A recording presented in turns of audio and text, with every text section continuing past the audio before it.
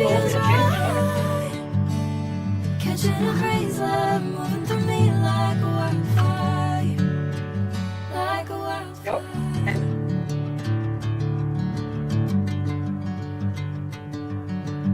Like I said, I'm told to you, it's nice to hang up. Never the same. Whenever you calling my name, I'm taking my sweet time. Hey, whatever the plan, I know I'm holding the best of me out of my head. I know you always understand. Bring me into golden sunlight. If I'm going with you, I know we'll get to the other side. Sinking in, I know this feels right.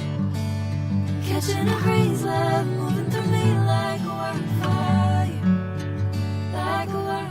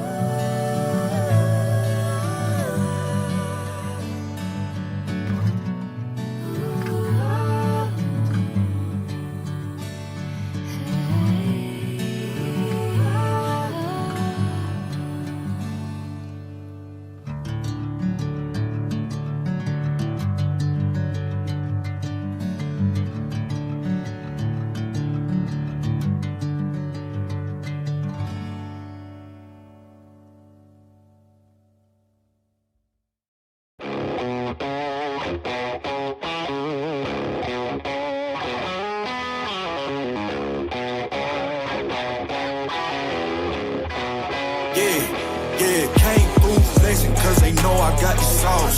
Got the presents on me, I can't ever take it off. That's why I came country boy stepping, yeah, I'm country boy stepping. Country boy stepping, yeah, I'm country boy stepping. Yeah, they can't get like me, rocking boots and white tee. Designer on my cuff, ring something like a movie. Country boy stepping, yeah, I'm country boy stepping. Country boy stepping, yeah, I'm country boy stepping. Artist out the ranch, I just told you that I'm bout it. I might take offense if you tell me that you doubt it. That's just what it is, yeah, I'm known to make it rowdy. Then I'm for the fit, and I drive a wide body. Who you know, but like this, nobody.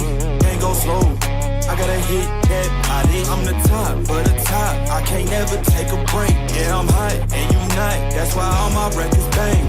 Oh, it's been a long, hard road, gotta go home. Yeah. Oh, and I know you love the way that I'm gon' keep going. Yeah. Came through flexing cause they know I got the sauce. Got the presents on me, I can't ever take it off. That's why I came country boy stepping. Yeah, I'm country boy stepping. Country boy stepping, yeah, I'm country boy stepping. Yeah, they can't get like me, rocking boots and white tee. Designer on my cuff, ring something like a movie. Country boy stepping, yeah, I'm country boy stepping. Country boy stepping, yeah, I'm country boy stepping. Yeah, why they mad at a man like me? I went too crazy. Better take that knee and kiss my ring, cause I be royalty. Everywhere I go, my scene, and they be hating. That's such a lame thing. Yeah, y'all be lame team. I could never ever go outside like that. Yeah, my people got my back, and I know that that's a fact. So I won't worry about a thing. I'm gonna keep on burning track. Do you get what I mean? I got faith in my dream. Oh, it's been a long, hard road, gotta go home.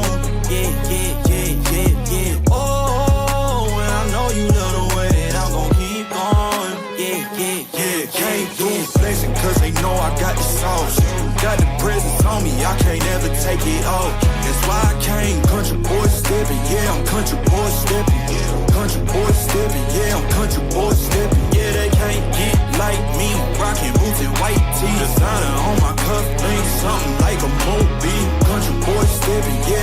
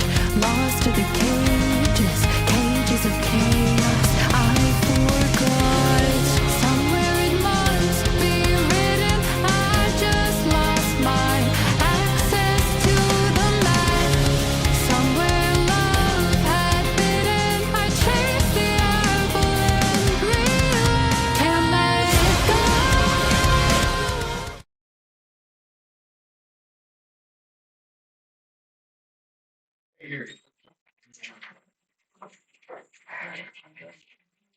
You know what?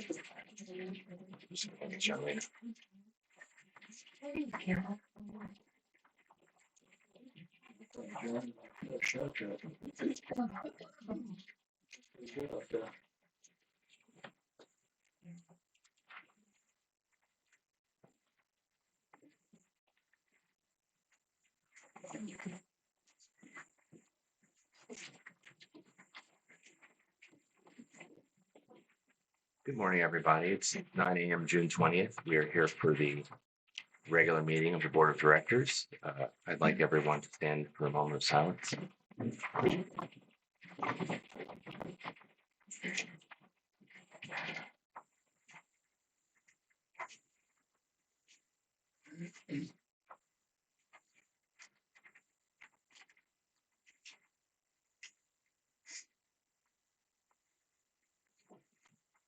For the pledge.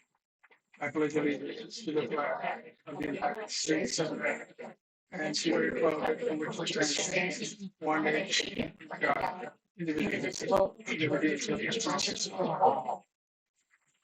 Honor business, pledge allegiance to the Texas, one state, under God, one indivisible.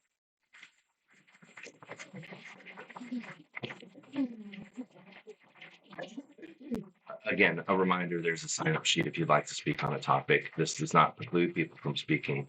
However, if you do speak, please sign in the sheet so we can make sure the minutes are accurate. Thank you. So call to order. We have a quorum. We have all 5 directors here with Mr. Wiley on Zoom. I guess I should have done that first. Moving on to board reports, we have approval of minutes for special board meeting, May 9th, 2026, regular board meeting, May 16th, 2026, special board meeting, May 23rd, 2026. I have May 25th here. So May 25th or May 23rd? Says 23rd on there. Mine says 25. Oh, well, maybe it's a typo. They're all typos. That's June. You, so you're What looking day at, is the 23rd? this is the most recent agenda that was released. That's good. Yeah, it says May 23rd on the minutes. That's not the one you printed. Okay, This is the one you just gave me. that's the agenda. Yeah, this is what is in here. Look at this one, says 25 or 23. It says 25 on this, but it is from the 23rd. Okay. And, That's fine. and what we have online says It's the 23rd. yes. Okay, so unless there's any objection, I'm have the directors read and understood and approved the meeting minutes. Do you want to approve them one at a time? Or all of them? I'm proposing, unless there's objections, we do a batch approval. If you That's read and understand them. Any objections to approval of the meeting minutes? I have none. I read it. They seem pretty accurate. I have none. I motion to approve the 3 meeting minutes presented. I second it. All in favor? Aye. Unanimous approval of the minutes. On to the secretary's report. You only know the chart. No, she's in. Thank you very much.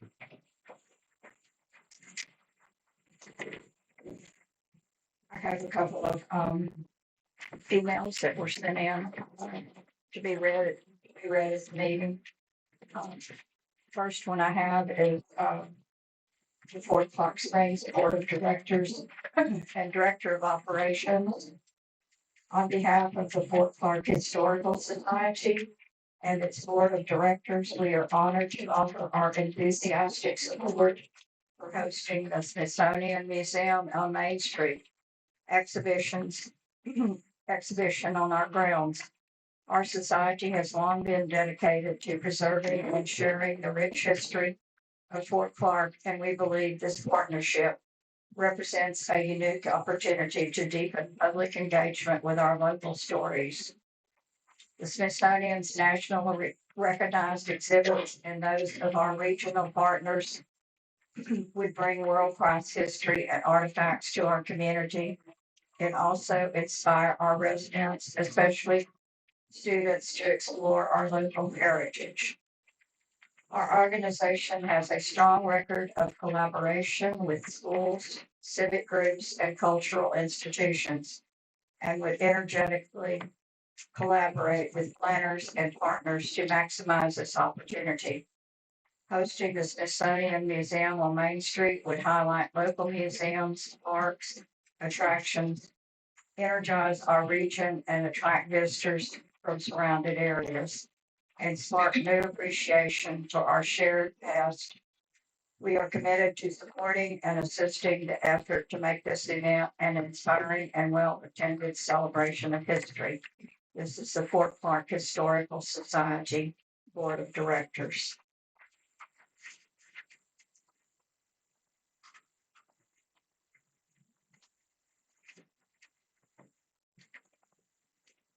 I have some comments and letters from members. Our first one is from Carl Moody. Sent to the board secretary requesting that we read this letter at the board of directors meeting on Saturday, June the 20th. Respectfully, Carl Moody, to the members of Fort Clark Lot Owners Association. My name is Carl Moody, and I'm a lot owner and member in good standing. I am part of the group of concerned members referred to as the board's removal committee. It is true that we are not chartered by the board of directors of Fort Clark Springs Association. We are not required to be. Any lot owner that desires to circulate a petition for whatever reason may do so. It does not require board approval. It is a request by a group of members, in this case, to ask you, the membership, to sign a petition to allow a vote to take place. No one on this committee has forced or coerced anyone to sign the petition to remove Aaron Mendez, Jason Long, or Sharon Wolf from the board of directors of Fort Clark Association. No one attending a community garage sale was required to sign a petition in order to gain entrance to a garage sale. That is absolutely untrue and ludicrous to the extreme. If anyone feels that they were deceived into signing the petition, you need only send me or any member of this committee a signed affidavit to have your name removed from the petition. I assure you that we will see to it that your 6/19/26 to 20 p.m. is when he wrote this for me to read. You can send your request directly to me or any member of the committee. Sure. My email is carlmoody@gmail.com. My phone number is 281-352-4745. You may call me at any time if you wish to discuss. There has been a lot of outright false information being disseminated to you, the members of the board, about this committee and what we are attempting to do. It really is very simple. We are attempting to allow the members of the Lot Owners Association to be permitted to vote to either remove these three or any of these three from their positions on the board of directors for what we consider good reasons, or to allow them to remain on the board in their current positions. You, the members, have the absolute power to decide whether to stay or go. You, not this committee, not this board of directors, not anyone, only you, and that only you, by your vote.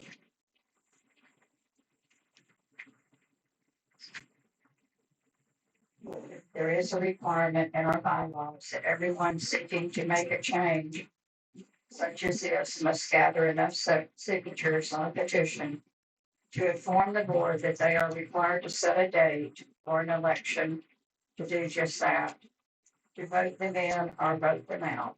It really is that simple. They do not have a choice in that. The threshold is 2% of the lot owners to sign a petition to force that vote. This committee has suppressed that threshold by a large majority, and those signatures have been validated as true and accurate by the same people that are required to perform that function Sharon. for any election on this board. Believe me, my friends and fellow members, no one is trying to deceive you. There is no good reason for this board to vote, and only the three that are trying to remove have voted for this expenditure to spend $10,000 of your money on the top of the $5,000 they voted to spend defending the unlawful termination of the general manager. These people are not your friends, and they are not representing your interests, only their own. We on this committee are now seeking legal options as to the legality of our endeavors. We are confident that we will prevail. We as a committee are paying for these legal options, legal opinions ourselves. We are not asking the members of the board for funding. Unlike the board, and I might add, only the three in question are spending your money. We are only asking for a vote up or down, and that, friends, is the whole truth of the matter. Thank you for your time.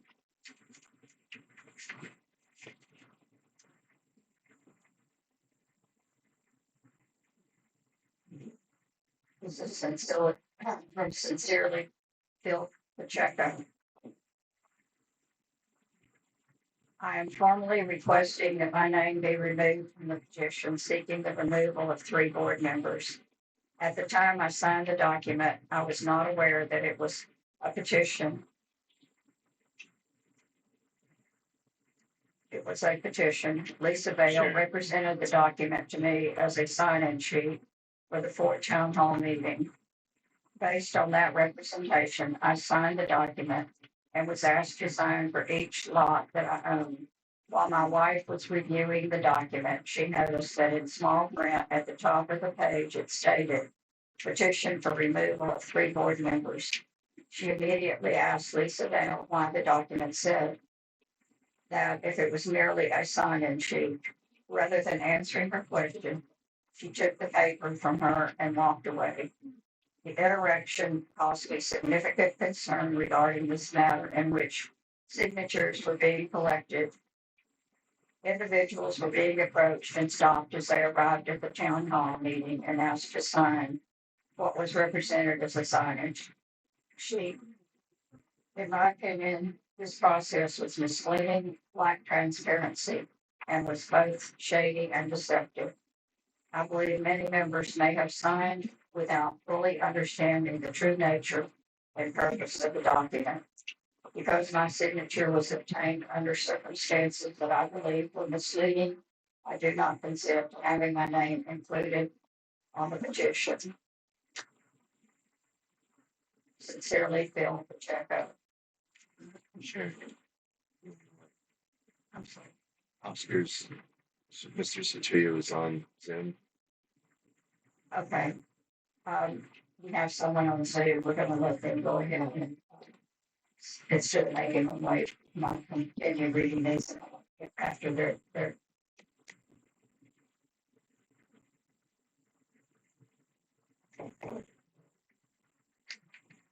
All right. Can everybody hear me? Yes.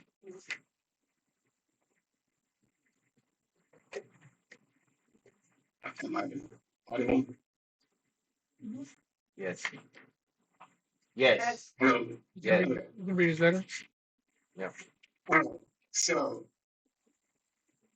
I'm gonna go ahead and just tell what happened directly to whoever is on this committee. So that letter is a complete false statement, right? There was fraud. I mean, it was absolute fraud. My mother, elderly, sitting on porch, was approached by today and some other guy, I believe his name is Tim. She's not sure. She was told that someone was fired, without warrant and needed to be brought back, and that's what she was signing, request to bring back this person. I guess, I didn't know it was the general manager at the time. I guess now it's the general manager that was hired. The letter says an illegal firing.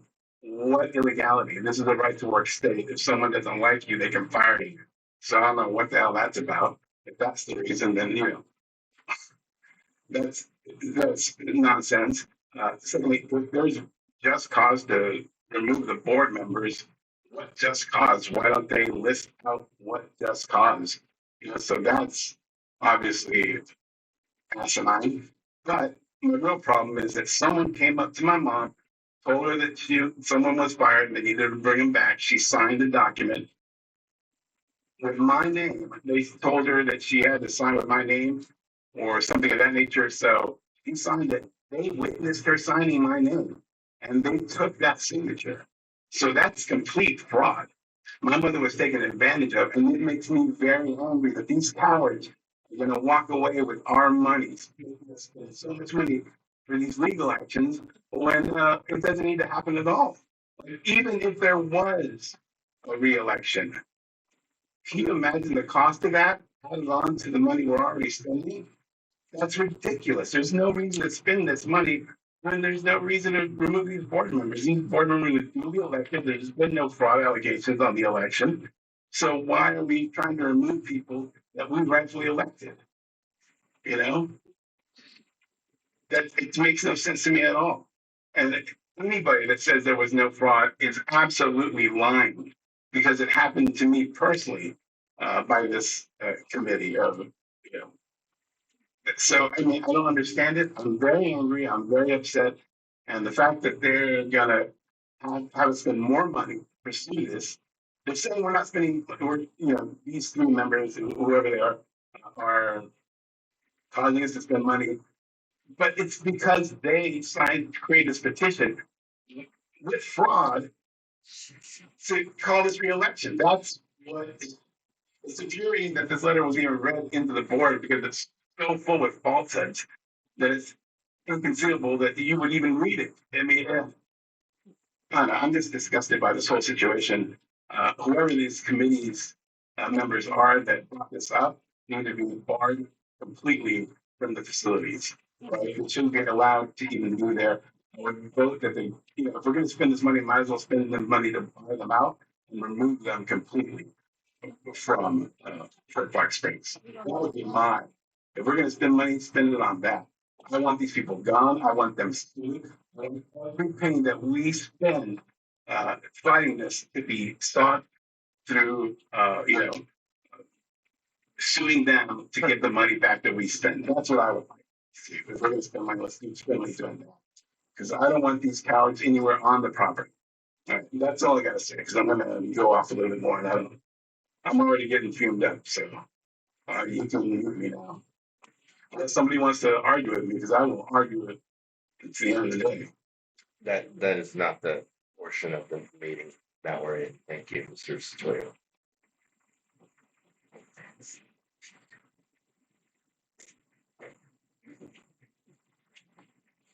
On to the next. Next is from Timothy Randall. I was approached by Fort Clark members to sign a petition for the reinstatement of General Manager Charlena Cavender. I signed the petition thinking at that time Charlena an asset to our community. I still believe that, and I'm glad of the reinstatement. However, it was brought to my attention. It was brought to my attention that the signature sheet used in this reinstatement was also used for removal of board members. This was never mentioned when signature sheet was presented to me for reinstatement of Charlena. I was not, still am, in favor of the GM reinstatement. However, I am not in favor of board members removal. Timothy Randall, Unit 1.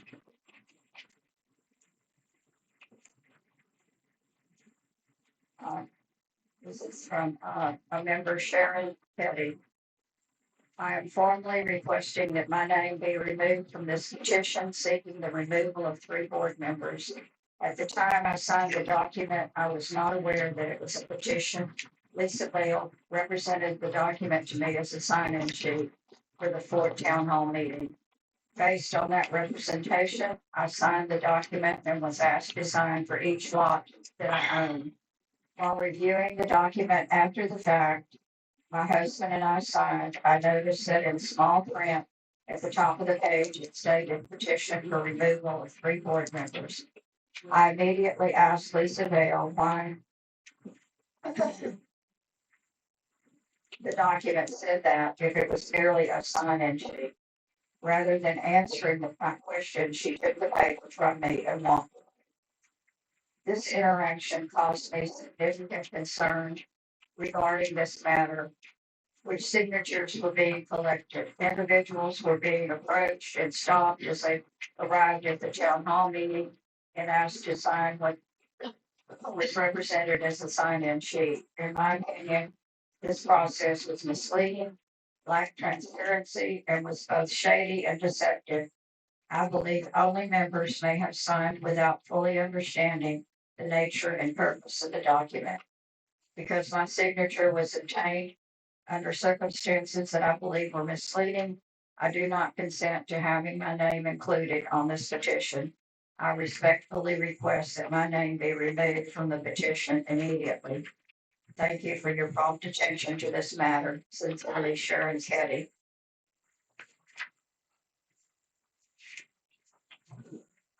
Sue Martin. I, Sue Martin, owner of 3 lots in Unit 38, Fort Clark, respectively ask that my name times 3 be withdrawn from the director removal petition. I attended a meeting called and represented as a town hall on May 16th, 2026 at Fort Clark Springs Service Club. The meeting was called to discuss issues concerning the Fort Clark Springs board decision regarding the manager's removal. I signed a document relating to actions calling for the rehire the Fort Clark manager. No other document was presented at the forum with any other actions. Subsequently to the above meeting, I learned the efforts were being made for other actions beyond my initial understanding.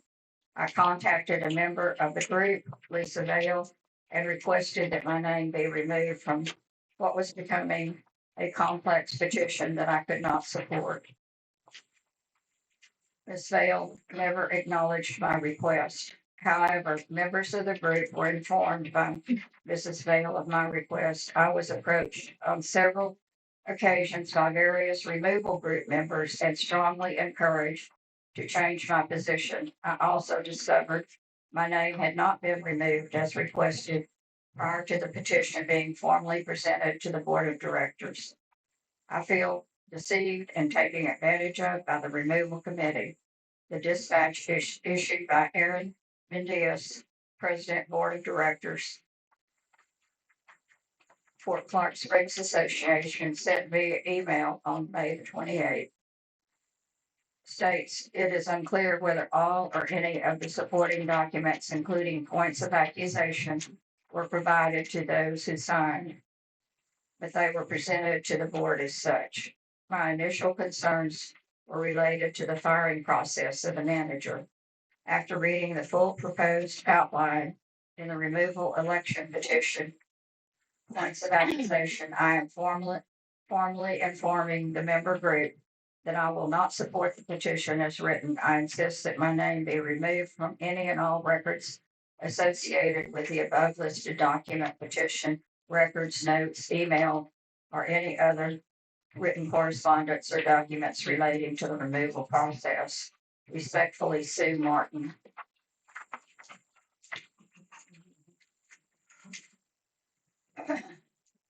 This is a complaint against the board of directors from Sandy Hagan.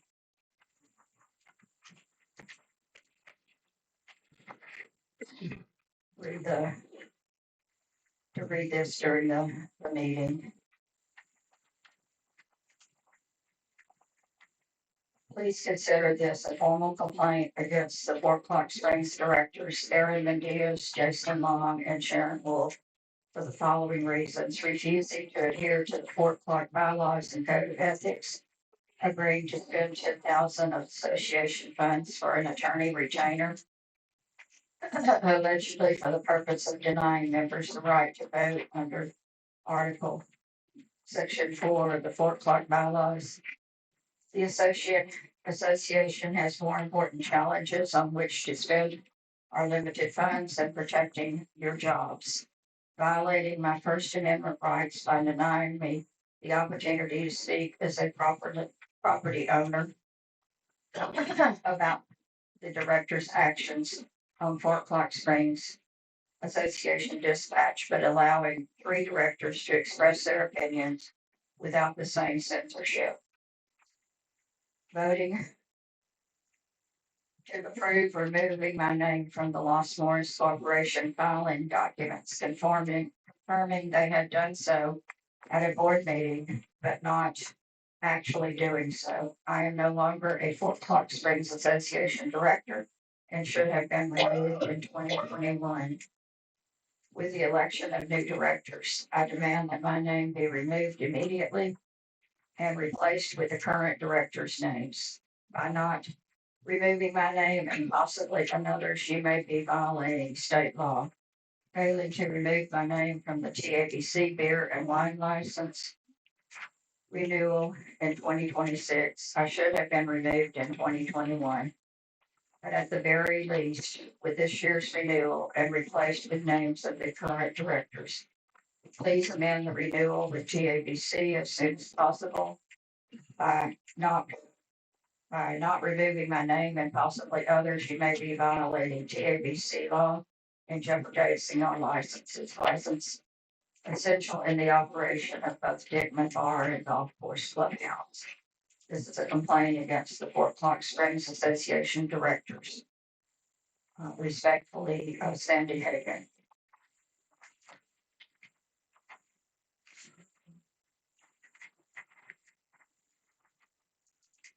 That is the conclusion of the secretary's report.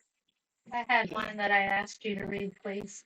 It was, yours was a complaint against a employee or a contract employee, Okay, and I gave that to Ms. Cavender to take care of as an employee personnel matter. That has to be discussed in executive session. We're not allowed to discuss employee problems in open session. thank you. Aaron, I'd like to say something, please. He's asking. Go ahead. I want to first say that it's pretty unprecedented that we have a member in the secretary knows on Zoom give their testimony of what appears to have happened. That's unprecedented. What I would also say is that, I'm very sorry that happened. It's seeing this as Mr. Sophia, and I'm saying his name right. Said that evil. I said that. I'm sorry that happened. I don't support, never will support any kind of fraud whatsoever. Fraud is wrong. And if that happened, I'm sorry for that. But I think there's some things that he said that are not true. And everybody needs to understand that elections cost about $4,700. That 350 people or somewhere around there. I haven't seen the petition. I don't know how many people exactly, but somewhere around 350 petitioners have signed this petition. And about 2% have come and said they had an issue. It's less than 2%. It's about 1.5%. Now, that may sound like a lot to some, and it may sound like nothing to others. But what I would point out is that it's hard for 5 board members to get on the same page, and we sit here at the same table. It's hard for this group sitting in this crowd today to get on the same page and you sit in the same room. So mistakes are going to happen when you have that many people. That doesn't necessarily excuse them, but they need to be viewed through a different lens than just the entire thing's corrupt, the entire thing's wrong, or the entire thing's right. I'm not necessarily saying one side or the other, but it needs to be viewed through a reasonable and responsible lens, not just blow everything up. And the percentages don't lie. So I appreciate everybody's concerns. I fully support if somebody wants to be off the petition, they need to be off. And if there was any fraud that happened due to the amount of signatures here, if there was one person, that person needs to give an apology or something. I don't know, but I seriously doubt that the intent was to disrupt any individual's life or to mislead them. I've never encountered that in my own personal travels of being on the board. So I think we just need to view this through a reasonable lens and move on from there. And appreciate it. This is, although I appreciate Mr. Wiley's input, we're in a board report section of the meeting, and this is not a discussion. I will say this about Mr. Situyo. The understanding was that he would read his letter himself, as has been set precedent by many other members. That he chose not to and speak off the cuff was not the intention. He was supposed to read his letter, just like anyone here could stand up and read their own letter, as opposed to having the secretary read the letter. So that was not the intent. And that's all. I'd like to move on to the treasurer's report. Sir. To this secretary over here, she mentioned somebody had what was it? Can you say your name, please? I'm sorry. My name is Mary Trevino, Okay. and I've been with the board for 30 plus years. Oh, You come up to the mic. can I give you a mic? You don't walk around. Can I give you a mic? I can try to yell. I'll give you a mic. Give me a mic. It's a picture. Yeah. That's a lot.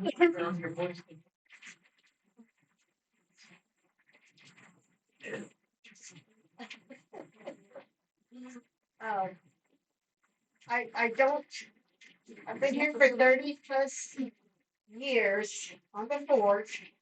And to be perfectly honest, talking to a young man on that TV screen, I have never, ever received meeting dates,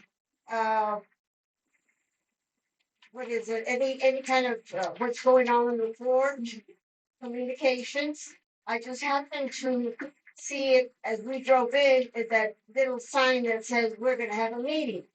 I don't know why I have never gotten any kind of information on the board. This is the first that I've heard about the meeting, and that I've been able to be present. Now, I don't know, you're talking about people that are disbarred or whatever. Are they here? First of all, because I don't know who you're talking about. Okay. Okay. And the second, you mentioned this lady that had been taken off since 21. Why was she still on the roll call? I mean, who dropped the ball and did not make sure that her name was off and she was not part of the committee? That's what we need to find out. If there is a problem, we need to find a solution immediately as soon as we can. Talk about each other and find and understand. I see that there's a lot of people complaining, but nobody's doing anything. We need to work together as a unity and come up with a solution. It's all our reason for us to find out. But I was not aware that there was people being taken off. We voted for them. Why? I don't know why. I'd like to know. And I'd like to make sure I have left messages with the secretaries and with the executive secretary to call me back to find out how come I don't get a post, how come I don't get a newsletter, how come I don't. And I have not gotten any response. We gave the message. Well, nobody apparently to me has got the message for 30 years. And I'm kind of confused. I'd like to know what's going on with our area. And if there's any way I can help more than Rodney, and I'm pretty sure a lot of people would like to help, but we don't know how. So Mr. Reno, Yes. if you want dispatches or information for the board, Ms. Cavender will, if you can give her email, you can get all the dispatches on a regular basis, number one.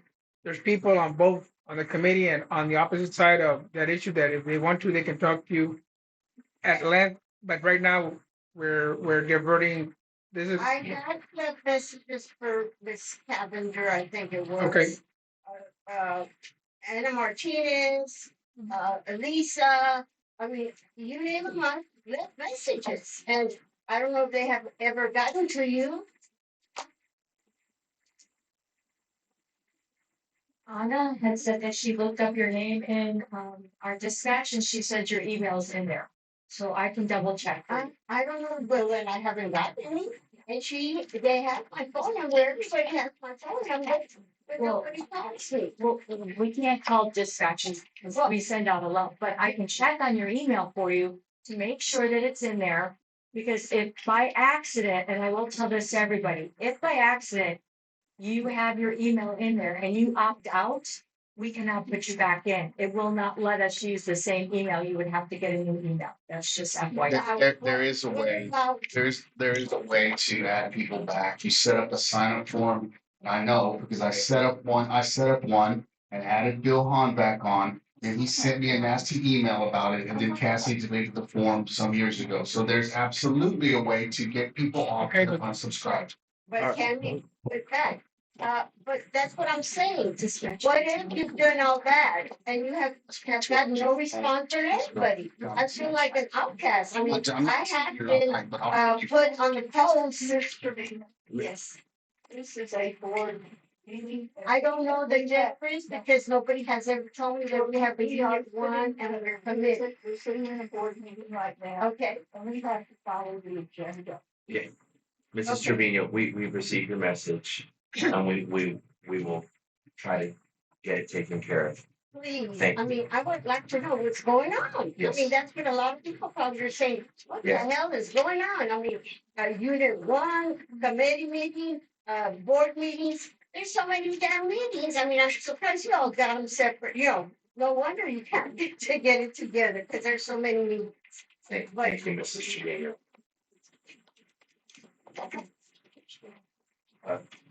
I think it takes. We're gonna go ahead and move on to the treasurer's report. Mr. Long.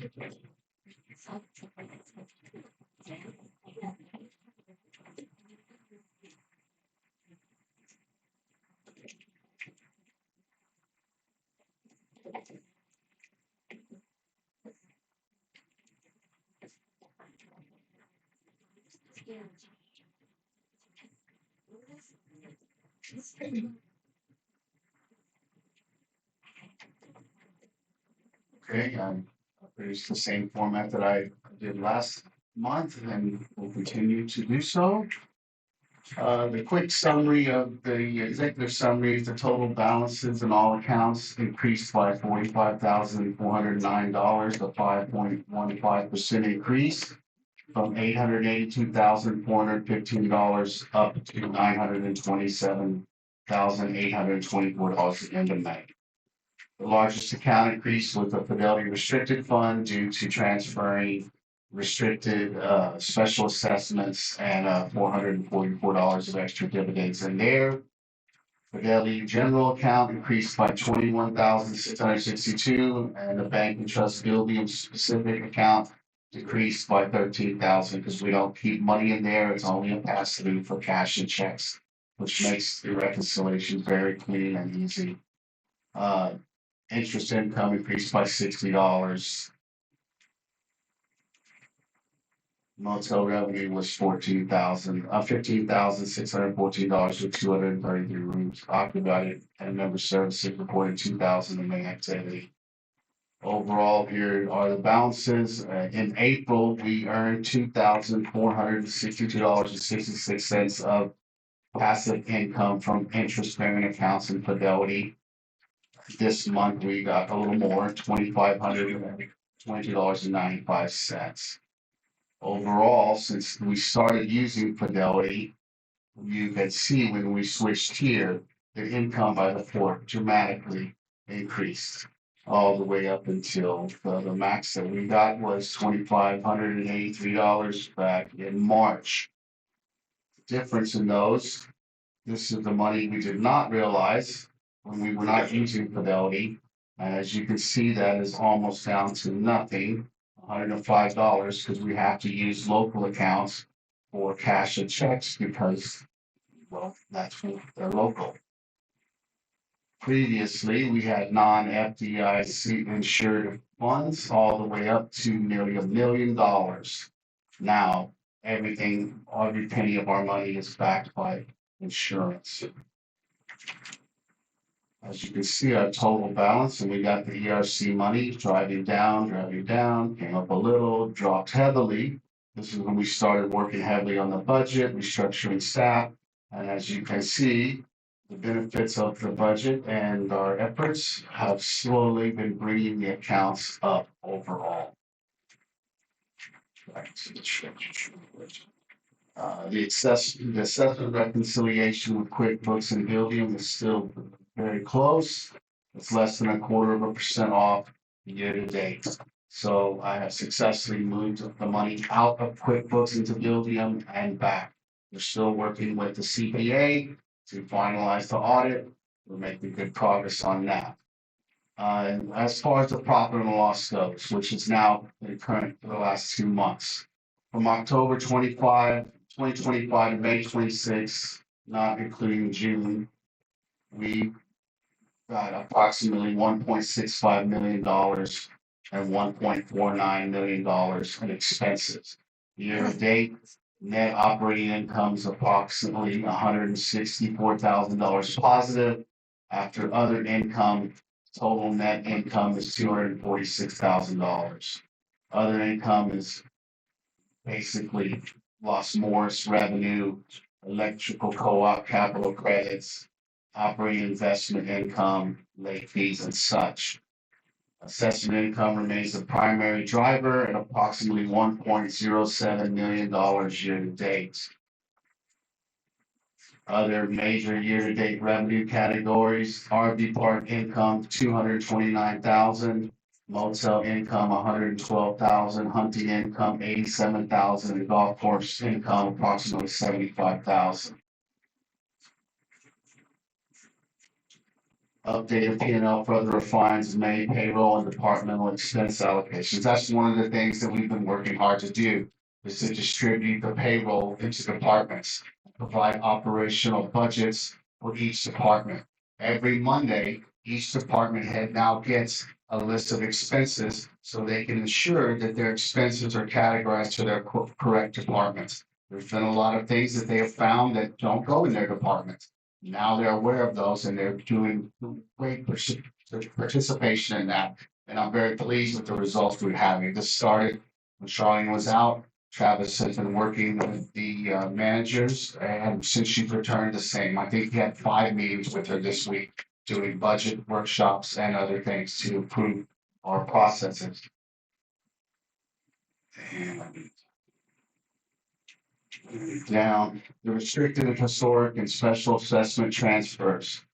You know, since Buildium started, we've collected $31,767.49 of historic due assessments, $95,000 restricted, special assessment $76,264. For May, it was $2,401.36 to historic, $70,221.71 restricted, and $5,090.44 in special assessments. Most of those have been the people that we're going to pay have paid, and we will consider the rest for collections. Due to adjustments on line items in Buildium, there are minor discrepancies. So this was adjusted $6.04 to historic, $16.24 to restricted, $29.52. All those transfers have been made up to date through the end of May. Here's the breakdown of the motel report. We got a total of $14,738.09 of motel income. The tax is really not our money anyway, so not. We had members renting 35 rooms, member guests renting 79 rooms, non-members 119 rooms for a total of 233 rooms occupied. Member services reported a $2,000 of income, 8 transfers processed, 2 new FRMs, no cancellation of FRMs, 6 givebacks, and 1 FRM reinstatement. And we engaged John Coggins, and he is helping us clean up the books for the audit, which is going well, and we are engaging Bellin. So I'll just talk a little bit quickly about Bellin. Bellin is the company that we contracted through India. Yes, it was a little rough when they started because they switched bookkeepers on us and people quit from their company or whatnot. But we have had the same one for several months. He's doing very well. His name is Tamil. He has a master's degree in commerce and more than 12 years of accounting experience. He works for us about 40 hours a week. How do I know? Because I get a message from him every morning at 8 a.m. and continue to work with him pretty much 8 to 5, directing him. And now even more of our bookkeeping is going to be sent to them to break down all our deposits, do our tax calculations. Many things are going to be done. Charlene has given me a list to work with him, and he is going to start to complete those. One of the other things we've been doing is RV park, motel, and pro shop. They need to provide daily a breakdown of what their bank deposits went for and credit card deposits. Now there's a daily task assigned in Buildium that the relevant person in the department gets. They can attach their documents there, and the bookkeeper can break it down and close it down for a clean workflow to make sure everything is kept up to date. I've also assigned a monthly task to reconcile bank statements and all manner of things. And the list Mrs. Cavender has given me, he's going to be lit up with monthly and daily tasks, and it will be clean to track what's been completed. He's able to interact with the staff easily by commenting on these, attaching files, and this will be a much streamlined process compared to what we've had with the budgets and the managers being involved, which is something that we've been trying to work towards for a long time. And now that we've got departmental budgets involved, it's going to be quite positive, and people actually operating those departments are actually going to be involved a little bit in the financials to ensure everything is running smoothly. And that's all I have. Thank you. Ladies and gentlemen, PSA, speaking of money, we're collecting donations for fireworks. So you got $1, you take $1 not or a nickel or not. You have a question, ma'am? Yeah, I do. P&L statement, Yes. why aren't they being printed out? Why I'm not printing it out? Because I just finished it this morning. And the reason is because we did not have the breakdowns for credit card statements and the breakdowns for the labor for the departments until yesterday. And Travis was working on it till midnight. I was working on it and it was finally completed. But I will provide those to you, no problem. One more question, Yes, ma'am. please, sir. Are you training anybody else in the office to be able to operate Buildium? What happens if you just drop dead right now? Well, the office is operating Buildium. So you're not the only one that knows how to operate. No. They're fully educated on anything that needs to be done in Buildium. To the best of my working ability, yes. So why are you still having to spend so much time on it? Because I'm cleaning up stuff for the audit and making sure everything is done.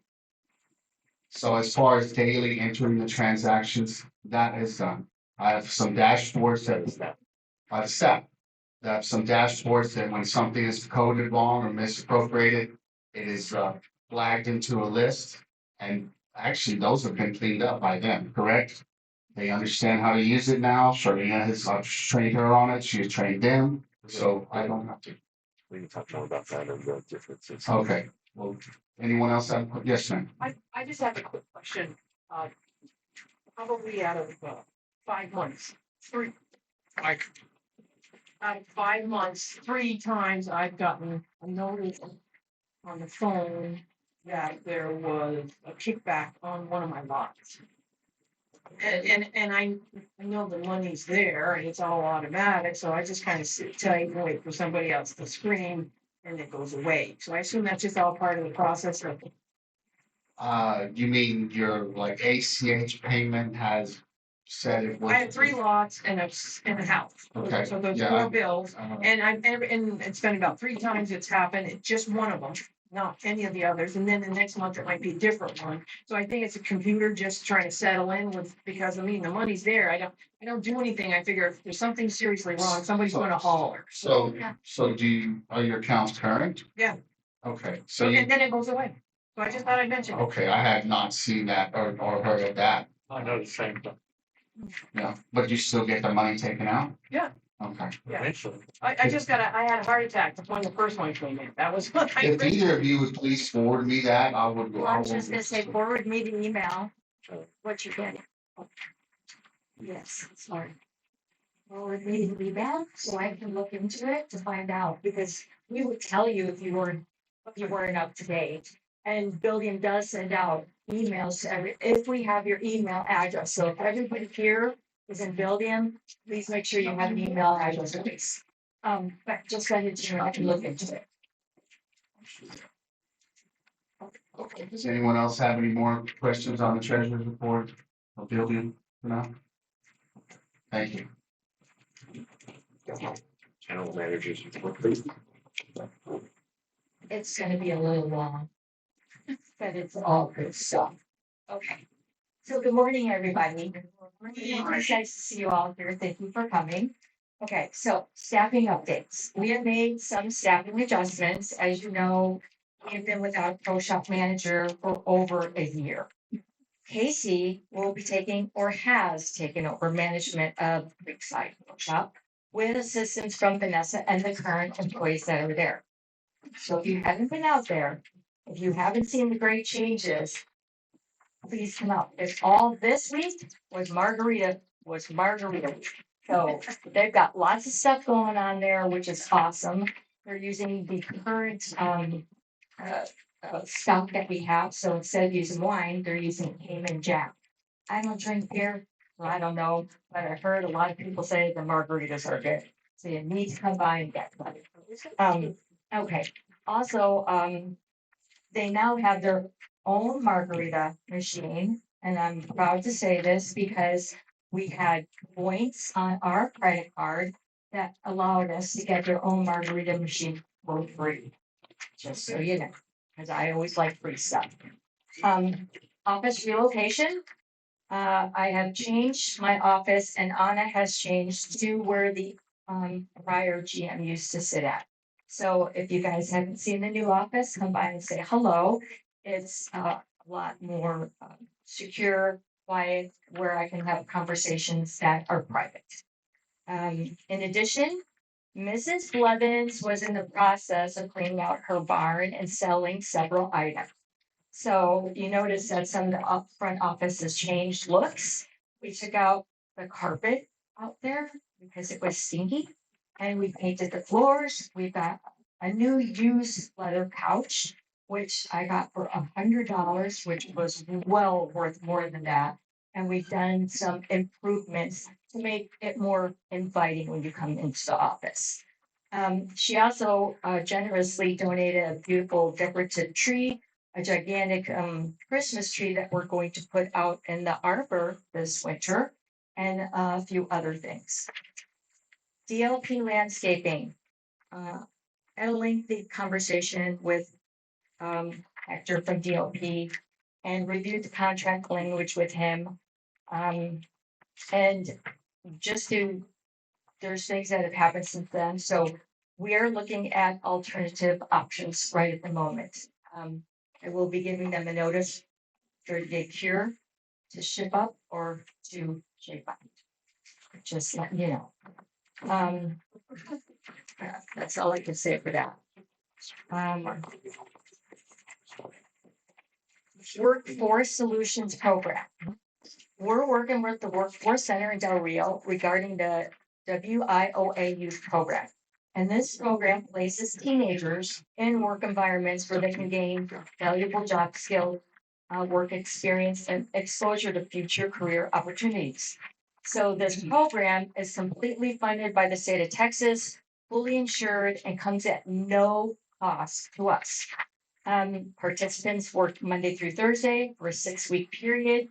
And we expressed interest. We went to the meetings, and we do have a lovely lady that is working out at the pro shop, helping clean up outside, cleaning carts. And we don't have to pay a dime for it. And she's amazing. So again, we're just benefiting all the way around. Department meetings. We've met individually with each department to review job duties, expectations, and operational responsibilities to ensure clarity moving forward. Anna, Travis, and I also met with each department head individually this week to review their profit and loss statements. And during these meetings, we discussed what to monitor, requiring deposit expenses, reviewed spending trends from the current and prior year, and began the budget planning process for the upcoming fiscal year. It was a lot of work, but it was also eye-opening because we did find items that are miscoded. We were able to point that out. Travis helped quite a bit with our utilities, looking at some of the anomalies, what they can look at. And so it was a good working workshop for each of the department heads during this whole week. They're also started evaluating their operational needs, anticipate equipment repairs, replacements, and opportunities to increase revenue. Now, I have more that I have detailed to tell you how we're doing it. We're doing it in 3 stages, but that's just a summary. Rules and regulations enforcement. We're continuing our efforts to consistently enforce the association's rules and regulations, one section at a time. And we started with vehicle registration and checking IDs. Our next area of focus will be section 4, guest privileges. As with the vehicle registration initiative, our goal is to educate members, apply the rules fairly and consistently, and ensure that guests' access and privileges are being administered in accordance with the association governing documents. But I will say, part of my job is to reevaluate the bylaws and to make suggestions for changes to the board. And we will be working on that. And I will probably ask for help if members would like to volunteer to help us go over those bylaws to make them more up to date because they are a little bit outdated. Motel electrical improvements. I'm working with Mr. Hamlin with a proposal to address various wiring issues in the motel room and bring them into a more organized, professional, and consistent condition because it looks like spider webs if you go in the hotel rooms. They're all crazy.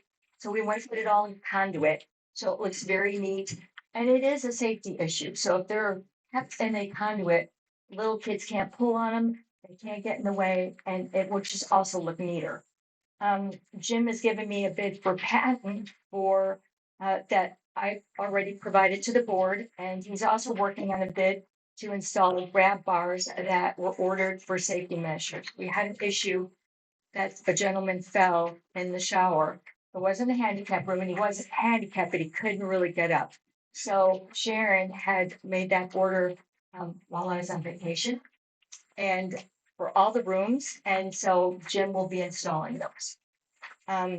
Community partnerships.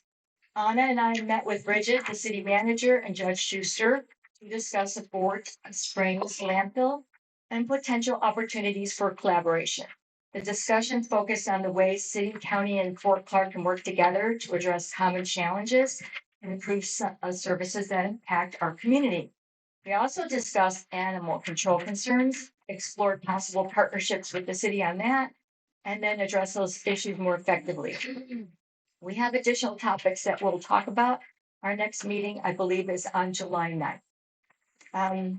There was some issues with a home that was sold that had built a fence on green space, and they weren't given all the information when they sold their home that it had, or to the person who bought it, that is green space and needed to be removed. So we had explained that to them. I believe this was in unit 37, and the person that lives there was gracious and they removed it themselves and they got to keep all the materials that went with it. We will be looking at this over time with every unit to make sure that whatever's on green space is temporary, because we are not allowed to put anything permanent on green space. Now, if there were variances given prior to our time, that's something that I would not be able to fix, but going forward, we can make sure that we follow the rules. We have a concept that we're working on, so just remember the word concept. It is not in stone, it is a concept, because I know how rumorville gets out there. But Anna and I met with Ryan and Sylvia to kick around some ideas about adding a small convenience store in the RV park for our guests.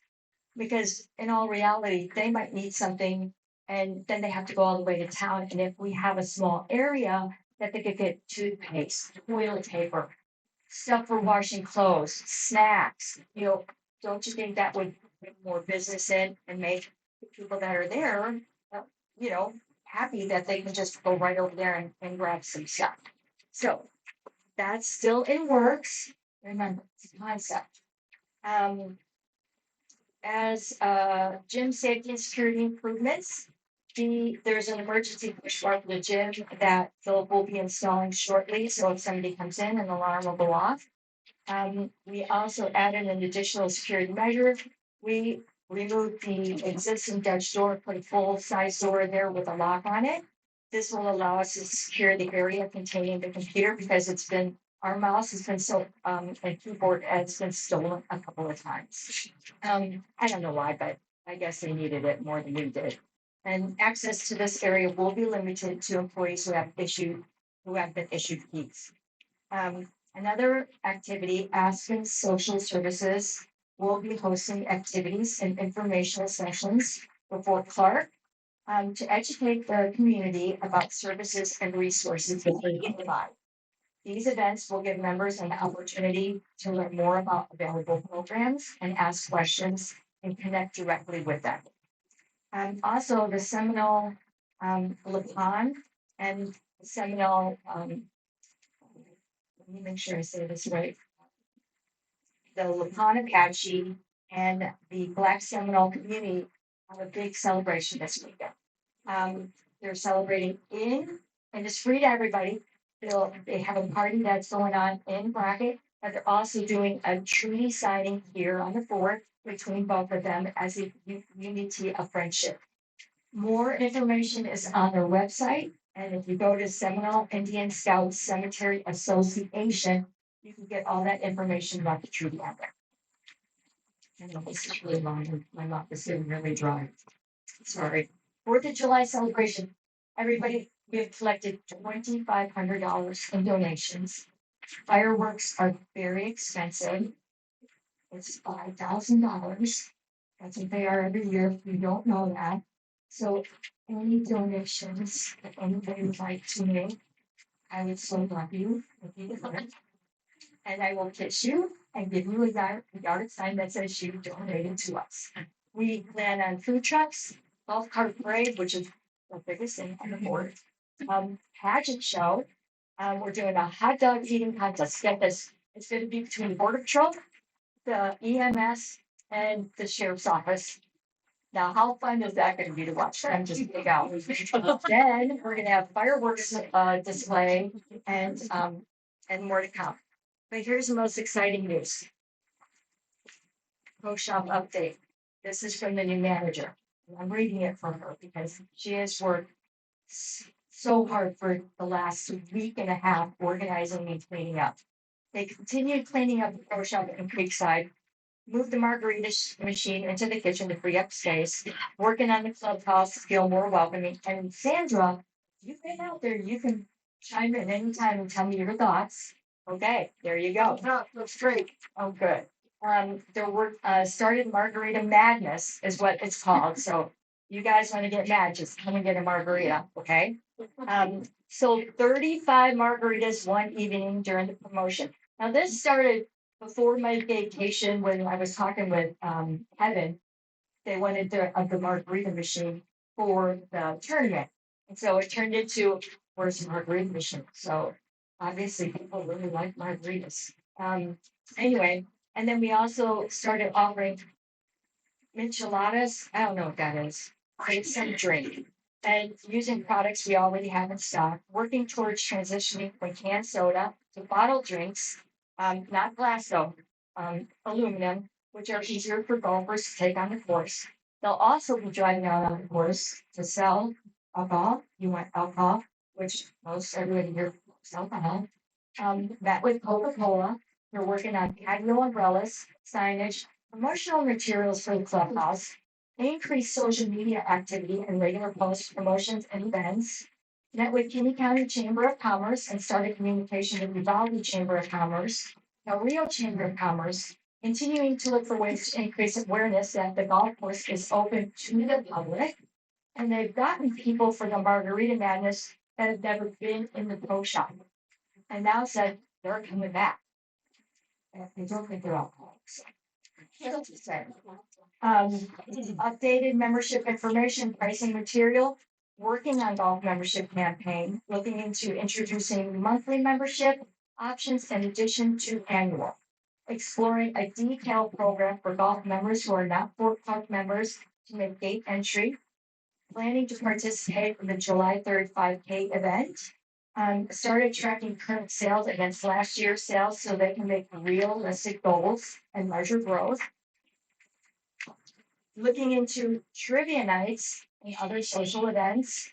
Received donations of games, activities, exploring ideas from other golf courses to see what works and what might fit Fort Clark. Met with the Ladies League, Evan Stevens from the Men's Golf Club, David Mann from the Golf Committee, and gathered feedback on tournaments and ways we can improve the experience. And then working closely with Max and the golf maintenance. And then met with MK Builders regarding electrical issues because you can't have the hot dog machine and popcorn machine on the same outlet because then it breaks. Yeah, so we have Jim looking at it. And starting in July 1st, the pro shop will transition to seasonal operating hours, 7 a.m. to 8 p.m. And then November through March, 8 a.m. to 6 p.m. And they will be open on Tuesday. Not for golf, because they have to do their maintenance, but for margaritas. Okay? And last but not, and I already said how many people gave us donations. Thank you. Thank you, Ms. You're welcome. We're We're tired now. every day. Thank you, Ms. Cavender. Ms. Cavender, I have a question for you. Talking about the office things, I'd like to inform you that you need to have a clear talk to your executive people on HEPA and on being very careful on cyber bullying.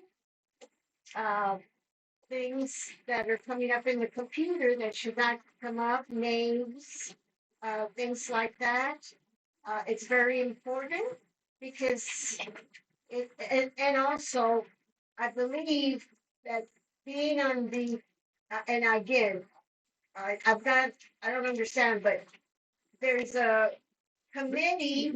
Ms. Trevino, if you're speaking about posts online, we have a discussion action item down the agenda to address that. We're in board reports right now, so we're just trying to get to that point. Well, I just wanted to inform her that to make sure, because you can get sued. I understand. We'll get to that part of the meeting. And also in consideration for Mr. Huerta, who's here to speak on Screw, I would motion to have him go after the GM's report. So it's out of respect for his time. Do I have a second? Favor. All in favor? Yeah, I'll say that. Mr. Huerta, please. Thank you, Mr. Watson. Thank you all. Can you all hear me okay? Or- Very well. We have people online. Okay, You can talk sideways. however, You can talk sideways. Yeah, right there. okay, yeah, I'll talk right here. If you can't hear me online, just yell at me too. I'll speak up a little bit. So my name's Javier Huerta. I'm the district biologist for Kinney and Maverick County, so I cover both counties. I'm out of Eagle Pass. I was here a few years ago, maybe giving a talk about urban wildlife. But today I'm going to talk to you about New World Screwworm. Does anyone know what that is? Okay, someone informed. Okay, good. So what it is, it's a fly. The fly itself isn't parasitic in nature. They're pollinators. So um, it's just a part of their life cycle which becomes parasitic. So it's the reproduction cycle, them laying eggs on live warm-blooded animals. The deal here is living tissue. They need living tissue to reproduce, so they'll lay their eggs on living tissue of a wound or some kind of open mucous membrane, and at that point in time, those larvae hatch and burrow into an animal, and that could cause serious issues depending on how bad the infestation is, how many eggs are laid.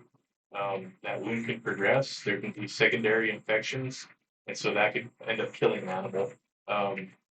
So you have wildlife out here, pretty common, axis deer, white-tailed deer, and really, there's really nothing you can do in terms of medicating the animals, medicating the wildlife. What we're asking people to do is just keep an eye out. So, if you see something that looks concerning, some kind of open wound, ideally, I guess the best thing to do would be to reach out to Matt Bland, let him know so he can contact me.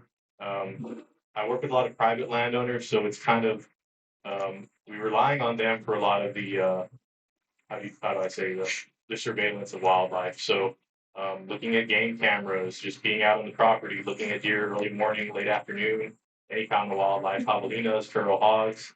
Yes, ma'am. I just had a question about carcasses. As we ride along the trails occasionally, the hogs will get a hold of something like a raccoon, and is that an issue?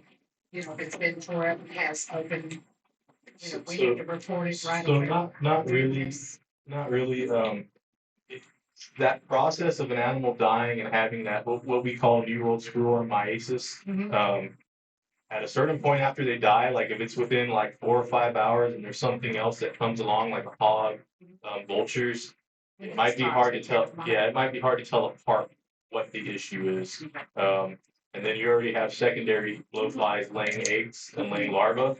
So you might see a wound and it has larvae on the outside, but that's because another blowfly has came and put larvae on it. So at that point, I know it's somewhat concerning, but it's probably something you don't need to report. Now, say if you catch it, and maybe you see it got hit by a car, so you see an open wound, but then you see a wound elsewhere, like on the neck or like where the antlers develop, and it's pretty deep in there, and you see that the wound has progressed, that maybe there's some leakage or I guess discharge on the outside, and then there's some. I'm gonna say it looks almost like a like grated or like cheese, cheese with the holes. You might see that in the wound. So they're looking for live tissue. Yes, ma'am. Yeah, not dead tissue. I will say, I will say this. So because of all the rain, the humidity, understand that there's a lot of blowflies that are just laying larvae anywhere. So some recent things that we've dealt with, basically, there was a deer that got called in, a young fawn, because there was larvae or maggots seen on its bottom area. And so the game warden dispatched it. Understand there was reasons probably for that. There was another blowfly that just laid eggs there for the fecal matter, and it wasn't anything really concerning. I had a gentleman who reached out to me about a rodent he had found, and so the rodent was still alive. Eventually, they put it down, and it did have larvae on it, but the wound that it had was already like, how do I say, the tissue was dead.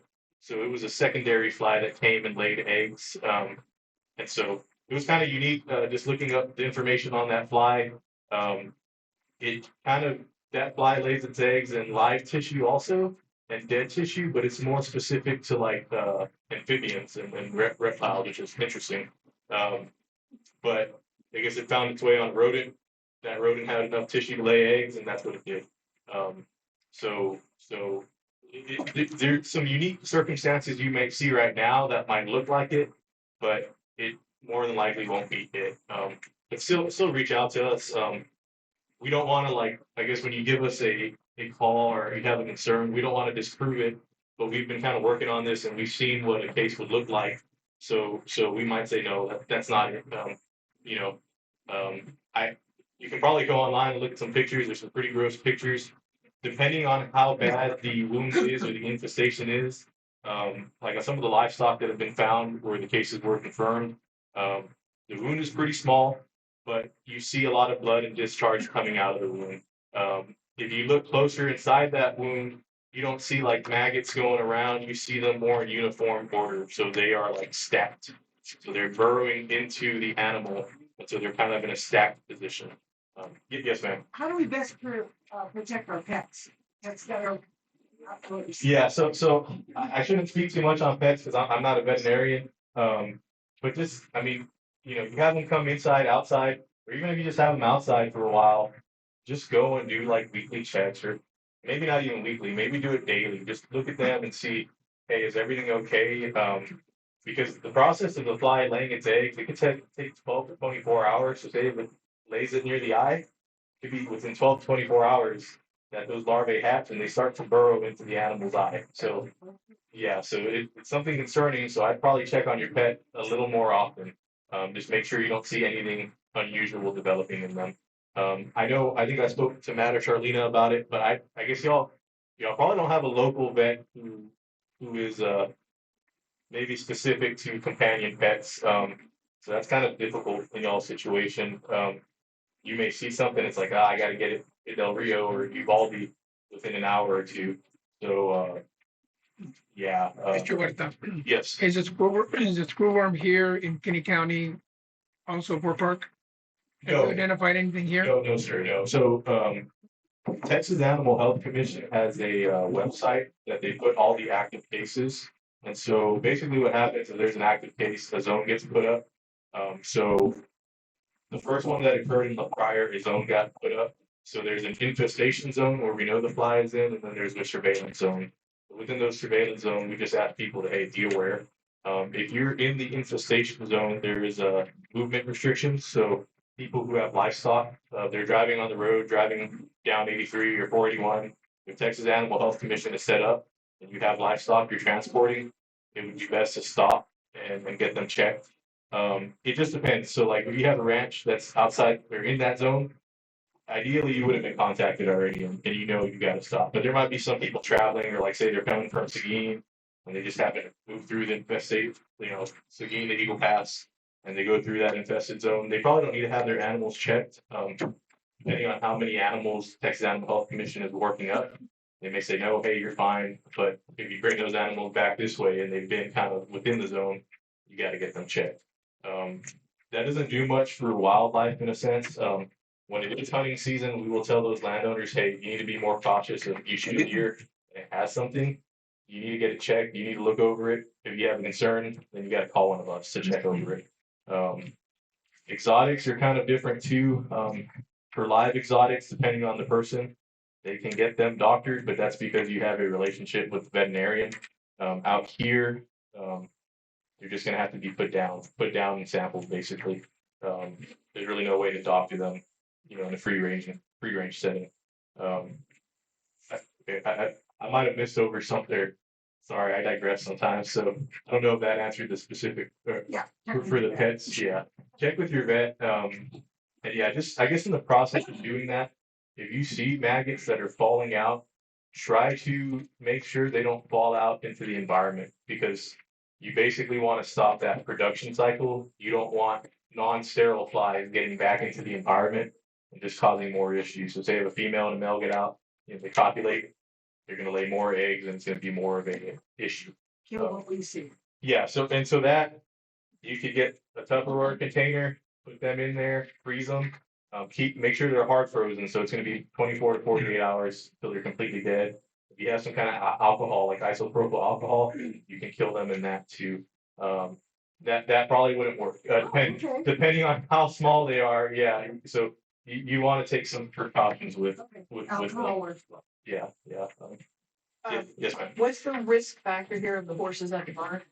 So there is a veterinarian, or there's like y'all have a veterinary client relationship. Zach comes. Yeah, so if you see something, he should be called. Yeah. But if you don't see anything, then I thought I spray my horse every day. To keep your stuff off. And let me tell you this: if you see something, you will notice it. So I mean, like I said, mucous membranes. It could be the genitalia.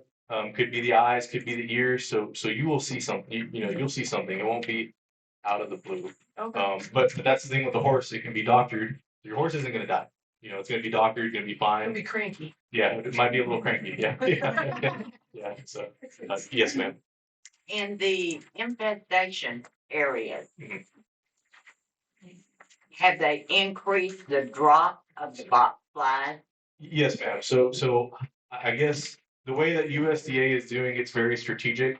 So I can't really go into all the detail, but they are doing fly drops aerially through the plane. It looks a little different than back in the day. They used to drop boxes and it came out of the boxes. Now it's just a plane flying at low altitude, just opening whatever bays they have. They open. And the flies just get dispersed that way. Okay. There are some things called ground release chambers that get put in certain areas, and so if you see pictures online, you see like these what are they called? They're like those crates, the shipping crates, and you might see these little green maggots in them. Well, that's a screwworm, the sterile screwworm larvae, and they're green because they're dyed with some kind of a inflorescent dye. So say if Texas Animal Health Commission is trapping to do surveillance, if they catch one of those flies, they know, hey, one of these that we released got caught all the way over here. And so those ground release chambers they're done specifically. It's just a strategic way of releasing flies. So yeah. But yeah, so I guess what I want to say to Matt's handing out a flyer. You see a picture of a wound, but depending on how bad this wound progresses, it's going to be exaggerated, like I said. So with the rodent I got the other day, you still saw a lot of muscle tissue, and everything's inside of it looks fine. These wounds won't look fine. Like I said, they'll look pretty exaggerated, pretty messy. So that's what to keep an eye out for. Like I said, if it's in the early stages, you will see a lot of blood and discharge coming out of the wound. So it can be pretty messy. We got another picture of a deer that had like a cut, and so you saw the muscle tissue, but there was nothing else occurring there. So that deer was perfectly fine, just something happened to it, and it has now an open wound. That doesn't mean it's going to be susceptible, but it could be. There's a fly in the environment, so that's the thing too. We don't want to be putting down a lot of just regular animals that they have a wound because they may never pick up anything. Basically, it just depends how many non-sterile flies are in the environment and how bad the issue can be. But yeah, do anyone have any other questions? Is this a recycle thing or? What do you mean by recycle? Well, the fact that we have them now, will we not have them for 10 years or is this always here? No. Okay. So back in the day, this was a pretty big issue. They were here naturally back in the day. If we weren't doing anything, they would naturally be here. Understand like other South American countries below Panama, Brazil, Bolivia, they pretty much deal with this. They're a little more lax on the way they use chemicals. So sometimes that helps them in combating some of the issues. But we have a lot of restrictions here in the States. So, there's some issues with that. We produce a lot of food. Those other countries, they do too, but some of their restrictions on how things are handled are a little more lax. So It's always there. So yeah, it's always been around. It's just back in the 70s, 80s, it was knocked out so that it would kind of, I guess, help in a sense, with production. Basically, producers weren't losing as much as their herd as they could have. It just may like push it back down below the Darien Gap. Yeah, so yeah, below Panama, the Darien Gap. And so the reason a lot of people have asked why has this came back, I guess the big thing was COVID. You didn't have a lot of people working. People got told, hey, stay inside. So that kind of happened in those South American countries too. They weren't really staying as active. So they may have been releasing traps too to keep monitoring. They weren't doing that. Some of those fly releases that they probably normally did, they weren't doing that either. And so it kind of just progressed. People have asked, like, why hasn't it been dealt with now? But in certain circumstances, we have, there's no more livestock movement coming across from Mexico. Now that's in place, but that doesn't mean people still do it. You know what I mean? People could do it illegally. We just don't know about it. So a lot of that animal movement has stopped. When we were into this like a year ago, we were told basically last summer, like, hey, it's going to be here because of movement. But I guess there was a lot of people moving stuff and kind of altered things, which is good. So that's kind of how we see it now with a lot of movement.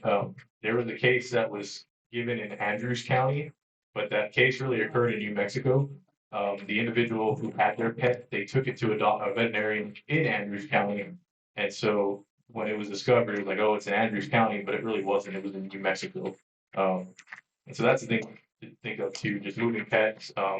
Even if you have people visit you out here, you have a loved one from Houston coming out here, let them know like, hey, you know, I know you were here, you had your dog outside, be careful when you take it back to Houston. Because, they could be driving down the road and then the next morning they start to see something developing on their animal. And they just didn't know that they were close to a New World School area. So yeah, I guess in these border counties, just be extra careful. Even if you just happen to go to like Starr County or something or Hidalgo County, they haven't had any detections, but just be aware that it could already be in that area. The same with Kinney County. So yeah. Mr. What in the future, if you know of something, will you let Matt know or Ms. Kevin know so we can sound off the alarm here at the port? Yeah, so I work with Matt very closely. So I mean, anything wildlife related, it's always just been the go-to Matt. So I'll let him know. I'll let Charlena know. I know to work with them. So yeah, every year too, like we always do like year surveys. So that's kind of helpful for me in a sense too, because for whatever reason we start to see the population just start going down. Well, that could mean there's probably a bigger issue. I'm doing that with every private landowner I work with, just looking at the data, just seeing if anything goes downhill. Right now, it's spawning season. So that's one of those things we feel like these screwworms are going to, if anything, attack the fawns because they have an indisposed kind of area, umbilicus. So yeah, so they can show up there. So like if you're walking out, I mean, don't go mess with wildlife, but if you see something that looks a little concerning, and you could probably get pretty close to the pond and just look at it, and if you saw something that looked like that New World Screw Myiasis, I mean, just let someone know, let Matt know, and we can kind of go from there. If y'all have Mark Fedez, who's a bit closer. So I think Mark should be trained in removing larvae too if he needs to sample. There's been a concern about like kits and stuff. We aren't actively giving out kits because we're afraid that that's going to create issues in terms of people just picking up random larvae and sending it and being like, oh, this is it. But we never got any other evidence basically of what the issue was. So, looking at the animal, seeing if there is actually a wound or it's something like that rodent that just had some dead tissue. And we could just clearly tell from that, like, oh, that's not the New World Screw on. So yeah. We have kits, I have kits, I can come sample. Like I said too, it's one of those things, personal animal, just get something like some Tupperware, a bag, and just put them in there and save them. Put them in the fridge, put them in the freezer, if you had concerns. But yeah, so, and of course, if you take it to your vet, the vet sends it off and it's confirmed screwworm. Well, there might be some other precautions you should take to just, that they may direct you.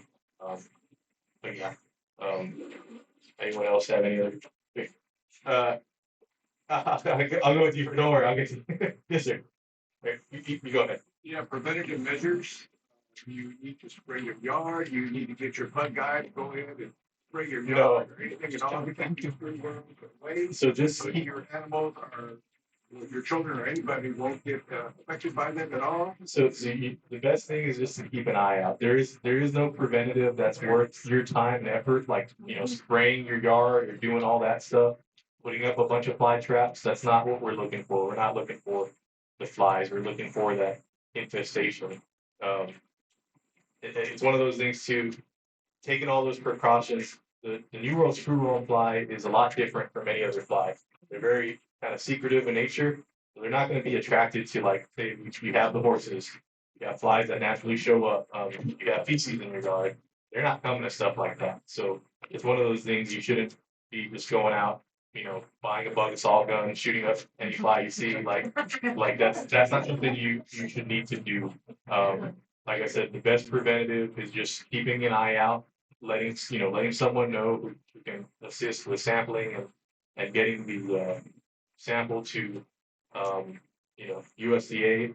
At that point, the best thing that's going to combat it is the sterile insect technique. So releasing sterile flies into the environment that can basically alter that reproduction cycle. So the female only mates once in her life. So that's why that sterile insect technique works. So she mates with a non-viable male. She's still going to lay eggs, but they're going to be non-viable. So her production is just it's not worth anything. So there's not going to be any flies that create that infestation wound. It's just going to alter it completely. So that's why it's important to, like I said, stop that life cycle, make sure there's no more adult flies in the environment.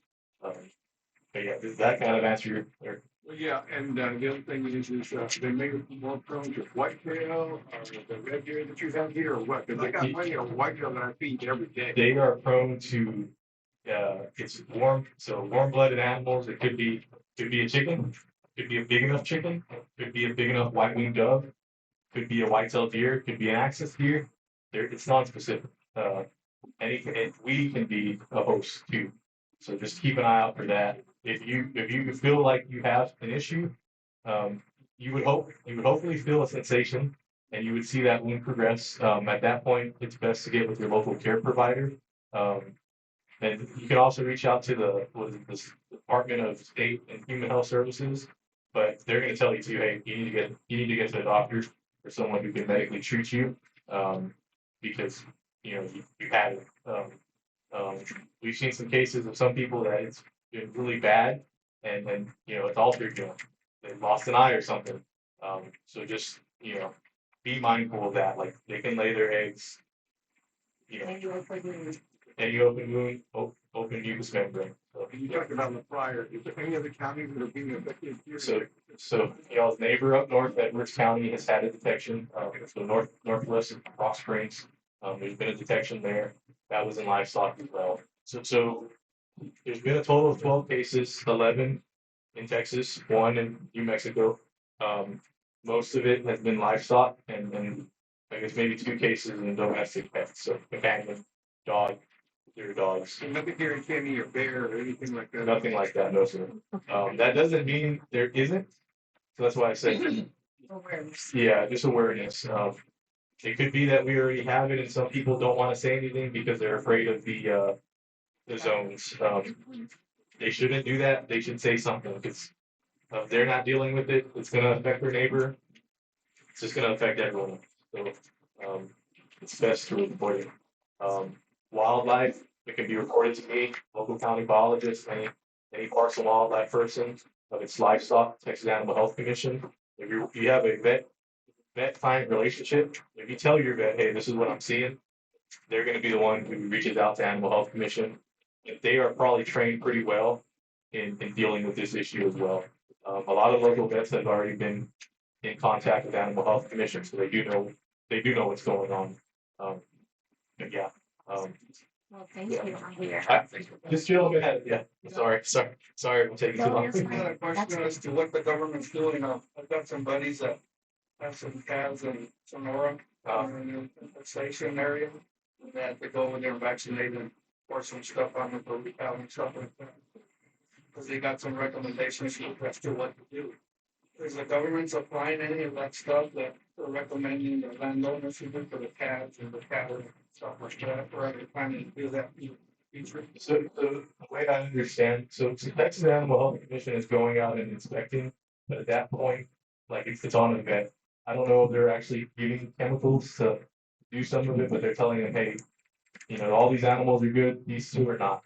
So at that point, it still is on the producer to get them medicated, get them checked. And so I'm understanding your question as of how, like, I guess money in order to doctor these. Yeah, well, they did all the calves when they, got a heads up as to what to do. Yeah. So they were not there this week, but they did all their calves, but like the government didn't have to, let me have them. In terms of money. Right. Yeah. So supply. And so a lot of that, I guess I shouldn't speak too much, but we have heard talks about like, there's certain programs that the government does offer in terms of like helping producers. So at some point down the line, there could be something like that in order to help them so that all the cost isn't a burden on them, basically. Yeah, because there's some preventative measures that they recommend to the landowners and to the field areas. And so that's the thing too. A lot of it's kind of difficult too in terms of manpower. So if if someone gets a call like, hey, I need these livestock checked in Sonora, that's Sliker County or Sutton. So and Sutton is kind of in Sutton should kind of be within the zone of the Edwards County zone. Right. So there should be individuals out there, but if they're getting calls from other people directly neighboring where the detection were, the manpower is kind of limited. So it might be a little more difficult to go help other people outside. Hey, let's look at your livestock. Let's do this. It just depends. It depends on other cases, on where the manpower is put. Because there's other areas. Palm Creek County has been affected too. San Angelo, Gillespie County. So yeah. Okay, thank you. Well, I appreciate you coming down. Everybody giving them that. Thank you, sir. Yeah. Thank you, Mr. Hart. Thank you. On to the committee reports. I'm gonna go ahead and read the airport report. Submitted by Maria Perkins, June report. The airfield has been mowed, but with the lack of water, the focus will shift to ant and mosquito maintenance. Thank you to the maintenance for mowing the overgrown area. The tetrahedron was also painted. What? Tetrahedron. It's a wind direction device, think windsock. Oh. Next committee report is architectural. Do we have the chair? Architectural,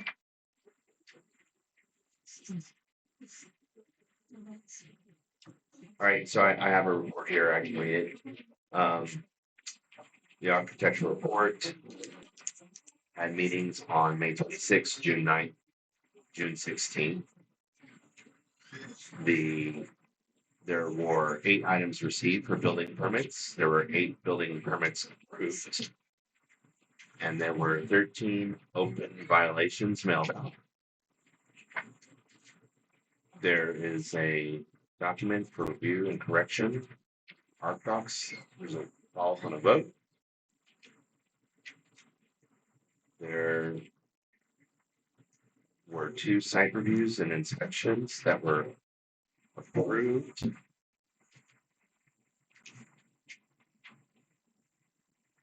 And that's it. So the next committee report, we have a preservation. Karen, can I say something? There was also a report in there about 209 and the qualifications for being on the art committee. And there's been some inquiries about the vacancies and if there's like right now they only have 4 members. They really should be 7.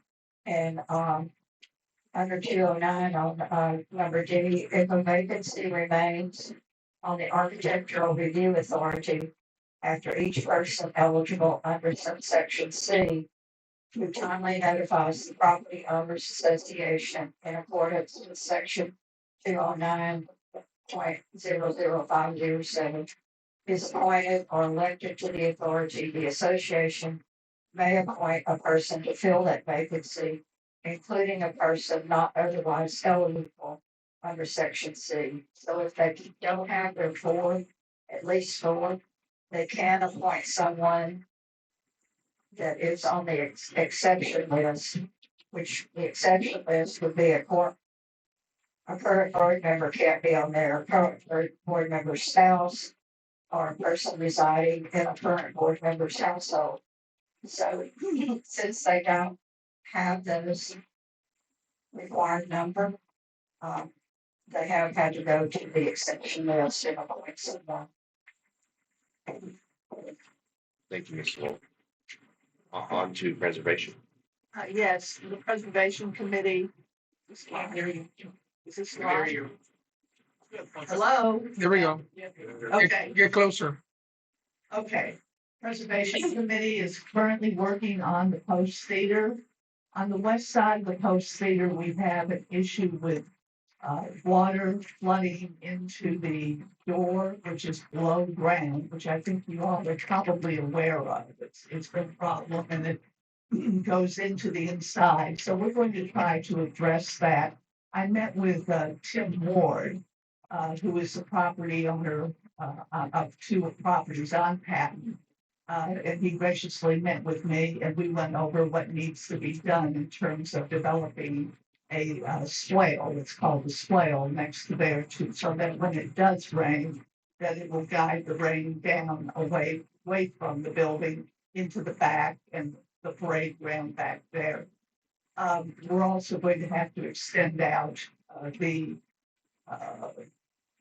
downspouts from the roof that drain. It will be doing that. And then we also have to repaint some of the west side. So I met with Charlena and she is aware of this. At first, we're going to, I've still got to call Philip. We're going to see if the port can use their equipment. Tim Ward has graciously agreed to work with Philip to make sure that this is done properly. We're also contacting Mud because there is a pipe that runs behind the Post Theater and also Tim Ward's property that they weren't aware that they had. And so we don't know what that pipe does, what it's for, and we're gonna find that out before we do any work there. So, and the other issue I have to bring to your attention is that we have voted on unanimously to ask you to appoint Joe Yearling to our committee. We have an opening. So, So, motion to approve Joe Yurlik for the Preservation Committee. I motion. I make a second. All in favor? Okay. Well, thank you so much. We're looking forward to having you on our committee. The Recycling Committee. I don't believe Ms. McBride is here.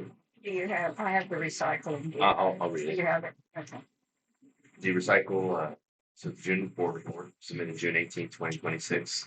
The recycle center forklift needed a new battery and was replaced for $165. Recyclables were shipped April 23rd, 2026 and are awaiting a check from Keep Texas Beautiful. Volunteer help is most welcome. Contact the office. They will contact Mrs. McBride. Thank you. Melanie McBride. Golf report. Do we have the golf report? Nope.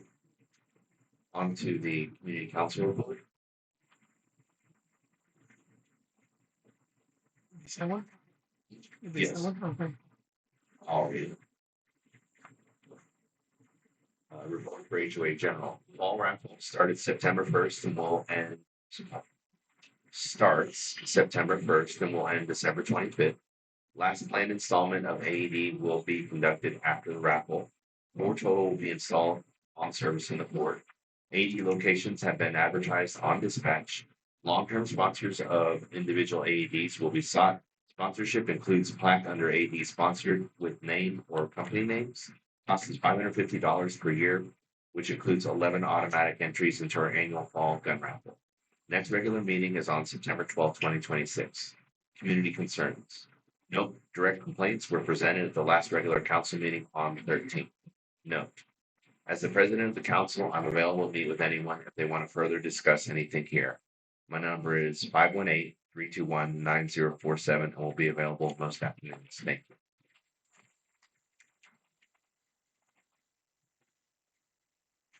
To be clear, that's not me and my phone number. Oh, gosh. Hope not. Can I say something real quick? I just want to say thank you to Tom and whoever, I think it was Warren that helped him get the signage up for the AEDs at the RV park and at the golf course and at the gym. So there are signs that are visible from the road, so anybody can see that they're there. Thank you, Mrs. Lane. You're very welcome. On to email votes, which we had none this month. So member comments on agenda items. Again, I'm going to remind you, we have a sign up sheet. You're welcome to sign up. We will go through the sign up sheet first for comments, and that doesn't preclude anyone from speaking. We just ask that you sign up so we can document in the minutes who's saying what. On to unfinished business. Now, first, I want to say in response to Ms. Hagan's letter submitted that yes, the board did vote unanimously to remove her name, and I'm not sure why that didn't happen. So I just want to say that the board, I don't believe any of us are against it, and we would ask that our GM proceed. We can't unless we have a principal to put on there. I would like to say that on the actual license, the ABC license, Ms. Cavender is the principal on the actual license. I think what we need to do is the Los Morris Corporation just needs to be updated. But the actual license does have Ms. Cavender on there as the principal. As long as I'm not on there anywhere else, it's just- Understood. The point is, our message received, we're trying to address. So furthermore, we have our minutes from a prior meeting. Ms. Hagan addressed the board to confirm her name was removed in filings as director of Los Morris Corporation. She referenced some conflicting statements about the TVC license had been removed and requested information about why it's taking so long for the attorney to provide comment. Ms. Hagan also referred to an unsigned document from March 25th, 1995, which is suggested puts FCSA and Los Morris Corporation under one umbrella. The question, what had triggered further investigation? These are the minutes I'm reading that were approved. Director stated the general manager had raised the need for clarification that were submitted to council because directors wanted to ensure filings and responsibilities were handled properly. Ms. Hagan offered to provide an unsigned copy of a March 25th, 1995 document related to Los Morris Corporation and TVC license history. The board requested that the document be emailed to the board. The board confirmed that TVC license had been renewed and was in effect. It was also stated the renewed license had been posted at the golf course along with the server and food handler licenses, and that food handling procedures were being followed. And so to read the motion, Director Mendias moved to table Los Morris Corporation until legal opinion had been received. Director Guzman second, motion carried unanimously. So the request, Ms. Hagan, is if this, I don't believe we've received this document that you spoke of. I'll help you look for it. I know I've seen it, so has Lisa. So it's there somewhere. Okay, well, the request is please, if it can be found, we would love to receive it. Okay. All right. But no one has seen a signed document, just an That's the unsigned one I document. know we've seen. It's there. Because Lisa and I both saw it when we were on the board. So I'm willing to come in and help look for it. Because it's important that we have it. Thank you. So unless anyone has anything else to say right now, that's all we have. There's some remaining. Can I ask a clarifying question? Sure. Couldn't Shirley just be the And principal? Charlie, you can probably answer. So to renew the license, who do they require on there? You have to be on the board, a director, principal. So they're saying that so I'm trying to understand, if they renewed it with just Dustin and Sandy on there, why are their names not on there? Why are y'all's names not on there? Well, John's is, isn't it? No, John's is not. No, they Okay. took it off because there's a certain amount of time. Oh, I'm so sorry.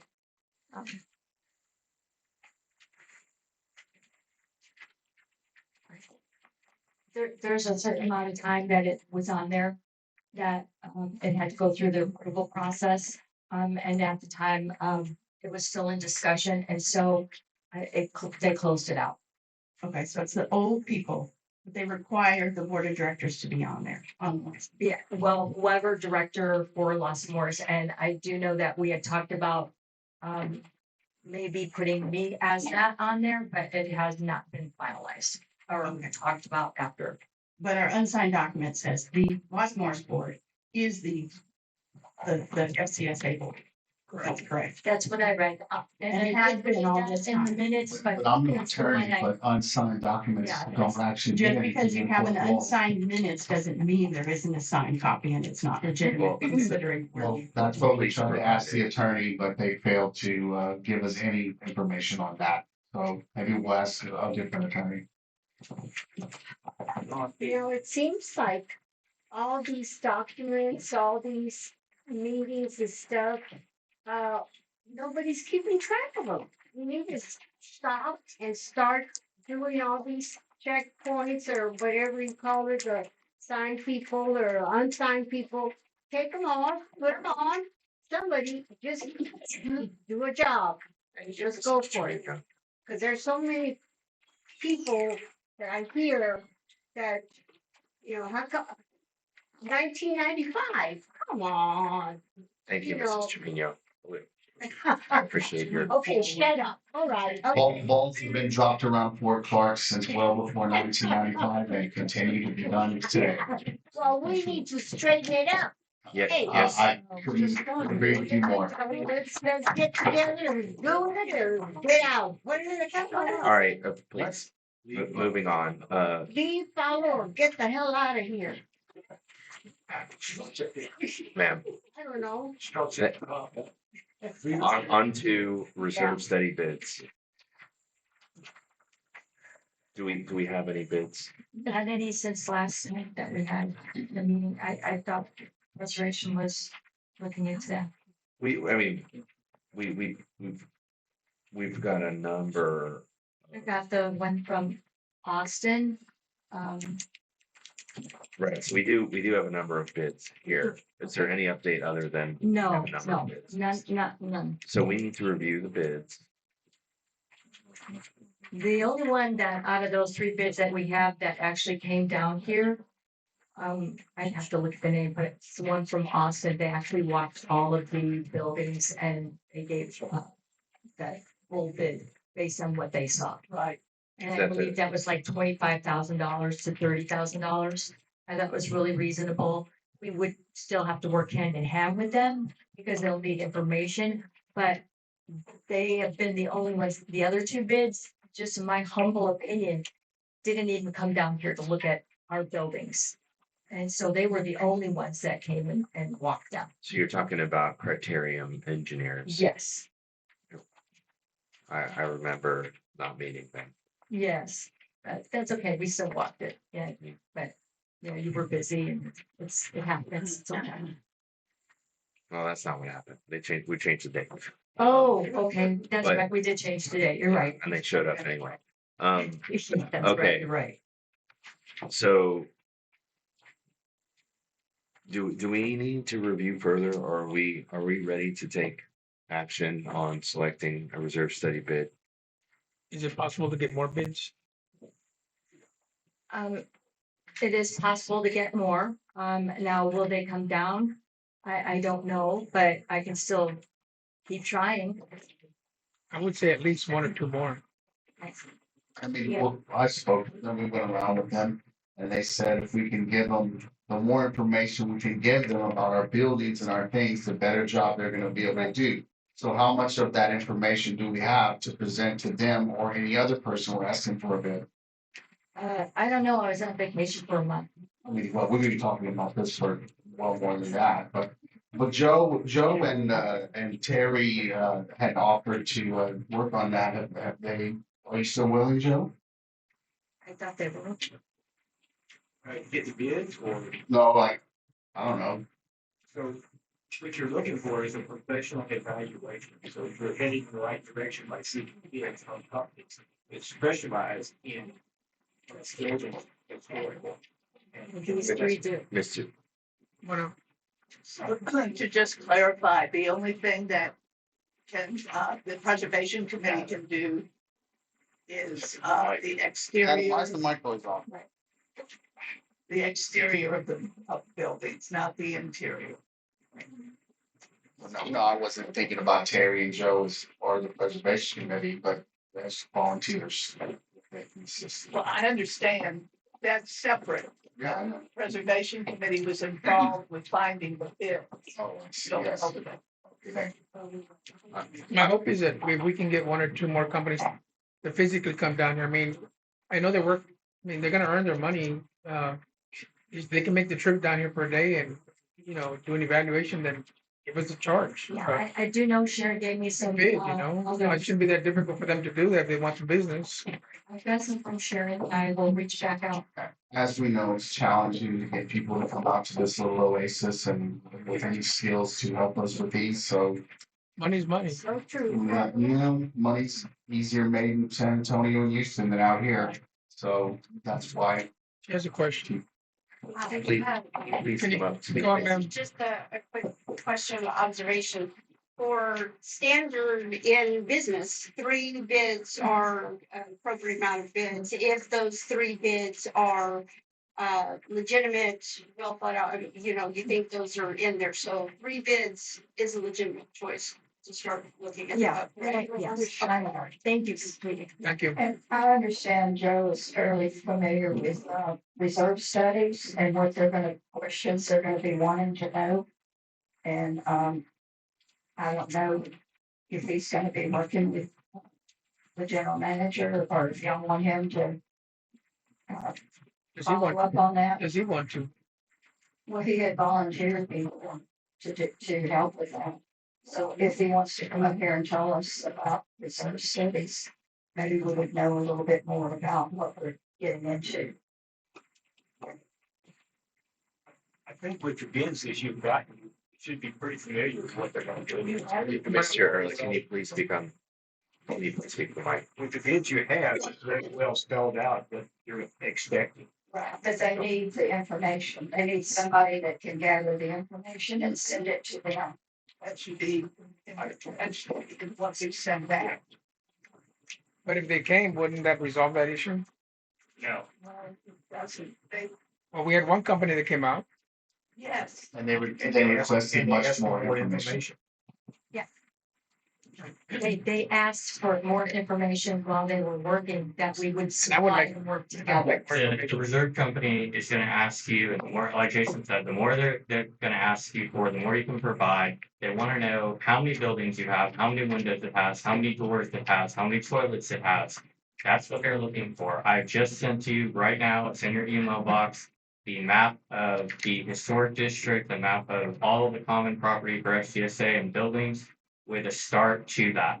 That was sent to Eli Gold in Austin, who is a reserve study person. That email's been forwarded to you. It's in the secretary's inbox. I believe it's been sent to the board. So if you want another one, there's a big start. It's a Google map. If you can't get into it, it's a shared drive. I started this 3 years ago and it started out with that. You can go through and add to each point on the map and say, you know, this is when the roof was redone. That's all the information that they're looking for, and that will allow them to assess whether or not they need to come out. And I have all the roofing information. So you can add that to the map that I've sent you, and that can be forwarded on as it's been to other reserve companies in the past.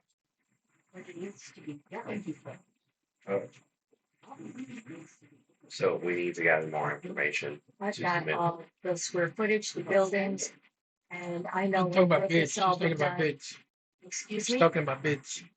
No, I can read. We need to give them the information so they can give us an appropriate bid. Not everyone's gonna drive out here and run around in a golf cart for half a day for nothing. They want a folder and well organized information for them. So as soon as we can get that, she says she has some of it, so.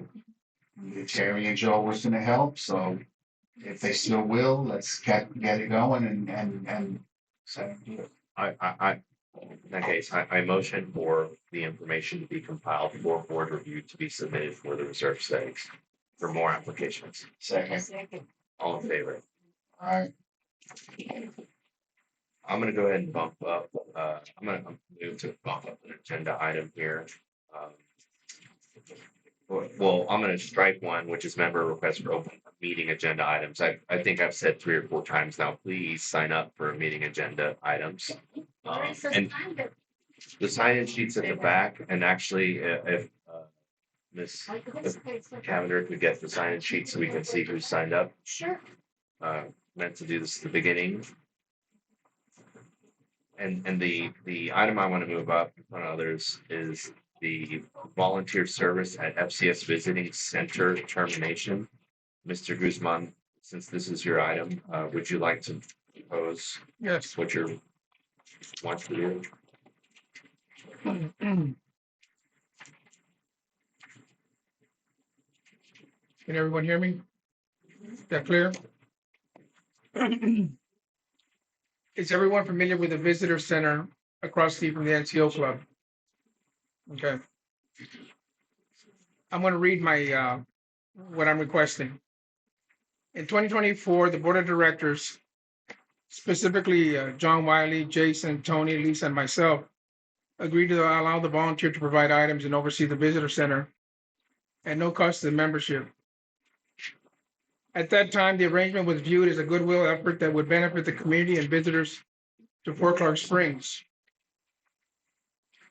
However, since that time, he has not acted in a manner consistent with the standards of decency and respect expected within our community. For an extended period, he harassed our general manager mercilessly until the board issued him a cease and desist letter prepared by Fort Clark attorneys in December 2025. Ladies and gentlemen, this membership paid for the attorney service. When the conduct continued, the board issued a second cease and desist letter in April 2026 in an effort to encourage more professional and respectful communication. Again, the membership paid for the attorney service. Given this history, I believe it is in the best interest of FCA to transition responsibility for the visitor center to another volunteer or group of volunteers. This recommendation is intended to support a positive, cooperative, respectful environment for staff, volunteers, and members. Should the current volunteer wish to identify and assist in transitioning responsibilities to another individual, I would welcome it. Accordingly, I respectfully request that the board direct the transfer of all visitor center related materials, including any key records and other association property, to the general manager within 60 days of the board's decision to discontinue the current arrangement. In addition, if the current volunteer elects not to designate a successor to oversee any property, personal property or displays located with the visitor center, such items should be removed from the premises within the same 60-day period. Should the property remain after that time, FCA will remove and store the items at the volunteer's expense.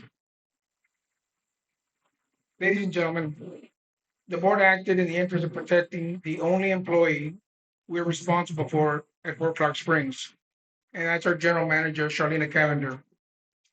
My only regret is that we took so long to act.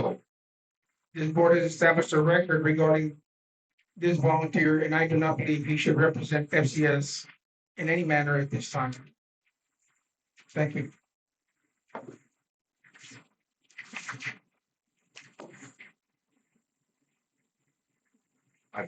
I believe that, can you?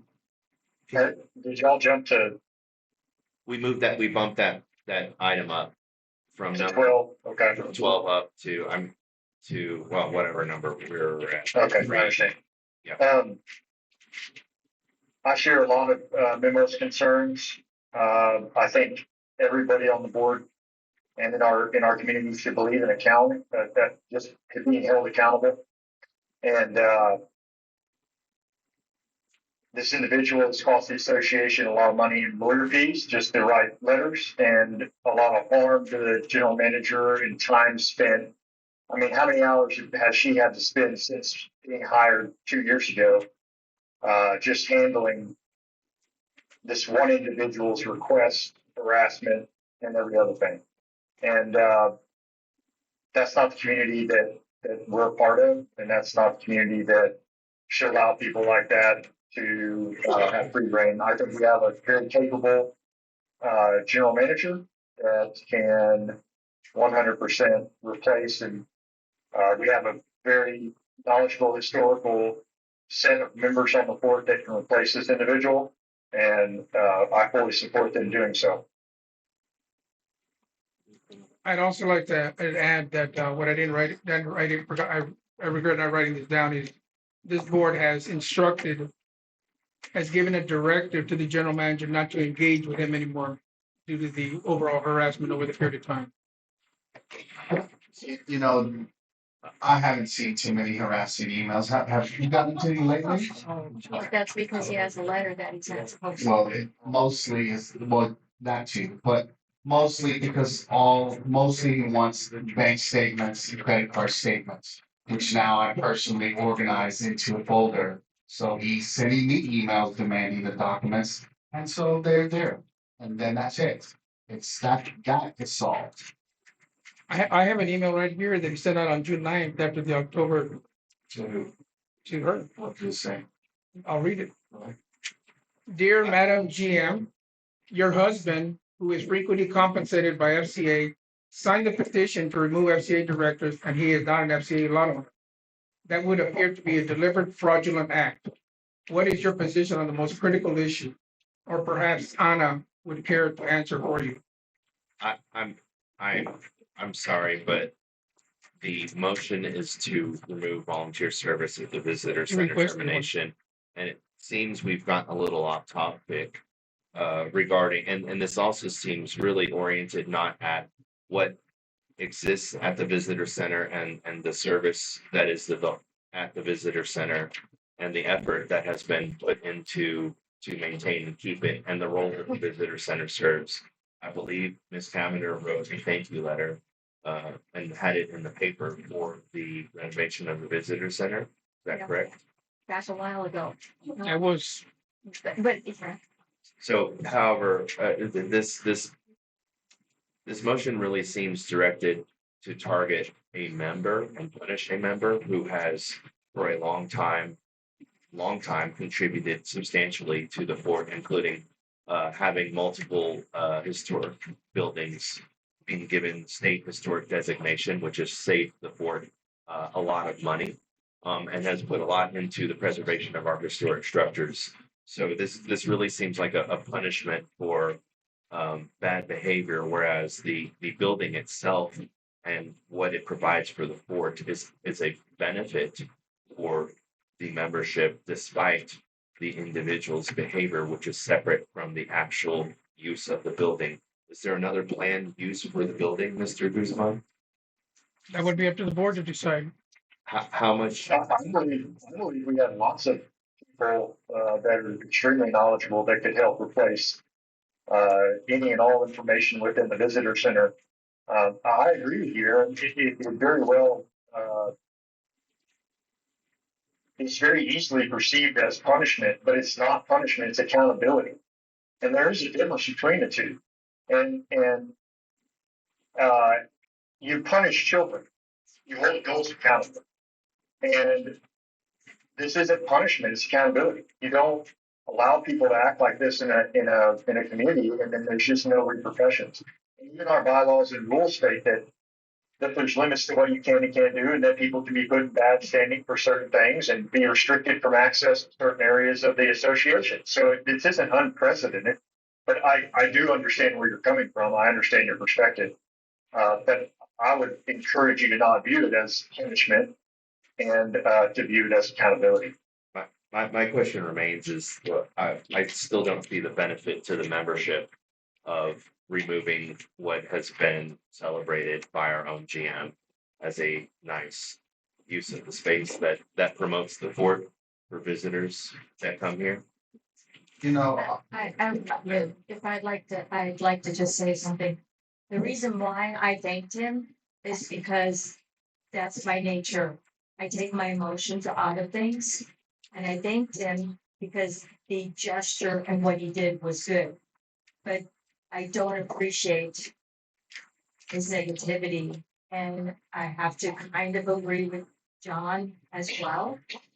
I think that until we stop doing the things that happen like that.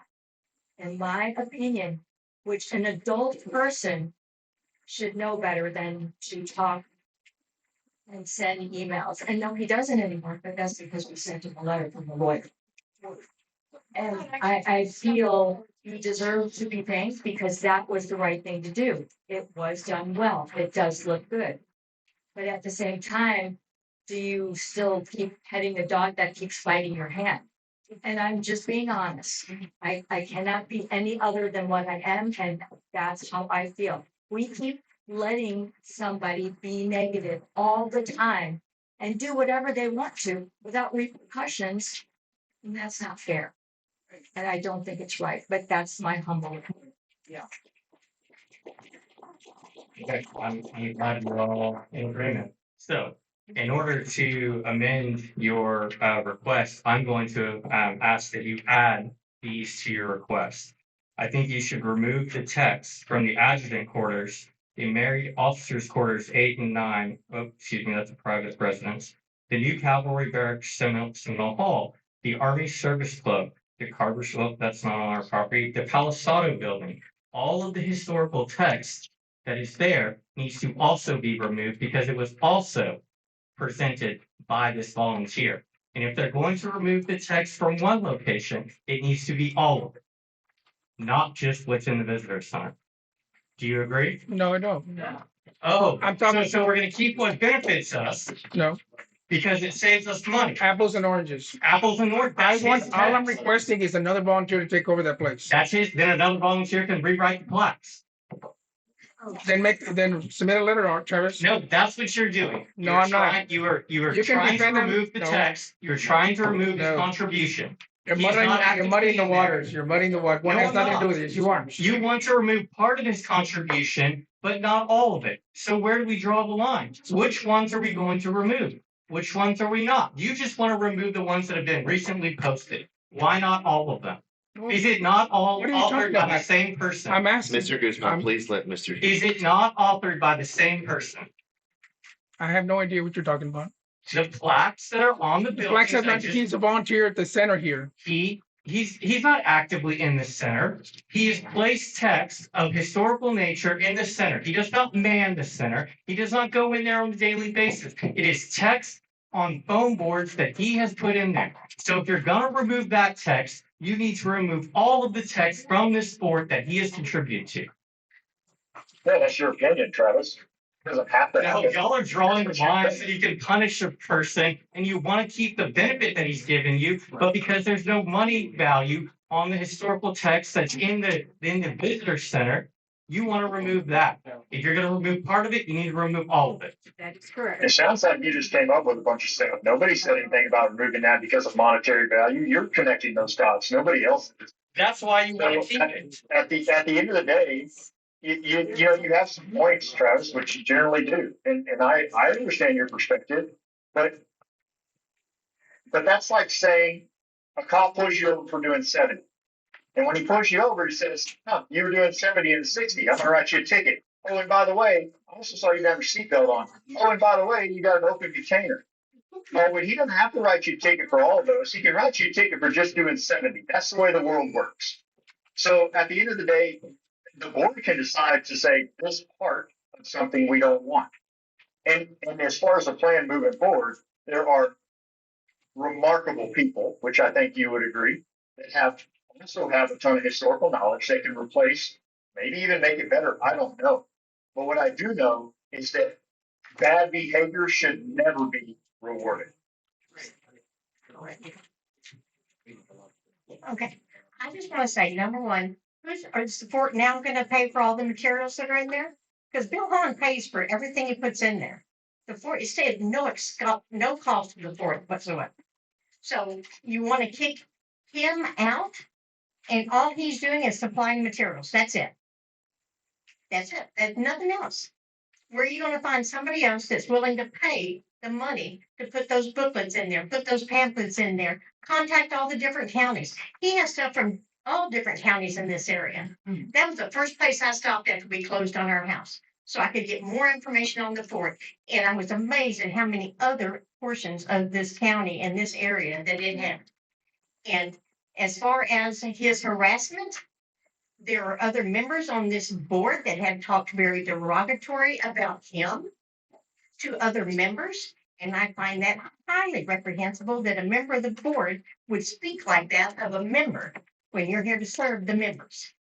I'm not calling anybody out, but I think you know who you are.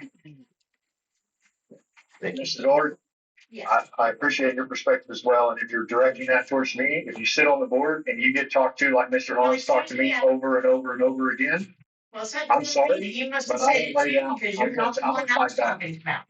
So obviously you have a guilty conscience too, because you're not the one I was mentioning. I believe the But, term I used mean, was it if was we want to snarky, because he sends you of emails. this gentleman, Maybe it's, they're it's, snarky. it's very but clearly it's one things sided. He's allowed to ask for. At a time, maybe? You haven't seen all the emails. We're, About it, but that's Well, not the That's whole is beside not- the point. this Y'all is are not trying the to topic. take away something that is a benefit to the I was force, just- new members and visitors. For no reason other than you don't like the man that is supplying the goods. Clearly, there's Use him for his money then.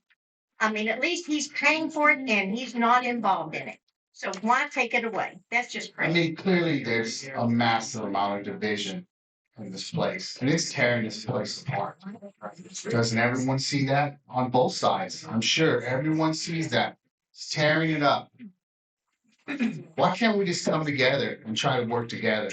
I granted, there's been some emails and such which are not continuing. And yes, there are a lot of other historical people that could do a good job on that visitor center. But in how many decades has not one of them done anything? All of them. So now the visitor center's there. I went into that visitor center after the last meeting we had. There's no one in there. I sat around, relaxed a bit, read some things, learned a few things. At least something's available. Nice flyers in there, nice things on the wall. No one has to do anything to that. So we need to decide, are we gonna come together or we're gonna tear each other apart? Do we feel that kicking someone out of here that, if you think it's a reward to let him have that in there, what is he getting, ticket sales or something? It's not a reward. It's just something he wanted to do for the community. Do you think that there's gonna be less emails if we kick him out? I don't think so. So I think we need to try to work together and stop fighting each other. I'd like to make a comment on the things that Bill has asked for the past 6, 7 months. He asks every month for information that members are entitled to have. He asks for the bank statements, the credit card statements. He goes through everything. He's pretty much done a forensic audit on our books. He asks for that every single month for the past 6 or 7 months. We have said that it needs to be in a folder, and he would quit doing all this. Jason has finally put everything together. It's in a folder every month. He goes there, he looks at it, and basically the emails have stopped. His frustration over not being able to get that for that long of a time and nobody putting it in a folder caused a lot of his frustration. So now it's in a folder, now it's been taken care of, and as Jason said, he doesn't even stay on the fort most of the year. He's not even here. So why should we punish the fort, take all of his, he's paid for the paint, he's paid for cleaning it up, he's paid for everything that's in there. I don't see it. I just don't see it. I don't think the board should have that authority to punish whatever members that we feel like might send us bad email. And believe me, we all get those from a lot of people. So it's just something that happens. I understood his frustration. We talked about it for 6 or 7 months. Jason finally did it. It's done. He's happy. He sends his certified letter. He gets the information he wants. Yes, ma'am. Hi, yeah, my name is Melissa, and I want to apologize for popping my mouth a while ago. I do apologize for that. I did not mean to be rude. I did not expect, that in return. On this, I want to say absolutely, he has done a fantastic job and nobody else has done that for us. And we're bringing up do we punish for bad behavior? Do we hold consequences for that behavior? There obviously was behavior towards the general manager that brought about the use of a lawyer for a cease and desist, correct? So there's two. So that is a documented issue. In any other real world, there should be accountability and consequences to behavior. Now, sitting here saying, do we remove him? Okay, maybe not right away, but do we set up a goal, a behavior? Because the volunteer position of what he does, right, he's not there every day, he's not but he is the face of that. So, the same way I expect from you, I would expect from somebody who is the face of a committee or organization on here, a higher order of behavior, respect, not to be, to see what has happened.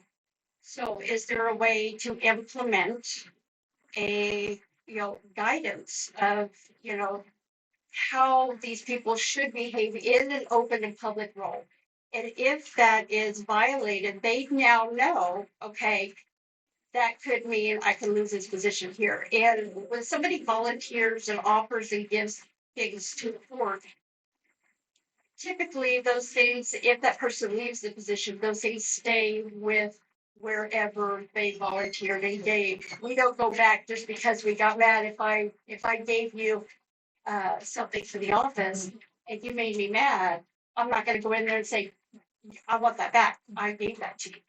It was volunteer. But could we not work together to come up with a plan in the future to correct behaviors of somebody who is in such an open position and let them know there will be consequences? We do have this, and backing up with what is already happening. Respectfully, the motion made by Mr. Guzman is to remove all said things from the building. It's not, as again, as Can we not punishment. amend that? Well, then there's nothing that happens. That's the motion. And he's not a public figure. He has volunteered and done work that for decades that have made permanent impacts for the good of the membership. And so we allow somebody to continue to harass and require lawyers because they have done good things. There are a number of members that meet that criteria. Okay. It's okay to behave badly as long as. Just for clarification, he's the only person that I've been on the board in my 5 years that we send cease and desist letters. Ladies and gentlemen, my expectation from someone who was born in 1946, he's a retired soldier. He's a book writer. He's a storyteller. He was a public servant with the tax office. The expectation for a person like this is much higher.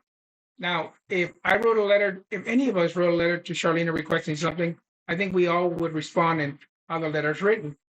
Please send us this. Thank you. Please send us that. Thank you.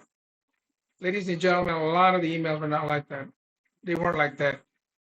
The one I read was sent in June regarding her husband. He got the letter, the cease and desist letter in April, and it continues. It hasn't stopped. He also, going down, since we're talking about the past, he has a conviction through the JP office for harassing employees. Mr. Guzman, So- we're way out. You're off. He is. No, He you're is. off. Point of order, you're off topic. No, he hasn't. We're not, we don't attack members. We talk about motions here. I want to say, and you all know this because you've been on the emails that I have been harassed and been, just terrible things said to me. Everybody sitting at this board table has been on the same emails that have gone out to me from Bill Hahn. We haven't done anything about that. I can't stand the man. I cannot stand him. But I also really deeply appreciate what he has done for this sport. Every marker that we have, every historical marker, on all our properties in the historical district were applied for. And that application is horrendous. It's about 25 typewritten pages that you have to do to go and get those markers, every single one. And also, the port did not pay for those markers. Bill Hahn paid out of his pocket. You're looking at me though. No, I'm not looking at Oh, you. I was like, okay. No. I said, okay. It wasn't my request. No, this goes back years. He has written books that are available in the Sutler store about the fort. 2 books are in there. I cannot stand the man. I don't want to have anything to do with him. I don't have any respect for him other than this other. But I don't think that we should be, I think, which is vindictive and punishing him memo.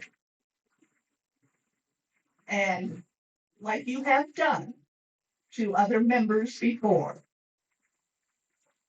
you have a history of that.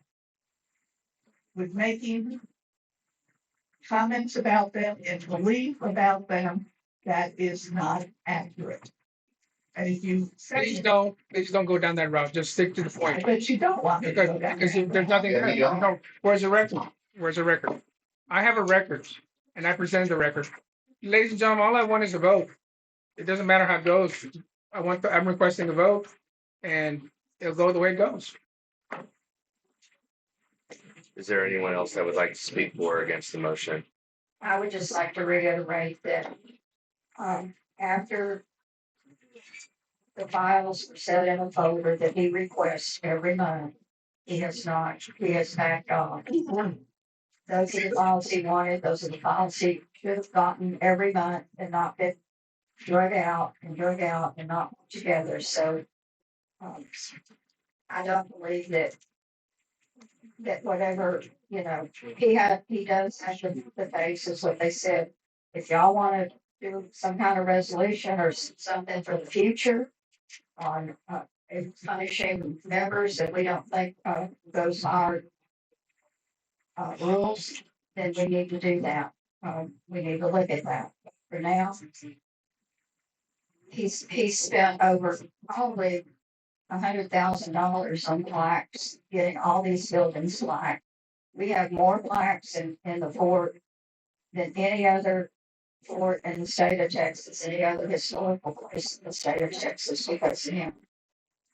He's helped with Smithsonian and had these lecture series that he's been doing.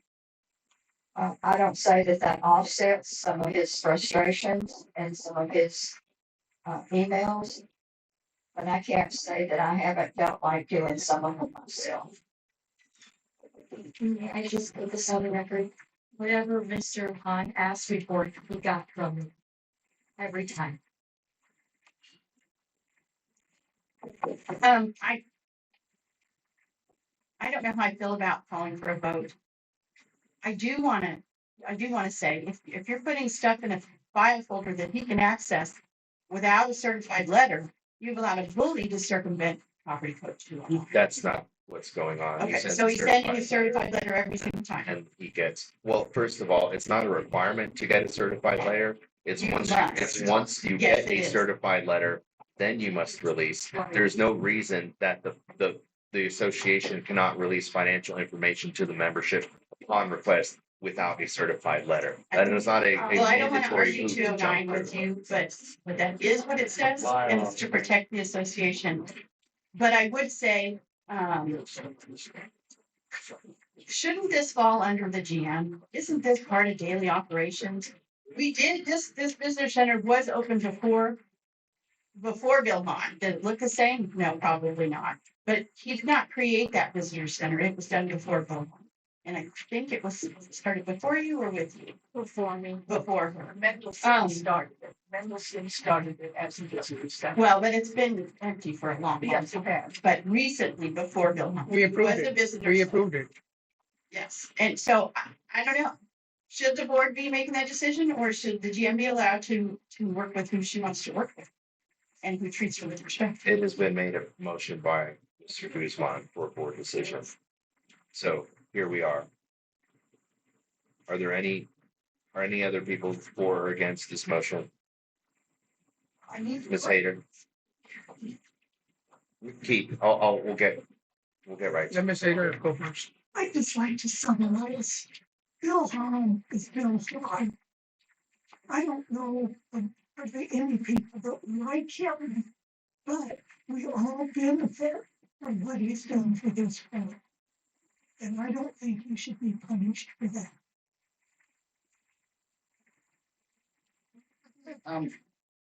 I'm all for compassion, forgiveness, and not tearing each other up, okay? Like,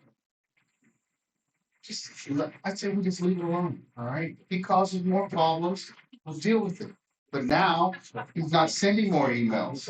We just said, he's not sending more emails. He sent one about somebody signing a particular, that was very weak as far as a harassing email goes, in my opinion. It wasn't profanity, it was a disagreement about who could legally sign that petition. I didn't bring them all. I just brought that one. That was the one that was recently. When was the one before that? I'd have to look them up. Yeah. Well, I just want to read something. It's from our bylaws. There's more under 209, inspection of association records, membership register, duplicate register, books of account, minutes of proceedings of members, minutes of open meetings. Directors shall be available for inspection upon the written demand of any member at any reasonable time. And 209 adds the requirement that it be requested by certified. This is something we had to point out earlier before. that does not preclude, that doesn't preclude us from releasing financial information. It says once it is written, then we shall. That doesn't say we cannot without it. Yeah, I'd suggest you read it again. I've read it. Thank you. I appreciate that. Details with our attorneys. Well, do you have a document from the attorney stating your opinion and? Well, you gotta have it. You've got all the legal information somewhere stored here. I do.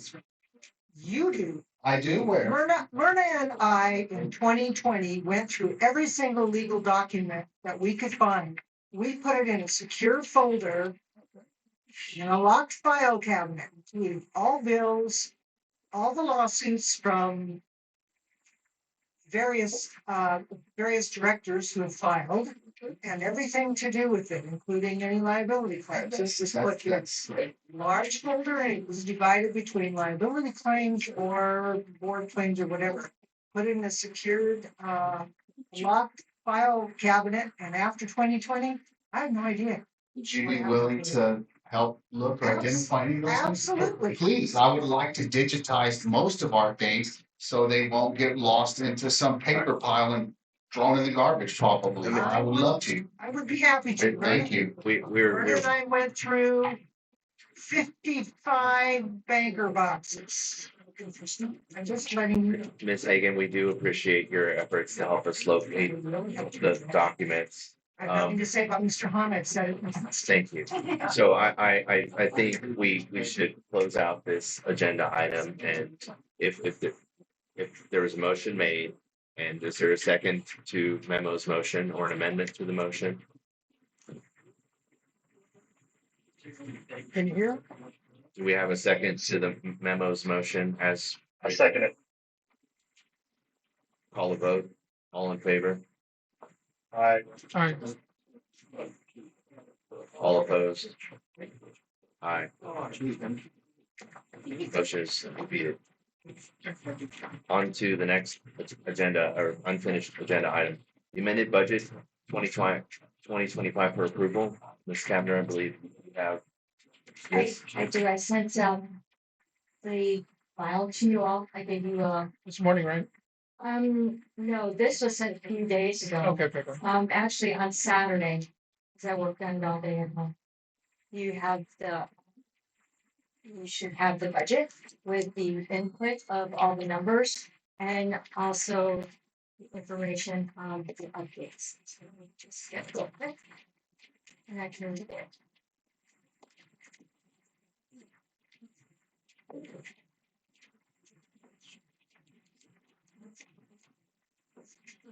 Do you have it? Okay.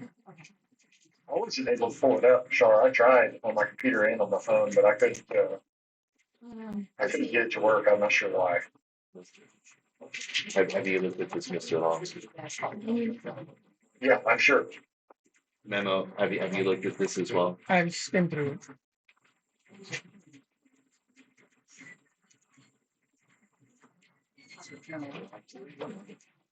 I'm waiting on Ms. Wolf. It doesn't appear that there has been a substantive review of this budget to approve it right now. We need to take a good look at this, I would say.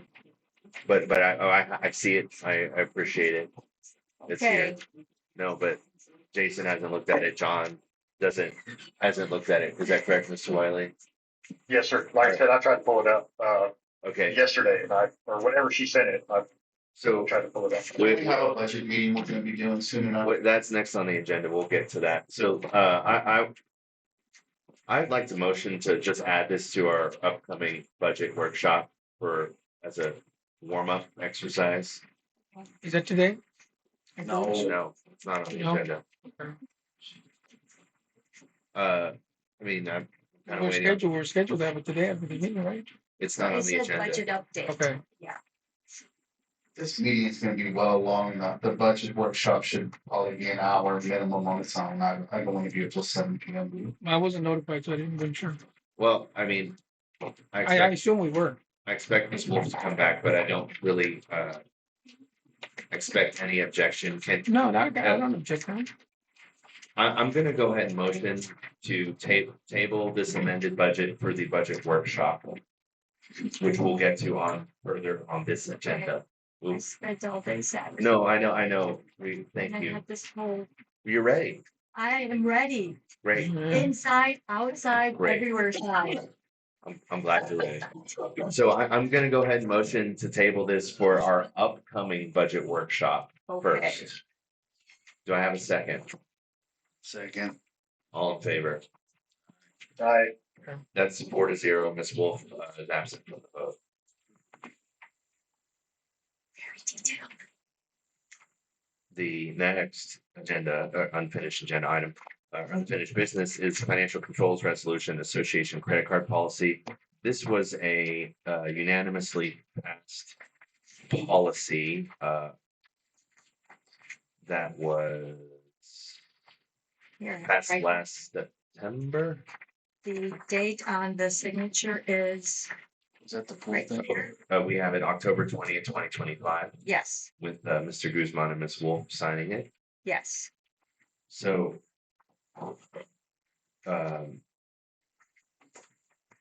the question is, this specifically was the credit card policy. So I'm gonna read just the credit card policy portion of this. Okay. So Section 3A, association credit cards may only be issued to the general manager and to specific staff members expressly authorized by affirmative vote of the board of directors. Any authorization of a staff member must be approved by the majority vote of the board at a duly called meeting, be recorded in official meeting minutes, specify the staff's member name, position, authorized purpose, and individual spending limit. Each issue card shall have a credit limit not to exceed the amount set by the vote of board of directors in a duly adopted resolution. Credit cards shall be used solely for the legitimate association business expenses such as office supplies, maintenance materials, emergency repairs, approved travel, and other unapproved gifts. All charges must be supported by itemized receipts submitted within 5 business days of purchase and filed digitally for review by the board and for audit records as appropriate. The treasurer shall review all credit card statements monthly and report usage to the board as part of the monthly treasurer's report. Misuse of association credit card shall result in immediate revocation and may be grounds for disciplinary action or termination. Mr. Law, Yes. have we met the terms of compliance for this? Well, you didn't see that in the treasury report, did you? So no. But we are going to start making sure that Bellin is provided with all documents and receipts and everything to make sure they're all timely attached in QuickBooks, and then I can review them from there more easily.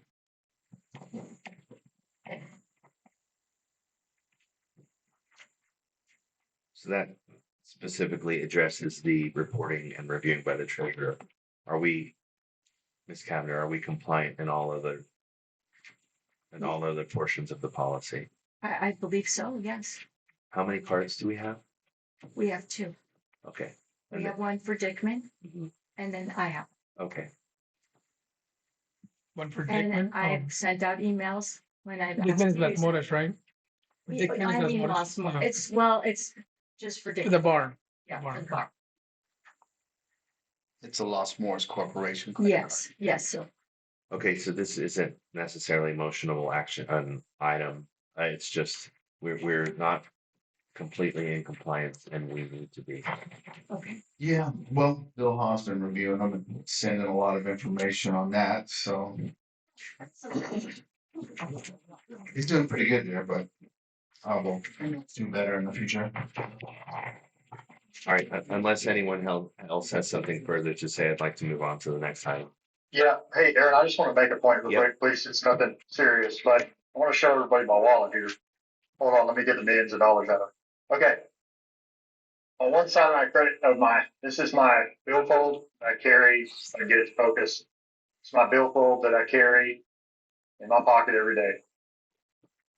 And both of my cards, this card and this on the other side, are almost identical.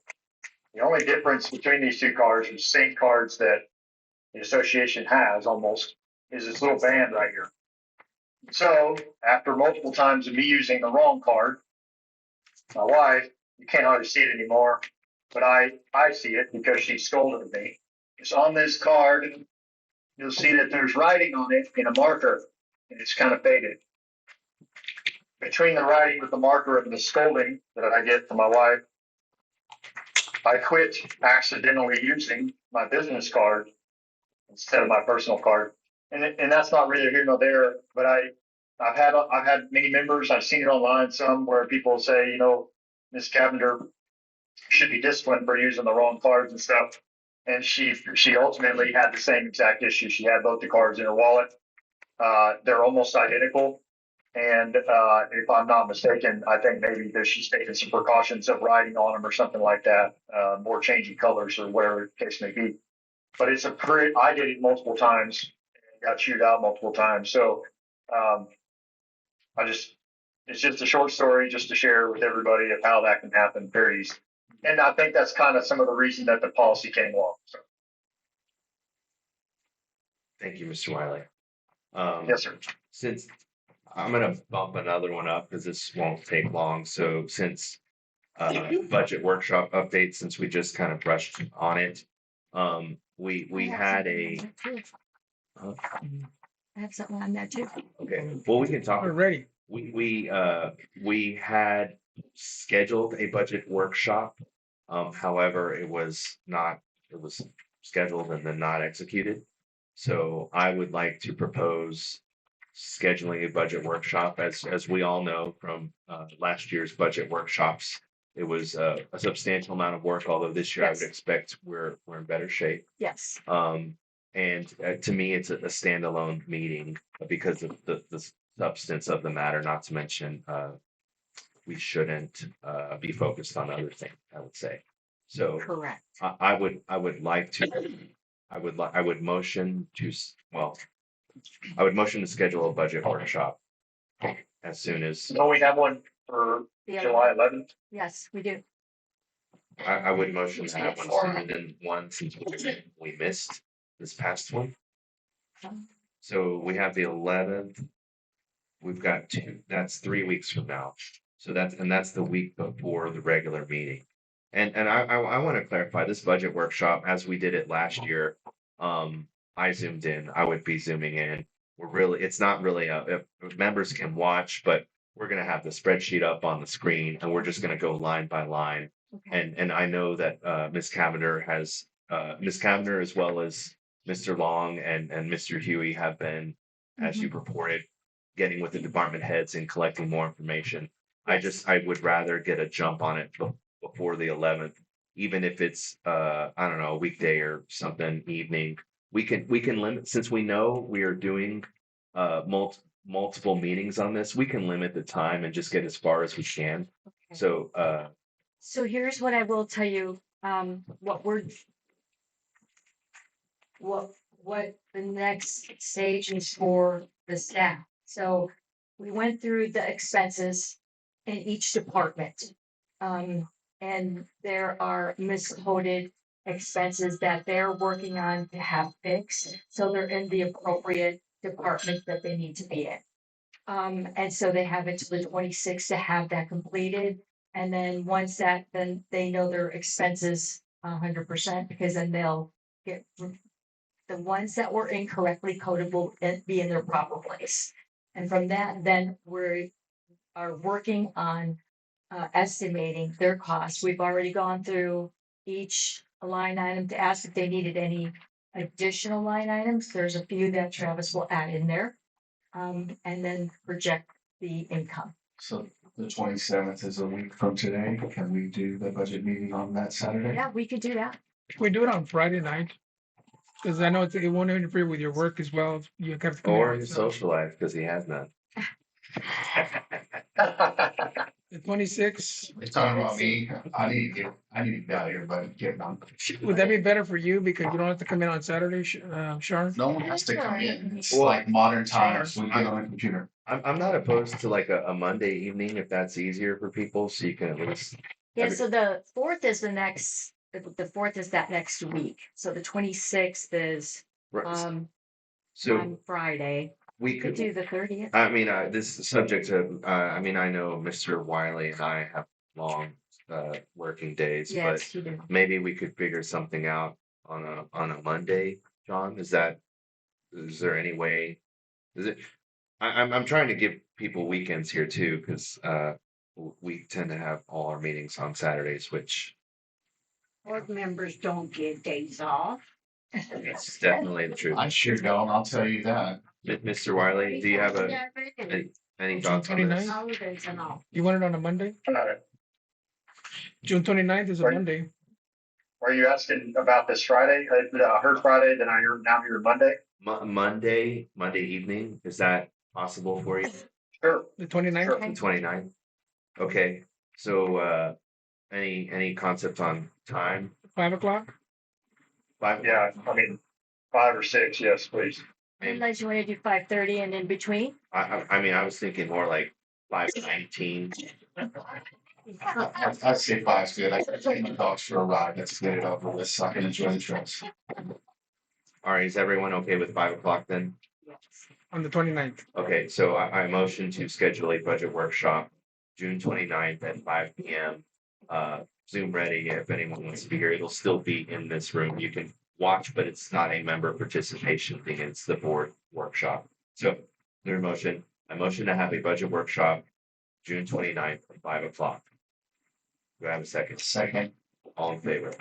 Aye. Unanimous, thank you. Hey, Aaron, can we go to the number 5 KCAD thing?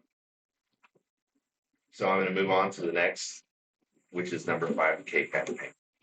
Okay, I'm sorry, I'm on vacation. My wife, it's one trip we do every year together. And so I only have till noon. I don't know why that's really still on there because we don't have any clarification, any new clarification or anything. I thought a date was set. I haven't since For the ARB hearing for them to probably. There can be no date set until we decide what. Okay, so this coming up Wednesday is the ARB hearing. And one of us has to go represent the association and just basically state our case. I can be that person, but we probably need to vote on that or else Todd's probably going to give us a kickback. Or I can prepare a statement for Charlena and Charlene can just go read the statement. You know, most likely they're going to vote it down and that's just the way it's going to go. It's okay. But then at that point, we have to establish, we're going to end up having to make a decision. Do we want, once it's turned down, then the next step is to attach it to the original suit against the tax office. So the first step is to submit a protest on Wednesday, and then obviously most likely they're going to vote it down. And then the next step would be attaching it to the suit. And then from that point on, my understanding is that then we can set a date. So, What time is it scheduled? What time is it oh scheduled? man, I can't remember. Char sent it to all of us, I think. Yeah, I sent it at 11:30. 11:30. What time?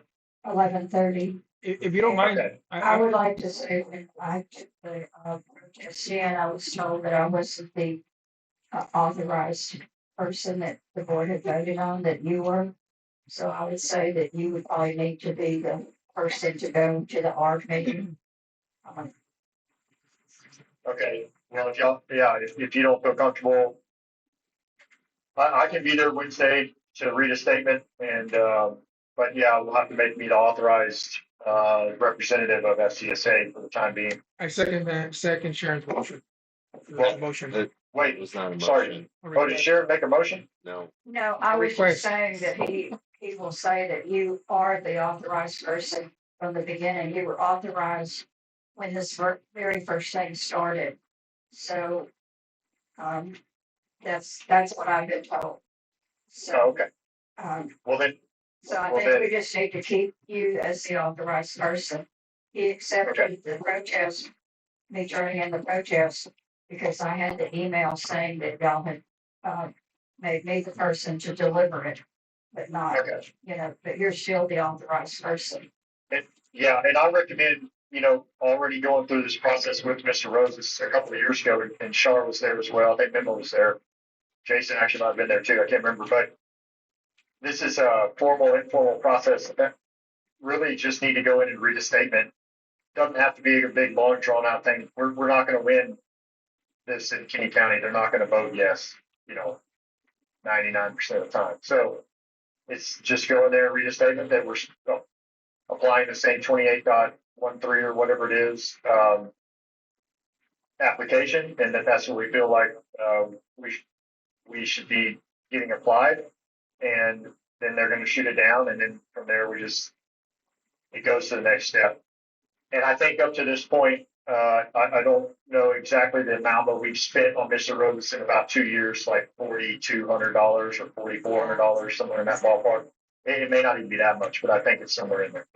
And what's the ballpark? What's the benefit to the fort for the? Well, the benefit, it gets compounded. It's a great question there, because the benefit is, after speaking with everybody I've spoke with about how this works, in theory, the association could have 90% of its taxes removed because it's already represented in the homes that pay taxes on the fort. And that's the argument, right? They would say it's not, we would say it is. So the savings could be quite legitimately 80, 90,000 plus a year. And if we have 2 years lined up, and that was the judgment, then we would get back an additional, we'd get back $160,000 to $2,000 in tax revenue or taxes that we've already paid. And so that would be the benefit. And then every year going forward, it would be recognized as a nominal value. So every year henceforth, you would be getting a relief of whatever the percentage was that the judge agreed to, however he sees it. So let's say that we win the lawsuit and we get back $160,000. Who's gonna pay that back? The school district, the MUD, the groundwater district? They've already gotten the money. So is the appraisal district gonna have to claw it back from those taxing entities to pay back to us? Well, and that's a good question, Jason, but the law is the law. So at the end of the day, the nominal value applies to us. It doesn't matter who ends up paying the taxes at the end. That you can make that argument then, but we have to follow the law, and the tax office must follow the law.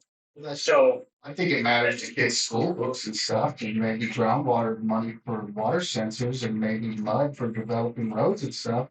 When we claw that back, what are they gonna do? Raise our rates? MUD's gonna have to. I believe that would be called retaliation, and per the tax office's own argument, they can only charge you what your home is worth based off of the formula that they use. So technically speaking, no, your taxes should not go up. But that's a fight for another day. We are here representing the association. We took an oath to uphold the fiduciary obligations of the association. We're not here to look out for the school. We're not here to look out for the county. We represent the association and what its best interests are. And right now, in my opinion, fighting the taxes and seeking a nominal value judgment is in the best interest of the association. I believe Mr. Guzman was on the school board at the time that this was pursued. Is that correct? I believe so. So you were representing the school board and the association. Let's not mix apples and oranges. This is about I'm no longer on the school board. I'm no longer on. No, I know, but when this happened and there's a lawsuit that would take money away from the school, you're on the school board as well as the association. Did you vote for this then? Was this voted on? I mean, I know the answer to that. This was not voted on, but was the school board aware of this as you were on the board? I don't know. You need to ask. You said it wasn't voted on? Was there a vote to proceed with this, with the KCAD The lawsuit? previous board did. Are you serious that you're going to try to say it wasn't voted on? I'm asking. You just said you knew the answer. Well, I'm asking. I don't have any record of it. Okay, well, thank you. Because there's one board member, there are 4 board members sitting in the room right now that voted on it unanimously, and the other one was Tony Hackaboo. Now, we did the thing that we did wrong is we did not come out of executive session and regurgitate the vote or rate it. Yeah, we screwed that up. And I think there was hundreds of decisions we made in executive session where we never came out and announced it to the membership. Yeah, okay. Not just 100. Okay. That's not the question. The question was, did we vote on it? The answer is we unanimously voted on it. There's no record of a vote. Right. But there's a record of a lawsuit. Right, but there's no record. I'm not dead, so I'm part of that record. Lisa's not dead. She's part of that record. I'm telling you right now, we all voted on it. Right. Anybody that says that they didn't vote on it unanimously is lying. There's just no record. Just like an unsigned document, it doesn't really do much for us. Okay, so let's go down that rabbit hole. What's the point of even asking that or trying to verify that? Are you trying to prove that somehow we shouldn't proceed with this? No, I was just asking. Okay. Because everything since then has been voted on. We voted on the protest, seemingly supporting to move forward with the protest and then, an addendum to the lawsuit. This was for clarification. So I wanted clarification on all the points, and including votes made, and what happened at the time, including the impacts on if this moves forward and proceeds, who it will impact, and how that will affect our community in general, not just the fort. Because certainly people have children that go to school from the fort. Okay, y'all keep trying to make this about school. The school's going to be fine. That's a ridiculous argument to bring the school into. Well, the schools by far the largest percentage of the taxes, right? They are by a landslide. Compared to mud and county groundwater, they get peanuts compared to what the school gets. We are not on the school board, guys. We are here to represent the association, and we uphold the fiduciary obligations of the association. That's Emma it. was on the school board at the time this was taking place. All right, let's move on. Mr. Bennett, please. Thank you. Just a clarification, there's emotional arguments being made, I think, and the facts are being ignored. If we win this lawsuit, we're not taking anything from anybody that they deserved in the first place. The question is, should we be being taxed at the rate we're being taxed at? Is that a fair assessment of what we're protesting, John? That is completely accurate, yes. So we're merely protesting the fact that we're being double taxed. All of us in this room pay for all of the amenities, and the board, FCA association is also being taxed for everything else that's on the floor, all that kind of stuff. So the protest is just saying you're double taxing. If we win, that money comes back to us. It isn't being taken from anyone other than they didn't have it in the first place. That's like somebody been given a $100 by mistake in their checking account, and then somebody comes and says, well, we're gonna take that back because that's not your money. I'm not taking money away from that person. I'm restoring it to the rightful owner. And that's what this is about. Okay, if we proceed with a lawsuit, that's all we're saying. So let's just focus on the fact that if we have a lawsuit saying we're being double taxed, we think it's wrong, and we should pursue that because that's in the best interest of the board. Thank you very much. Someone's got it together. So there's been an effort in the past, and John, you might be familiar with this group out of San Antonio, that helps with property taxes. There's been an effort here in the past to get a group to help homeowners protest their taxes. If the association moves forward with this, undoubtedly, right or wrong, the value will try, keyword try, to be assessed to the member properties. Is the association, or could the association start the steps to inquire about a group that will help homeowners then protest their property values in the subsequent years afterwards? Because undoubtedly, if the value is taken from there, and I understand what you're saying is that the value is at the association and at the personal property level. That's the entire justice, is that correct? Yeah. So undoubtedly, that if that value is taken away from the association, it will be added, right or wrong, to properties, and then we individually are going to have to do that. If the association is looking out for the members of the association, I would ask that you also try to seek some group that will help us, almost like class action wise, to be able to do that together, and not everyone individually have to then go protest that value in the subsequent years. Thank you.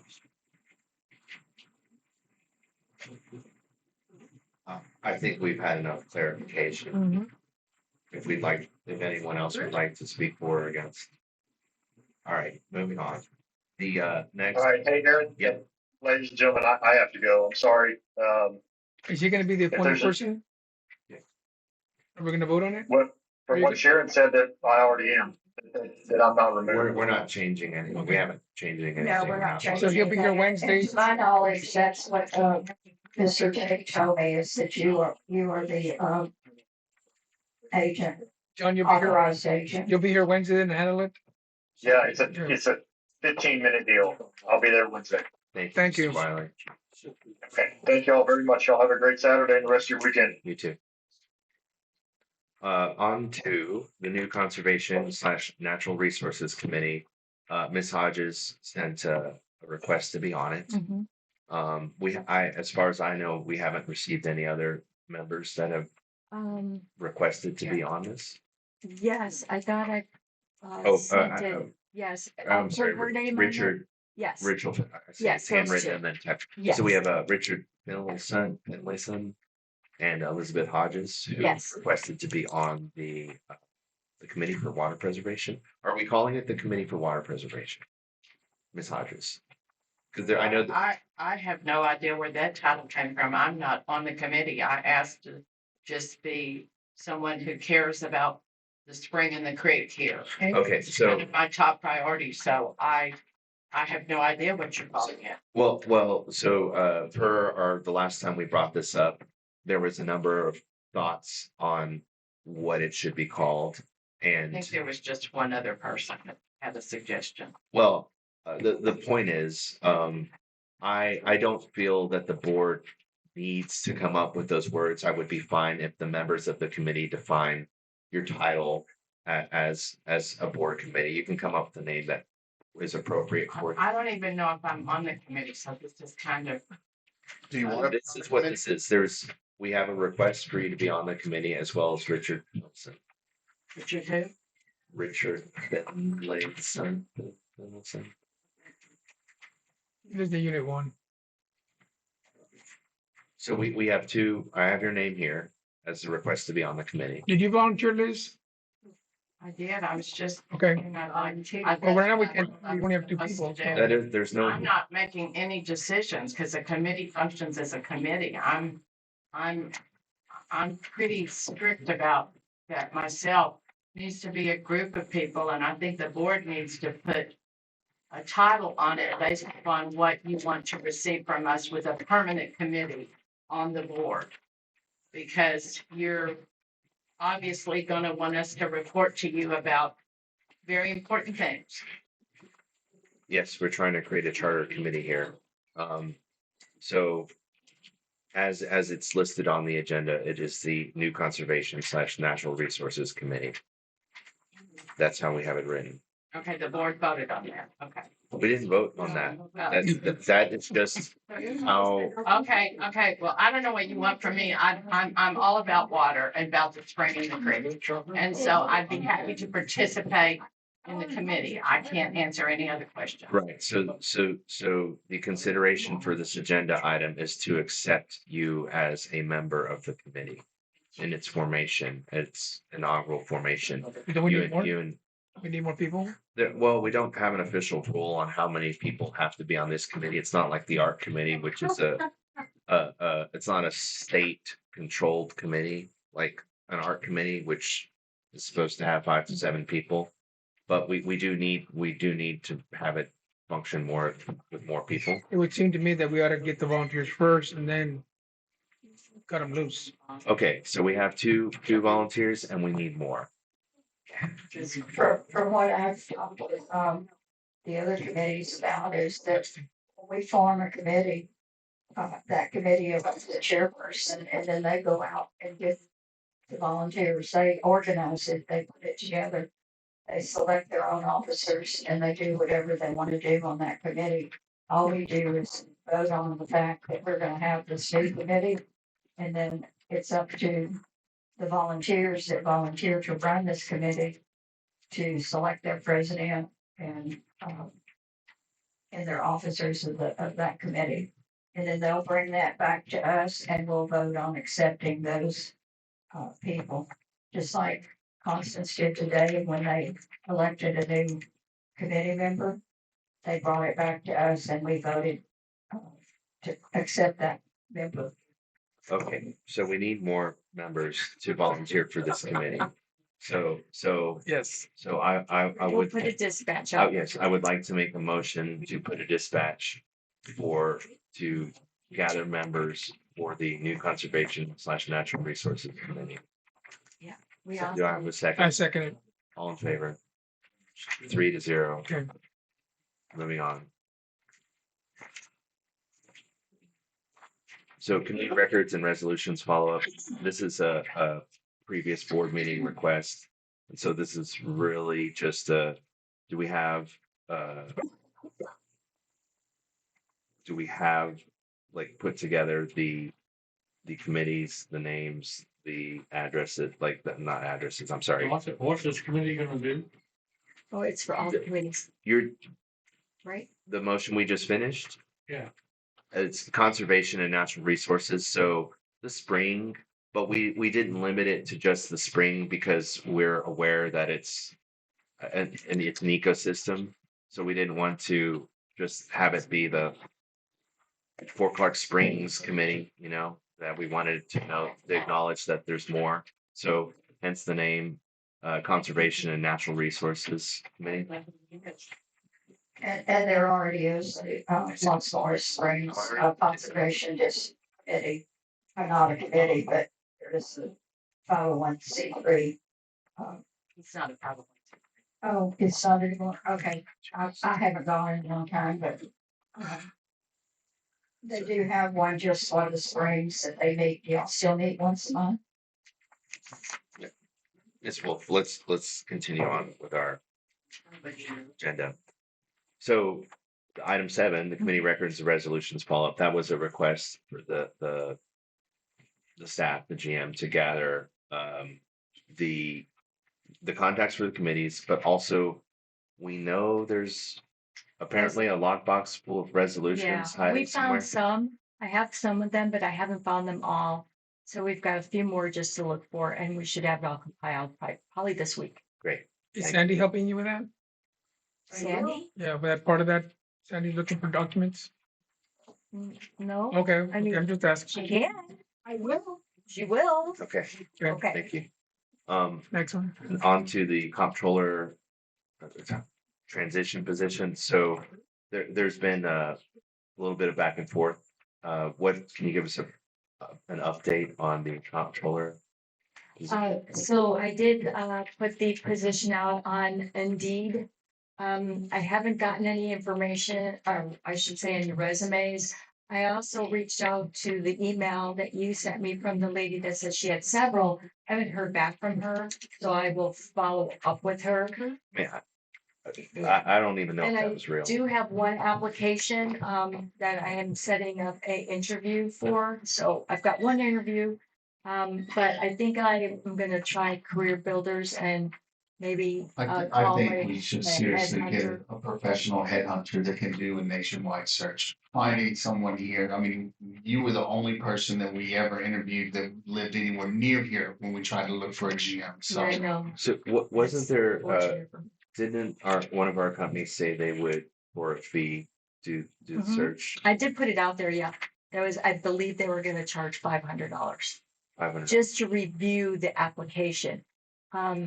I can reach back out to ask them what it would cost for them to actually send it out and search for that, Don't they which is usually- iron, Iron White. insurance. But don't they usually like, once they provide you someone, you gotta give them a month's salary, or you have to give them some sort of like percentage of the money? It depends on what you decide with the person that's looking for them. You can come up with a package. Right. Yeah. All right, so we're covered there. Yeah. So then, the next agenda item, unfinished business, general manager employment personnel follow-up. So, unfortunately, Mr. Wiley had to go, but, this is what we had agreed on, with Ms. Cavender as far as ensuring that she's supported the way she needs. And I would like her to talk about the changes how the system has changed for you,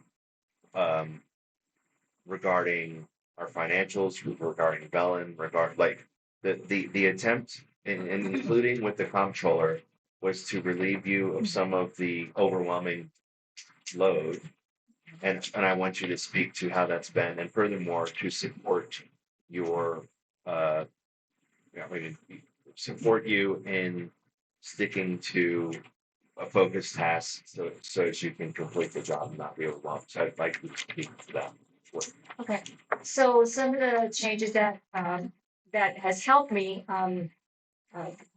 Jason's been working with Bellum. Bellum we have given them more duties, I should say, or taskers, that will take some work off of the transition to people that I moved, that the comptroller would take the place over there, which would be to the golf course. The budget workshops have been tremendously helpful with the staff. Travis has been very helpful with, the departments and putting out the expenses, helping them. And that kind of started before on vacation. So it's been very, very helpful. Actually, the department managers are appreciative. They like the fact that they're more involved in it and, showing them their expenses and drilling into it and finding things that are wrong. They've been. So would you say that as a consequence, you have discovered a number of things, or a number of issues have revealed? Yes. So being in the different departments, it's easy to drill into that specific department. And then you can drill into the expenses and you can see if they've been disseminated correctly, if they've been coded correctly. And I'll give you an example. Letty found some stuff that was in the motel that should not have been in the motel. It should have been coded somewhere else. And she was very passionate about it, that's not my cost. It should go somewhere else. Matt did the same thing. He noticed some anomalies as well. So it's very, I think it's fantastic that the team is working better together. They feel more, how do I want to say? Empowered. Yeah, more empowered and more ownership on that. You want to say anything, Travis? Just briefly, yeah, I think that efficiently, I mean, while you're trying to look at all of these things, it's almost an impossible task to go from A to Z and look at the line items that are there. And I think that giving the insight into the business units by the managers, just sitting down with each of them, understanding what water meters, what utility meters. I think you're going to see probably $15,000 cut off the budget by simply looking at them individually, understanding what water meters are no longer being used, what power meters are not being used. And in order to do that, for example, we have 88 water meters. 88. And the bill comes in like that, and the descriptions are somewhat there, but by Charlena taking and assigning these to each individual person, yeah, it was kind of a shot in the dark, and we grouped them the best we could. And as we sat down with the managers, they're like, "I've got 15 meters. Like, how is that even possible?" Like, well, this was our best guess, right? And so now we need to go find each individual meter, find each one, and make sure it's assigned to a department to make sure that someone knows that they're watching that and responsible for that. And like I said, I think you're going to see $15,000 easily just between water and power meters, and that doesn't talk about anything else that the efficiencies that are there. Labor being broken down individually. We found a number of things where it's an expense and it's not in the right place. And if it's not in the right place, that means no one's watching it. Travis, quick question, and I'm not sure you're able to answer this, even though you're on the mud board. If we're paying for 88 meters, then someone goes and reads those meters so someone knows where they're at, correct? Yes, and I don't think, and it's not knowing where they're at is the issue. Like, for example, the meters that I believe there are 4 meters on the parade ground from the old irrigation system. Who is responsible within the association for those meters? That's what we're trying to do. It's not that we don't physically know where they're at, right? It's like, but who is the person does that fall under common property meters? Does it fall under maintenance? Does it fall under the golf course? Like, because before, 10 years ago, you could have made the argument that those 4 meters belong to the golf course because the golf course was taking credit for part 3. Now, my recommendation would be more to put those under common property, and so that comes more directly under Charlena to look at, do we need those meters? And is it possible, and are we still being, we're being charged for those 4 meters, even though we haven't watered them? Yes, you've been provided a list there, and we're being charged for water we don't even use? Tons, It's not water, but base fee. It's a basic fee. It's not so much as a normal household, it's like $7, $8, $10. So you have, I believe, somewhere in the range of 30 meters, and this was talked about in our meeting, in the mud meeting, and also it's been talked about, presented to the association, the number of meters that are being billed the minimum every month, meaning 0 usage, and I think that number is right around 30 of the 88. So that may be $300, $400. Honestly, by breaking this thing down by department and getting all the things coded, not just jamming everything, the maintenance, or just we're able to see what's going on and we're able to fine tune things. But if we're not using them, we should just turn them off, correct? That's what our plan is. That is what our plan is. And same with the electrical meters. We're going to evaluate all of this. I mean, it's really starting to get to the point where like we need to know exactly which meters go to which departments and assign those to the managers so that they can pay attention to them. I mean, for example, if the Dickman water bill had perhaps been paid and maintained by Los Morris Court, I don't know that we would have had $800 water bills for years on end. That someone would have been, that's in my departmental budget. I'm not paying for that. What are we doing here? But it all got crammed into one pile and then it just kind of got overlooked for a couple of years. I mean, it's a lot. So that's been a big help. Bella's a big help. We did have to make them a checklist, so because they need to have a checklist on the things that they have to do.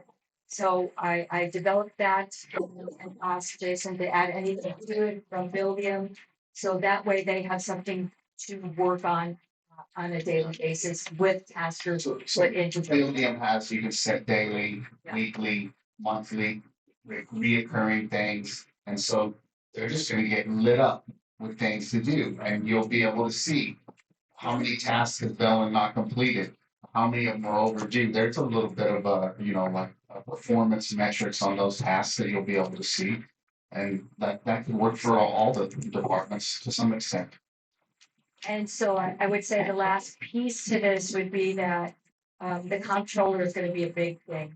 Because that person will be able to oversee the things that may be coded incorrectly, because they'll be able to look at the books on a daily basis and work with who's ever in payables to make sure they're coding Got the it. DLs correctly. Because to do that, that's a huge task. Because we've got 8 departments, we've got utilities for each department, we've got labor for each department, so that will really be the big help is when we finally find that right person to. Yeah, one of the things I'd like to see out of the comptroller is, for example, we're talking about foreclosures and ES. We might. Is it on there? It's on there. It's on there. So I spent several hours merging what everyone we owe, what every person that we have a lien on. There's a lot, like 80, 90 people that have liens. There's more than that. More. So I pulled all the data from the CAD, made a spreadsheet of how much do they owe the CAD, how much do they owe us, how much is the appraised value of the house, when's the last time they paid the taxes, are they paying us? So we can go through that list of 100 people that have liens on it and choose which ones are worth us pursuing for foreclosure. Well, I did that. Without, if we get the right comptroller that has the ability to actually get data from multiple sources and compile things, she will be able to task them to, hey, can you provide me a report on the motel income? Can you provide me a report on this? And that will be a valuable tool that will certainly help her manage this. And another valuable tool will be that they would be able to help get the information for the budgeting. Help look at the estimated costs per department to help supply me with that, because right now I have to look at each area and we're working together. So it's coming together. I would say it's coming together. And Anna is now over there. So whoever goes in that office goes through her first. So that helps me a lot. That's it. Member requests? That we've already covered that. We do? Um, Open meeting? that- Number 11, will we cover that? yes, that's just a reminder for everyone to sign in. Oh, okay. And I moved it Sorry. up and Sorry. 3 times. So as such, Ms. Hodges has groundwater committee on the agenda written. That's what I put, because I wasn't sure what the status of it was. And I didn't know Well, what it was called. That's the natural resources. I understand that now. Okay. No one got back to me and told me anything, so I had no idea how that was going forward. So when I said enough that I volunteered, I didn't know if there were volunteers or weren't volunteers, or my understanding that committees are pretty important the way they're formed. And I'd love Sandy to address it, because I've only been on one committee, which was ad hoc, and we took it very seriously how we formed. And so forming a committee that's going to be around a long time, I think it needs to be pretty serious thought. Do you agree, Sandy? Yeah, you're talking to the one for community property? No, I'm talking, about the water. Oh, yeah, well, anyway, I'm talking to community. Right, I know, but when you do a real committee, it's ongoing for. Ad hoc is ongoing until you complete your. And the other one would be an ongoing committee that would give a review every board meeting. Right, and so this is it's going to be an ongoing, and we're putting out a dispatch to get more, because we have 2 right now, including you. See, I don't even know if, like before, when we get to ad hoc, we requested that a board member be on it with us, to guide us, and Memo was on it with us, and that was extremely helpful. Yes, the sir. composition of a board, of a committee that's going to be ongoing when some of us will be gone. Hopefully, you'll still be talking about it and have solved a lot of issues with the spring and the water. Yes. So, I think I thought it would be more board driven. As far as the formation of it. Well, we'll get there, I guess. We Yeah, need some okay. people to make it up. Thank you, Ms. Hayter. So our next item is a variance request. We're here. Oh, hey. We're here.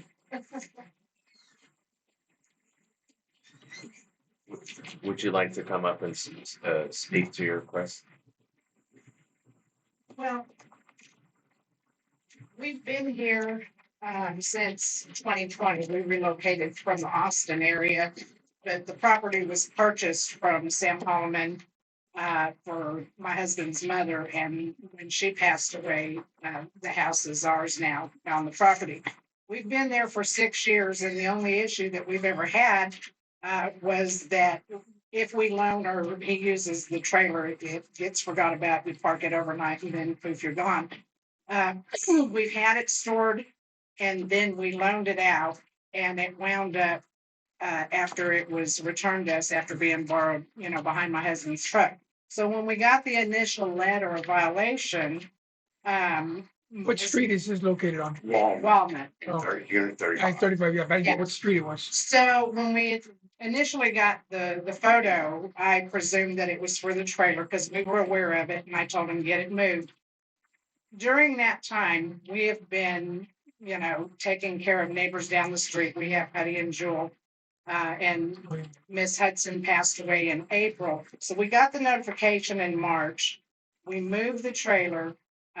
Jewel passed away in April, and Eddie's been back and forth, with Huddy, and still continues to be until this day. But when we got the actual fine, it was just the truck, and I didn't read it. That was my fault. It was my understanding when we moved here, most like any HOAs, and I've lived in HOAs. My brother was a president of HOA, and I believe Sam was on the board, that the variance was already there, or the terminology and the way it was stated in the bylaws, that if it is insured, tagged, operable, and doesn't have in mechanical working condition, that it was allowed to be on the street.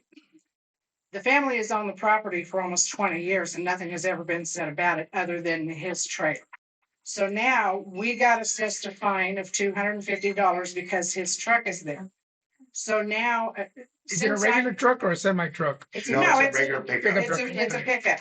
But since I retired, Oh. we use my Honda more than we do his truck. So when we got the fine, I thought I had it taken care of, and it was a big surprise to me. So I immediately attended the architectural committee and explained the whole situation.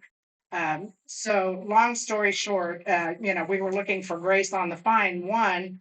Number two, if there's something we can do that would make that convenient, without a big expense on the property, well, Matt suggested putting the gravel, right in front of the hedges. If you see the picture there, that's part of our front yard, and we're having to give up that property to put gravel just to not put the car on the road. And if we do, it makes the neighborhood look worse being up on the yard. It looks right up there, actually, having it parked right there. And we have a handicap sticker, that the distance from, the street to the house, there's a long medical story back behind it.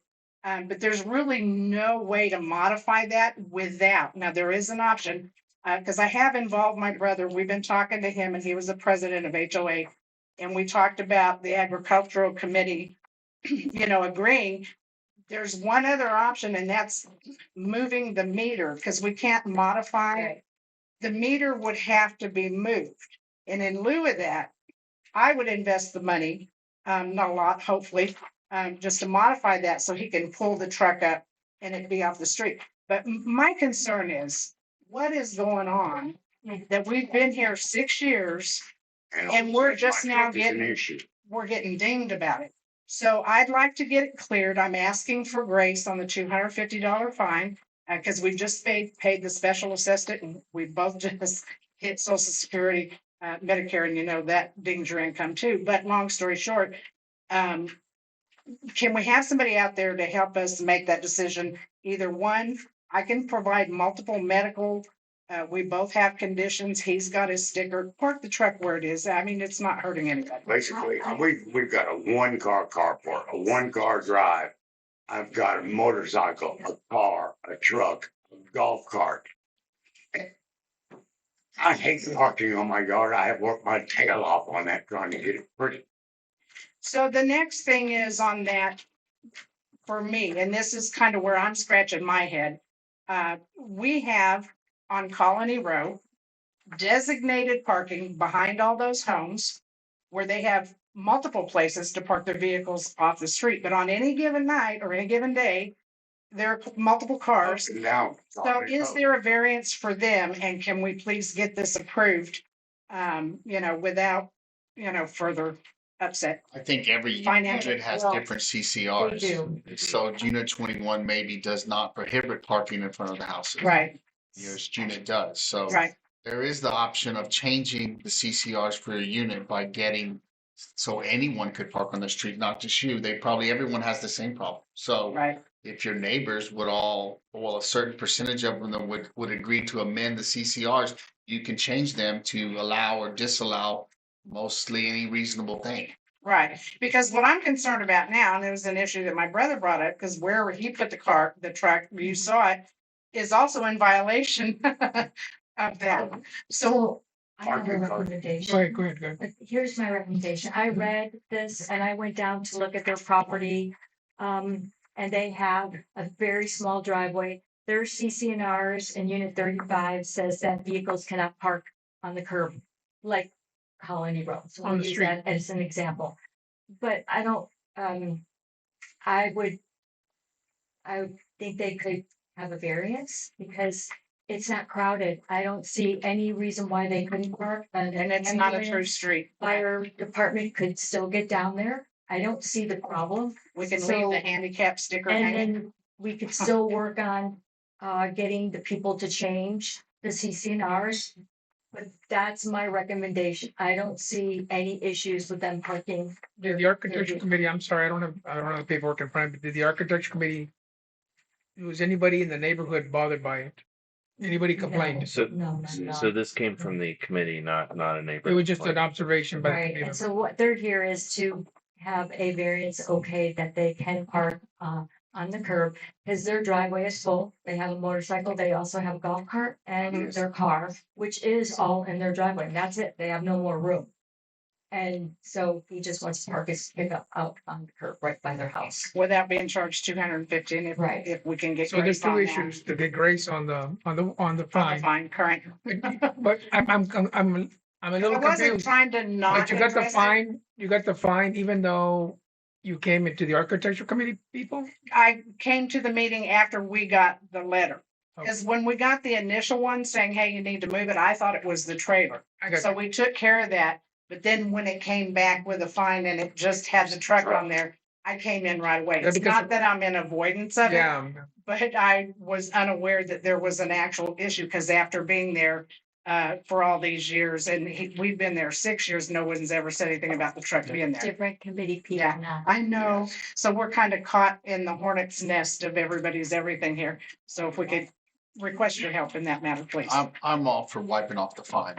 I would like to see a lot of these CCNRs corrected because you Yes. can't be the only person that has this problem. Just because you're right, no one says anything. It probably says in my neighborhood, don't park on the street. It probably Right. Right, each one has a different idea. So we certainly need to clean up those CCRs. The art committee has talked on that. Right, but in most places, if they're mechanically driven, if they're tagged by the state, inspected, licensed, insured, that's legal in almost any neighborhood, and that's reasonable.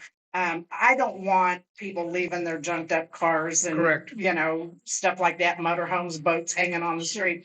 But this, for me was, So I'd like to speak to this because this certainly as you well know, the units vary wildly in kind of design. And so being a unit one, I guess original is, curbs aren't necessarily there. And we actually dealt with this years ago, because some people have the ability to park in front of their house, which is technically in the road, but other members, you can't have to park in designated areas where we have designated parking lots, which then, there's currently a request, becomes difficult for disabled people to have to walk to their unit because Right. we don't have driveways like you do. So, yeah, I also, I'm for waiving the fee. And as far as I know, they were just doing it, but I do want to speak to, as far as changing the deed restrictions go, because this is a unit one conundrum. Unlike some other units, like Colony Row, for example, they have it in their deed restrictions that it only takes a majority vote, and it's a relatively small unit compared to unit one, which has, I don't know, 70 something. And the problem with the unit one deed restrictions are we don't have a written majority vote. And then the state changed the law to require it was something like a 2/3 majority vote to change our deed restrictions. Yeah, Which, well, it's not a long street. I'm sure that would be easy to do if that's well, another right. If it's possible for you, that's nearly impossible for unit one because of the amount of vacant, or they technically dues are paid, Right. but they're just not there. Yeah. So collecting signatures for, it's a burdensome thing. Yeah. But I would agree with Mr. Long. Probably the right. Yes, I'm fine with waiving the fee. We will vote on it, but I would say the deed restrictions need to be amended. And I wouldn't go all out and just say anyone can park along the street. I would prefer if there was something along the lines of, with valid medical, reasons Documentation, and we will have. that way, and I would limit it to, working motor vehicles, not boats, and Correct. trailers, etc. Correct. So, And I'm not opposed to modifying that area. Like I said, where that water meter is would be the only other option, but the meter would have to be moved, and then I would, insert, widen the driveway, maybe put a small carport there, and that would be okay too, but the meter would have to be moved. Because our only other option is where he's got it now, and I think that is a violation too, where it's sitting. Yeah, it's just. It doesn't look good on, I'd rather see it on the street myself, so. I can get with the neighbors and is that what I have to do is, Well, Yeah, I think what he said, I'm in agreement with. If there's some leeway regarding the medical thing, just give it to Ms. Cavender. And I have no problem with you parking the car, and I have no problem with waiving the fee either. Okay. oh, here we go. I found it. Okay. So Because it's loosely worded in the bylaws, because the way I read it, if it's I've got it right. mechanically working, licensed, Yes. registered in, Can be a junk it was a vehicle. vehicle. Okay. So, but I found your vote requirement for There you go. 35, which I'll just read the whole paragraph. Except as otherwise stated herein, provided these conditions shall run with the land and shall be binding upon parties and all persons claiming under them until 20 years from the date hereof, at which time said conditions shall automatically extend it for successive periods of 10 years, unless declarant and a minimum 2/3 of the owners of said property jointly agree to change said conditions in whole or in part. So you're going to have to be able to get 2/3 of your neighbors to do it per. Okay, and where's the 20-year thing start and end? It doesn't matter. If you get 2/3, you can change it tomorrow. Oh, okay, Yeah. well, I thought that was the No, I precedent. just that think it was set. renews itself Oh, every okay. 10 years after the first 20, which, Okay, and this was 1987. So Yeah. it renewed in 2007 and then renewed in 2017 and it's up for renewal next year. well, there you Um, go, timing's everything. Well, you could change it anytime, but I would try to go that route because there's a lot of units that really, we really need updated deed restrictions. Like, Yeah, and this one here, it's a dead end street. It's not a through street, so it's not an inconvenience for anybody. we tried for years. We We wanted just We didn't. got a lot of just come up and down that street. Yeah, we're trying to manage all of it. Take care of everybody. Okay, But- so Anytime they can park in the street. right, so I'm I mean, subject to getting it together, like, I wouldn't I call can this write is, something for you. so, Okay, so I'm gonna get with you anyway. It sounds like we I'm- need to visit. I'm gonna motion to waive the fee and, Does it have to be voted? Because that's an operation, I could just take it off. It's our variance, not a. variance. Oh, I got you. It's a variance Oh, request, okay, we have gotcha. to do something. Document, So, document, so, document. yeah, I'm gonna motion to waive the fee and give, let's say, Temporary pending. a 60-day Here we go. period to Okay. get together with your neighbors Can do, to see about can do. the Because restrictions. those that have the room to park, they park. I mean, we're the exception, I think, out there. There's a couple more maybe, but it's pretty. Everybody, more words? everybody on that, almost up and down the street has a double car. Can I maybe add a few more words to that motion? Aaron? You're amending the motion. Yes, if in 60 days you're not done, get with us or get with Ms. And Cameron. get an extension. Yeah, we need an extension. Yeah, got it. Reasonable. I'm retired. I have time now. Okay, reasonable extension. Okay, I'm gonna give it you. so approving the amendment, the revised motion is, I motion to dismiss the fine and set a 60-day period to have deed restrictions amended, upon which time an extension will be considered if you need more time. Okay. In the meantime, man, then I take my truck off my yard and put it Yes. park on the street. So I need a second. Thank you so much. Second. All in favor?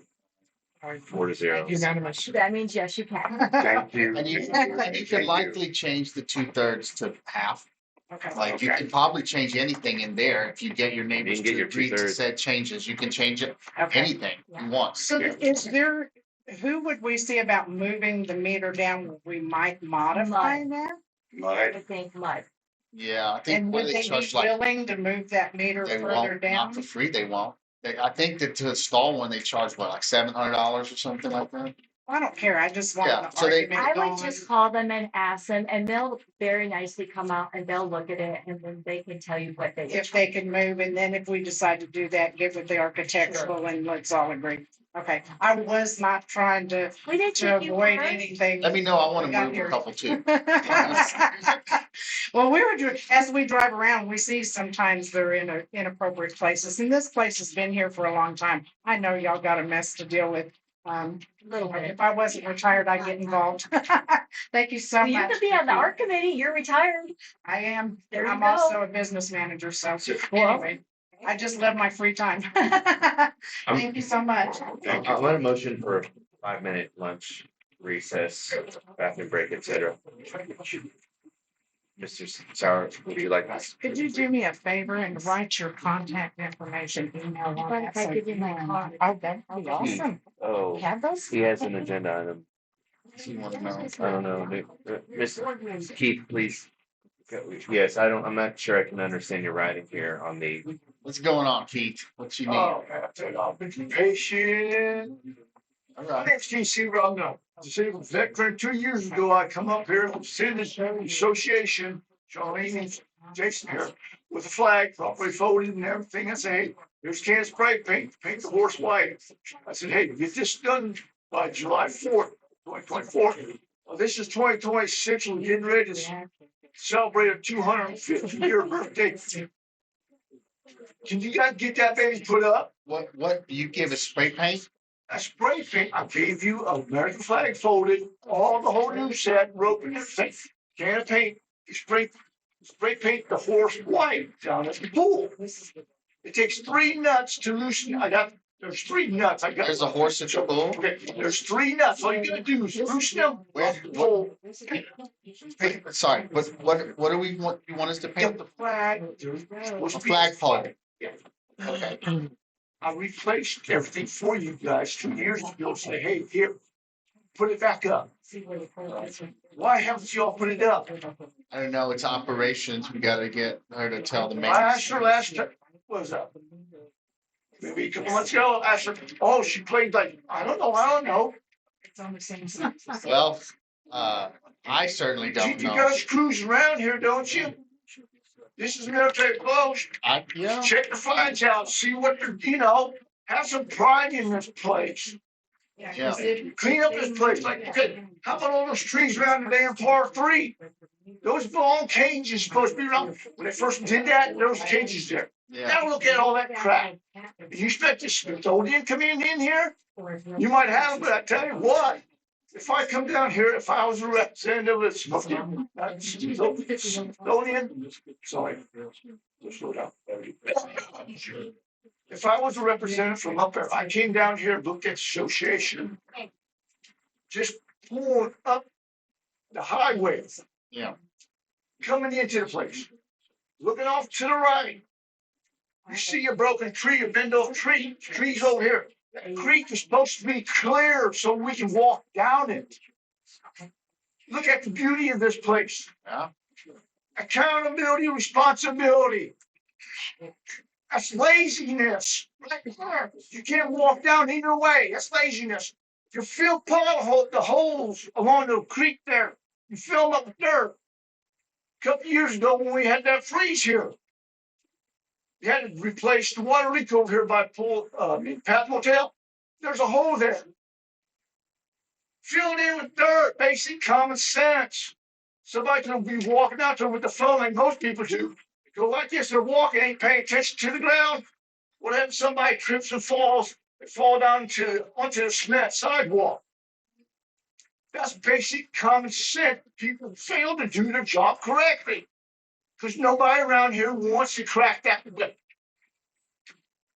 Well, really, the only person really been around here, well, you gotta have somebody that's been here long enough that knows how the fort's supposed to be looking like. Right. Charlene, Keith says he gave us a flag and a can of spray paint to paint the flagpole at the pool, and I mean, once it's done. There's no way for them to hang it up. They told me that there wasn't enough. Matt had said we have to buy something. They don't know if they can get it on that one flag. No. There's 3 bolts. All they gotta do is go down and pull. 3 bolts. Okay, well, I can Loosen have Matt. 3 bolts. Well, that's what you're supposed to do. Cruise around We here. have Look the at flag. the forward. You're on charge of this place. Be better stewards. Oh, and another question. Did y'all, the thing with Bill Hahn, are you going to take out all the information that he donated? No. Okay, good. Not even the visitor center. Okay, good, because just because somebody gets their feathers hurt or whatever, you ask for forgiveness, because if you don't have forgiveness, you ain't getting into heaven. Well, I'm with you on that. Okay, here's one other thing. Now, this is a little basic information for what's coming on. Go to Romans. Book of Romans, dust that baby off. Go to Book of Romans, read chapter 1. Go read chapter 2. From chapter 2, 4 to 13. Put yourself in there. Then go to book of Psalms, read Psalms 37. Slowly, stopping and thinking. And put yourself into those verses. Because look around what's going on with the earth and everything. God's giving everybody a freaking wake-up call. Start walking that path. Thank you, Sure, Mr. you got your chance, but there's some individuals where the great and terrible days coming, guys. Yeah. Thank you, Mr. Seaver. Keith. All right, I Great and terrible day. motion for a 5-minute recess for a bathroom break. Do I have a second? I know. 5-minute. A motion, someone orders his lunch. We'll return at 12:52. We're not allowed to go eat 24/7 jobs. We used to get lunches. No, that was.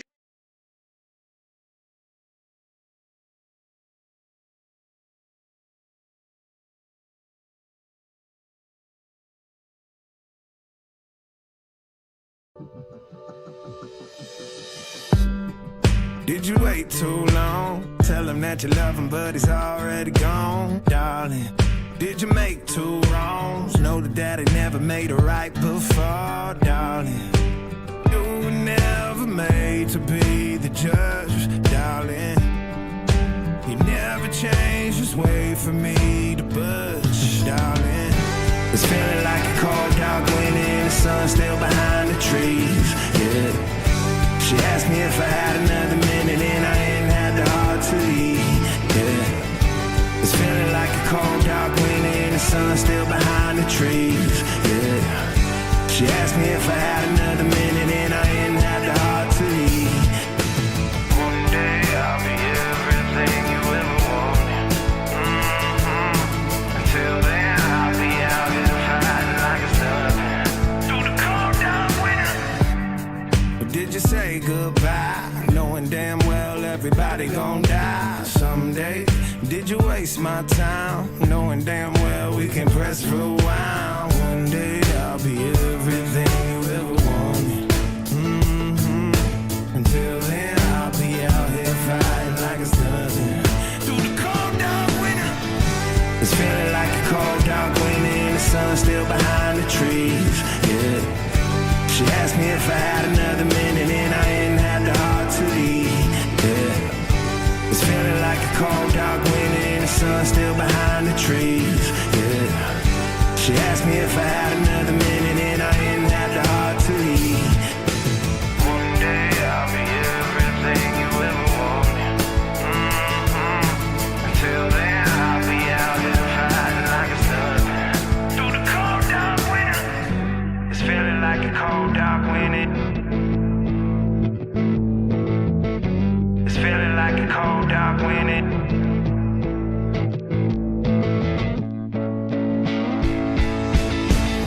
It's feeling like a cold dark winter and the sun still behind the trees. Yeah. She asked me if I had another minute and I didn't have the heart to leave. Yeah. It's feeling like a cold dark winter and the sun still behind the trees. Yeah. She asked me if I had another minute and I didn't have the heart to leave. It's feeling like a cold dark winter and the sun still behind the trees. Yeah. She asked me if I had another minute and I didn't have the heart to leave. Yeah. It's feeling like a cold dark winter and the sun still behind the trees. Yeah. She asked me if I had another minute and I didn't have the heart to leave.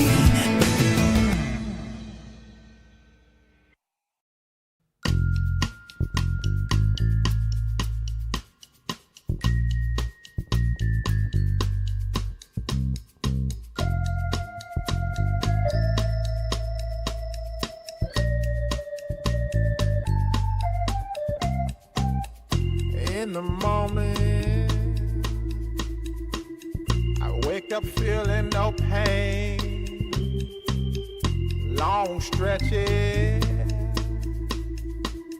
I get to remember it. Then I see my bed is empty on one side. Back in the sheet, only place I can hide. In the morning, I'm wondering how I'm gonna get through the night. Sick and weary, and only your love's gonna make it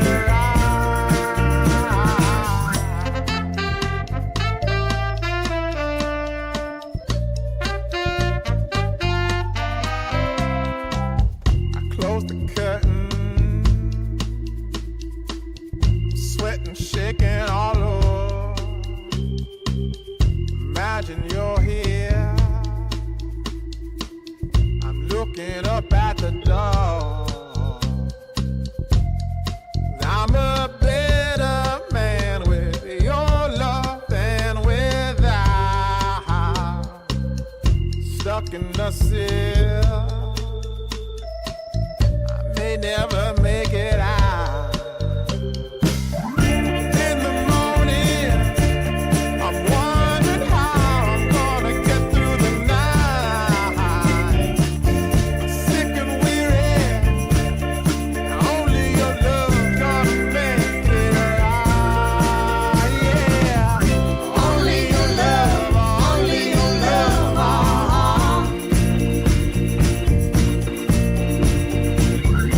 Only your love, only your love.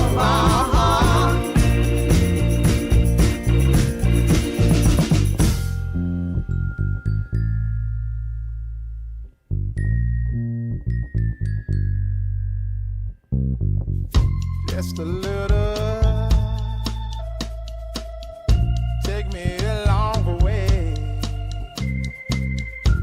won't you visit? Won't you stop by to stay? I'm a better man with your love than without. In the cell, I may never make it out. And in the morning, I'm wondering how I'm gonna get through the night. I'm sick and weary. Only your love's gonna make it right. Only your love, only your love.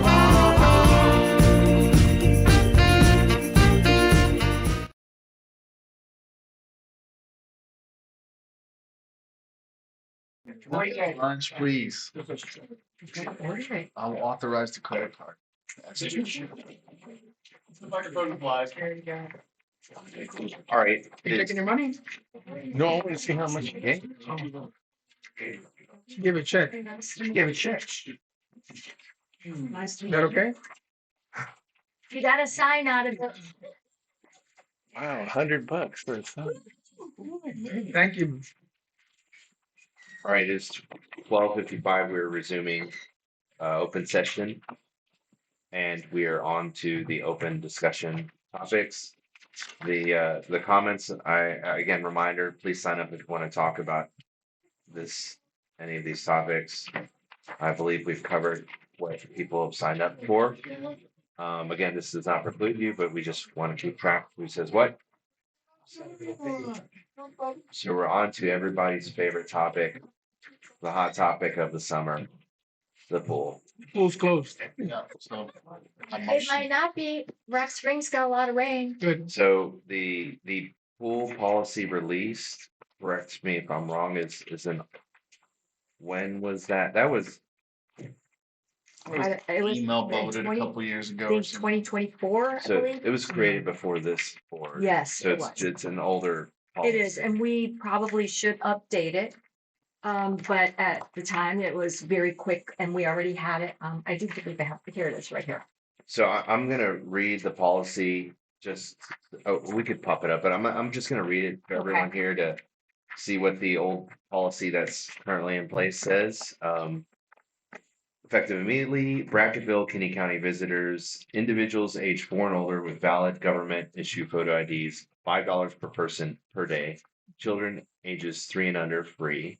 2, non-Brackettville visitors, individuals aged 4 and older from outside of Kinney County with a valid government issued photo ID, $7 per person per day. Children aged 3 and under free. 3, registered guests of the Fort Clark Motel or RV Park. Pool access is included at no additional charge during the duration of their stay. Guests will be issued a dated daily wristband for pool access. 4, FCSA members may bring up to 3 guests per day at no charge. Additional guests beyond the 3 complimentary guests, $3 per guest per day. Children aged 3 and under free. All members and guests must wear an official Fort-issued wristband while using the pool. Member renters. Individuals residing in a property owned by FCSA member are granted pool access privileges equivalent to members, limited to those residing within the rental households until further notice.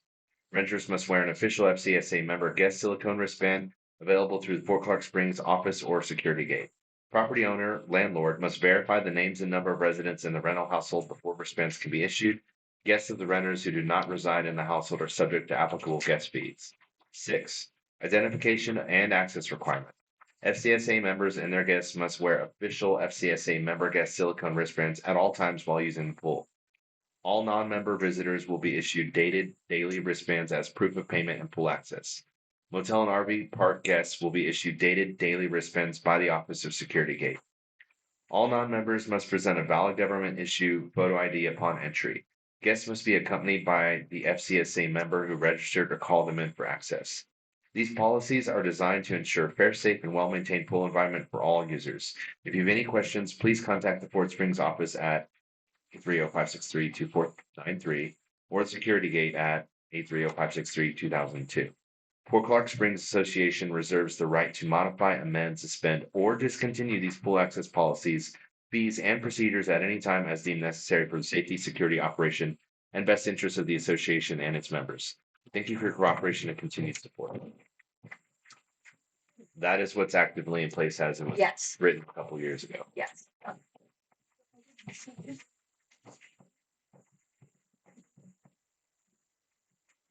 Mr. Lane, would you like to speak? Could you? Yeah, just have a question. You had people over 4 with a government issued ID. Is that still, how do they get a government issued ID? Well, that's like your driver's license. No, he's saying that you don't get an ID until you're 16 plus. So how can you Oh. provide one? Um, I mean, in this scenario, I would say maybe we should add language for the parent of children to provide identification. we could do that. Yeah. Because now I know in bigger schools, noise? they get a school ID. Do they have that here at Racket? It's around your neck and it's paper and. Oh, okay, It's okay. like in the big schools. That's the only thing I had a question on. Thank you. All right, so we're. So the amounts are still good for inflation rates? I mean, for this. No, that's why I said at some point in time, we do have to change this because it just needs to be changed. My preference at this moment is probably leave it, Higher amounts for outside. my preference is to leave it amounts. That might come here and buy a property. We want, No, we want to boot out people that would come from another city and charge them more. And they're the ones that are more likely to purchase here or what, or. I didn't even say what the amount is. $7 now. I could only make it maybe 10, but Ooh, that's a lot. So you. not really when it's a private HOA and we have to maintain it, right? My preference is to leave it as is until next year. Well, I wasn't planning on Yeah. changing it this year. Okay. It's something we all have to talk about. Okay.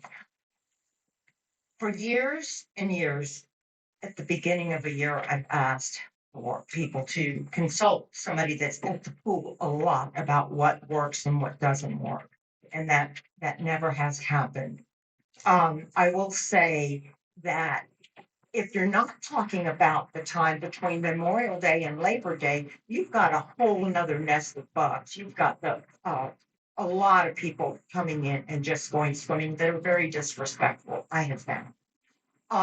The most important thing, I believe, is if we are going to be open this way, then I think when there's a paid party, somebody's got to be responsible for that. They don't see the rules. They don't know the rules. They don't care about the rules. They pay and they think anything goes. We need to have either a refundable deposit to stop confetti, balloons, all those environmental things. And then they need to have a designated person within their party that's responsible for everything. Lastly, I just want to say the pool rules are kind of old and a joke.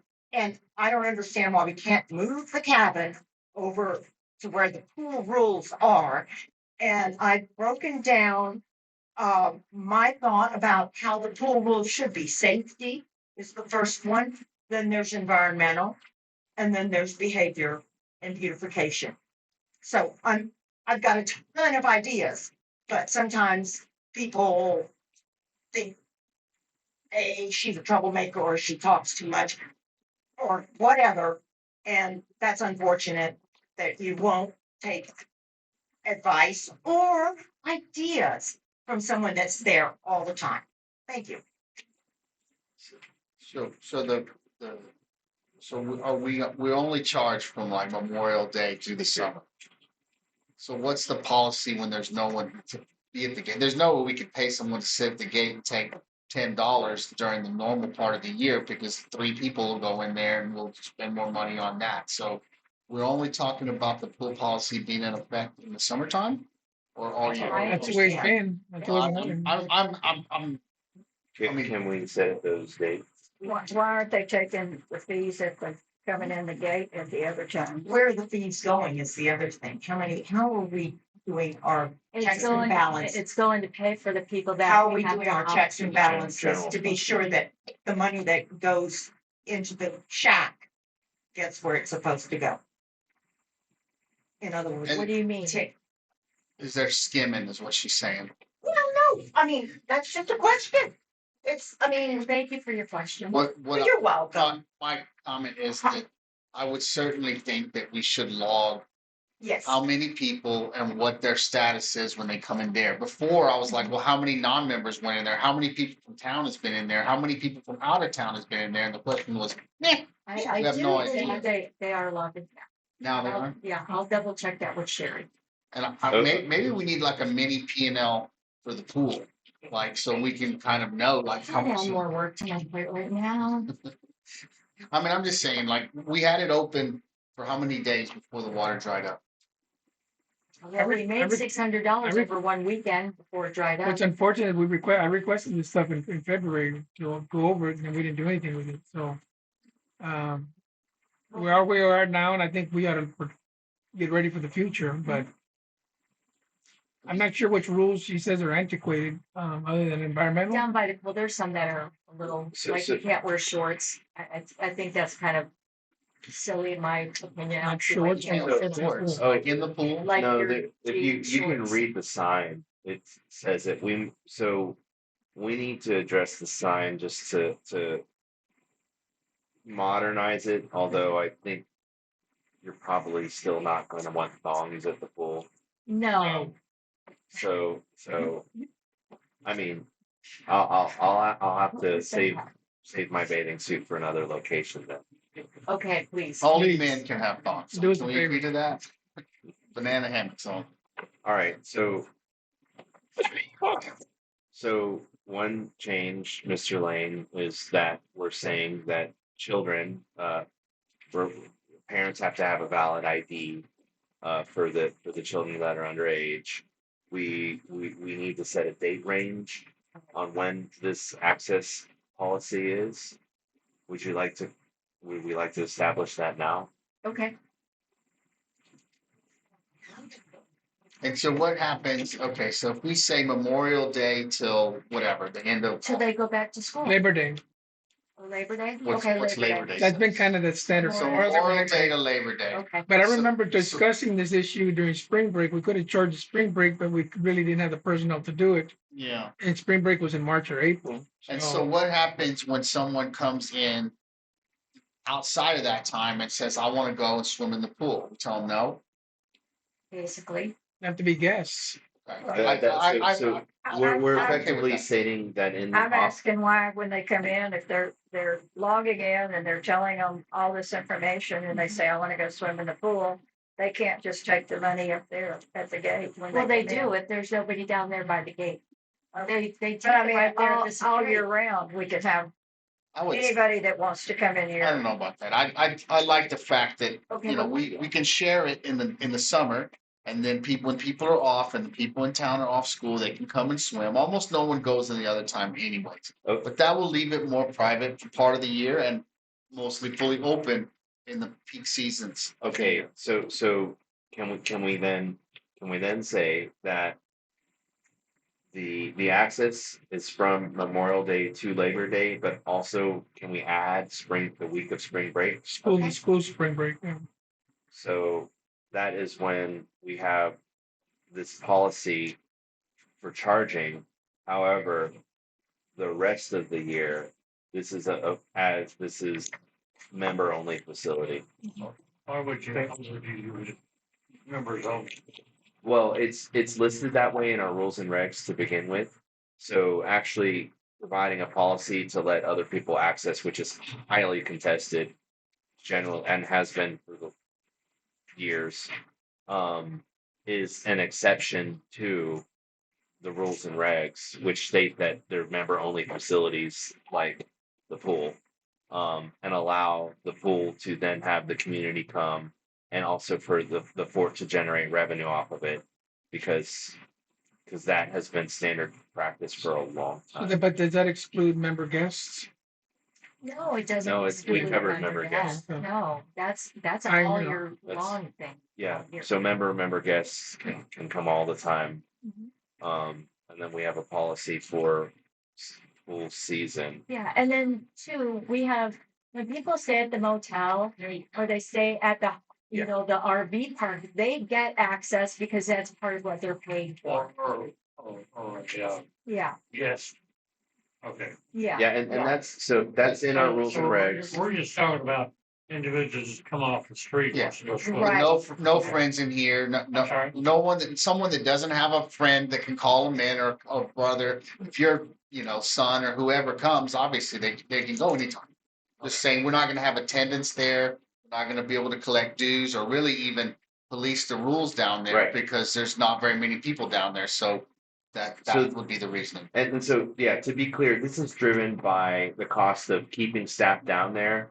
Yeah. And in the off season, that cost well exceeds the amount of people using the pool. Sure, I understand.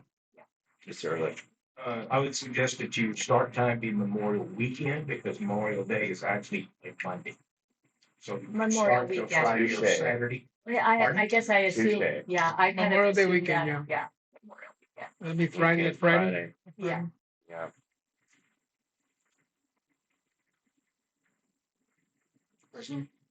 I do have a question. Hey, Charlena. Yes, ma'am. So the workforce thing, would they have a person who during the summertime? I mean, I assume we're talking about high school kids on the They're workforce. usually seniors. Could that be applied to the pool? Yes, it can. Could we have So- one of those? So right now, when they apply for this workforce, they gather the people that applied from bracket because we're here, because they're not gonna job. The parents have. Only to- one person applied. Oh, It's- yeah, We could have had Valid ID for five, parent from the but parents. nobody Yeah. applied. Gotcha. So is this And we something were that's gonna been advertised, like has something been put out to? The workforce center puts that out, and I do have, I could bring the flyer in so you could read the flyer. I have it on my desk. But they do all the advertising. They reach out, they have to go through their avenues because it's insurance through the school, so they partner with them. We were hoping we would get 4 or 5 people, and we were gonna put people down by the pool. So But now through workforce, are these people reimbursed or like? they get a paycheck, yes. Okay. Through the state of Texas, so that's why they only work Monday through Thursday, because on Friday, you have to go to Uvalde, you have to check in, they go over how their week was, and then they pick up their check there. Gotcha. Okay. So how many do you usually hire in the summer? This is do we hire in the summer? How Yeah. many employees do you usually In have? the past, how many employees at the pool? Usually because we have to have one at the shack, we have to have an extra person up front, so we have to have 2 people at the gate. And it's good to have another one down by the. So pool, where do about- where do these people come from that you're hiring? Are they not students? Oh, yeah. You're getting mixed up. One is our regular employees and one is middle No. workforce. So are they, the ones you're hiring, are they on the payroll already or are they temps that you hire for the summer? No, they're on payroll because I hire summer. It's temporary employees. So you put them on the payroll? Yes, ma'am. So are they students?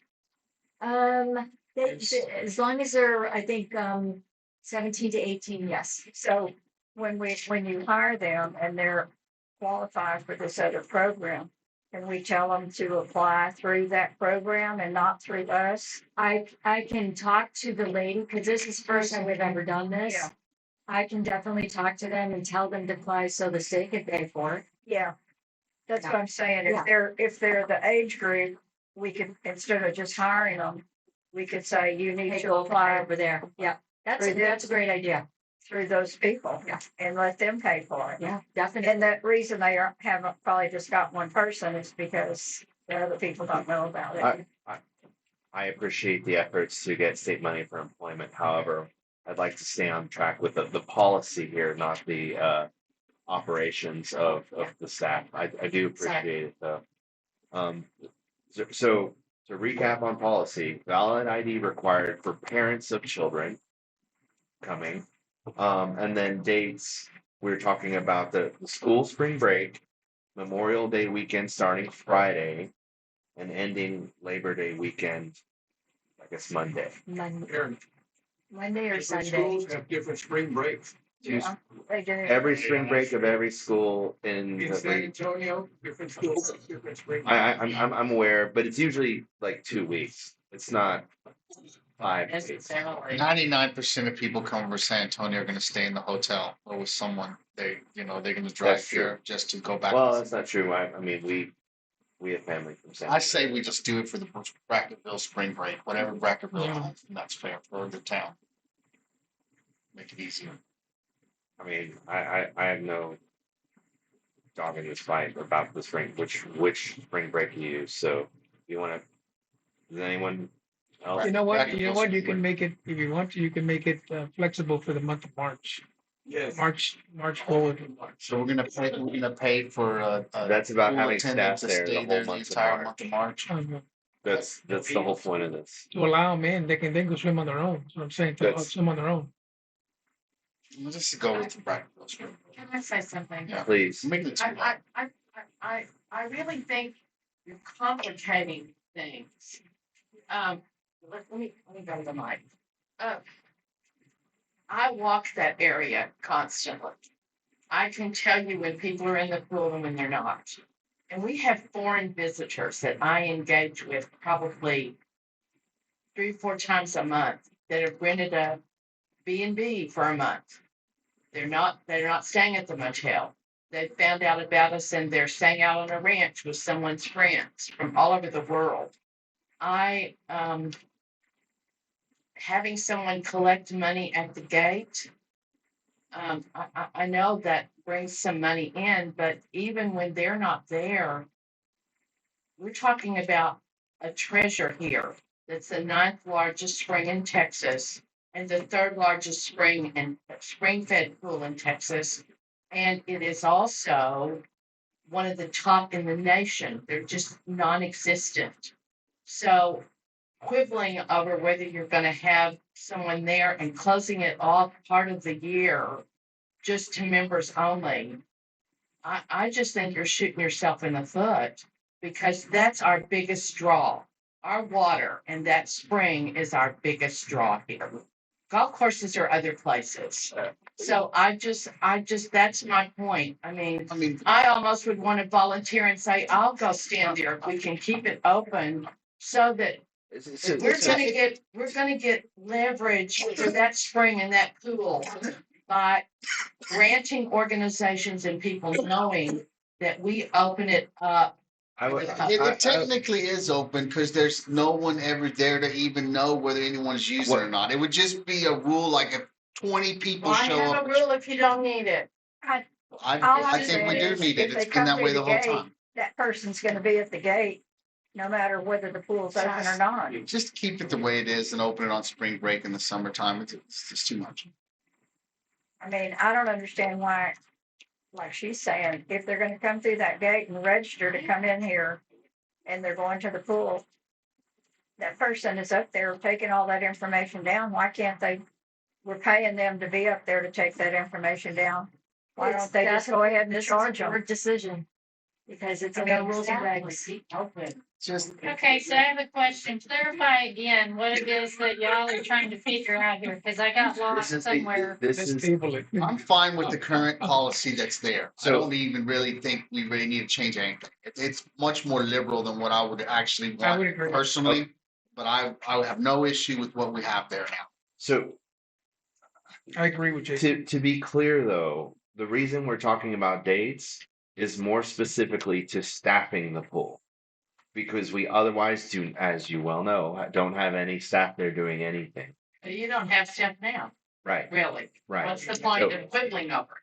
Well, it's Why do we in have our- a front gate in a private community? Why don't we just tear the gate down and let everyone come in and drive around and use Red Bridge The River? 9th largest spring in Texas. You have the 3rd largest spring-fed pool. And that's why It is a treasure. And that's you why- want people to come in and pay money at that gate. Well, we want- because that's what we have to offer the world, so we can keep our water. That's why, Jason. I think the current policy is fine. Like, Well, I'm still listening to, I'm trying to figure out what it is we're talking about. This is the pool access policy. The policy that I read talks about the fees for the different types of entry and the non-fees for the members and member guests. Okay. That's it. It doesn't have dates set on it.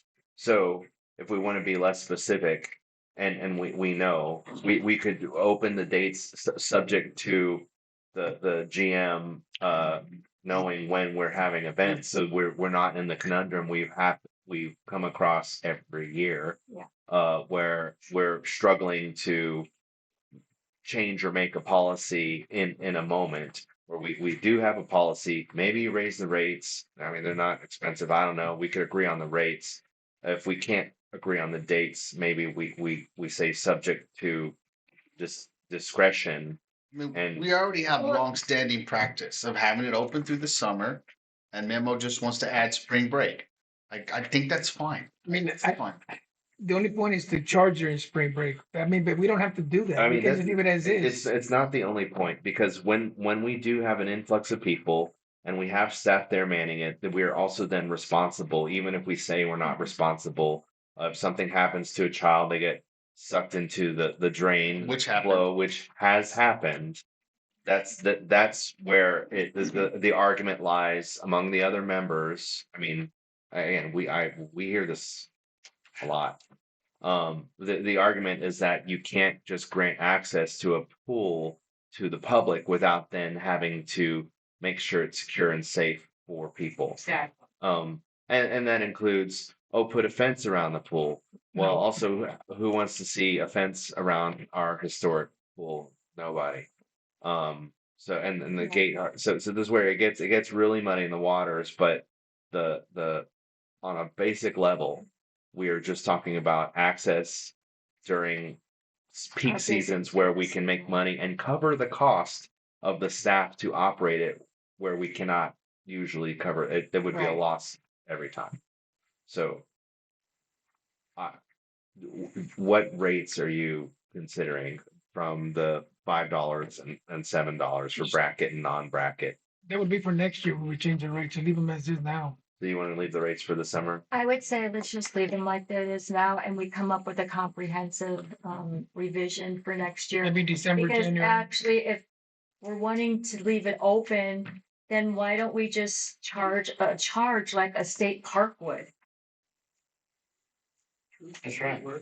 Just like the golf course. I mean, if we charge Oh, yeah. $25 a car, Because the state park is supported by the state.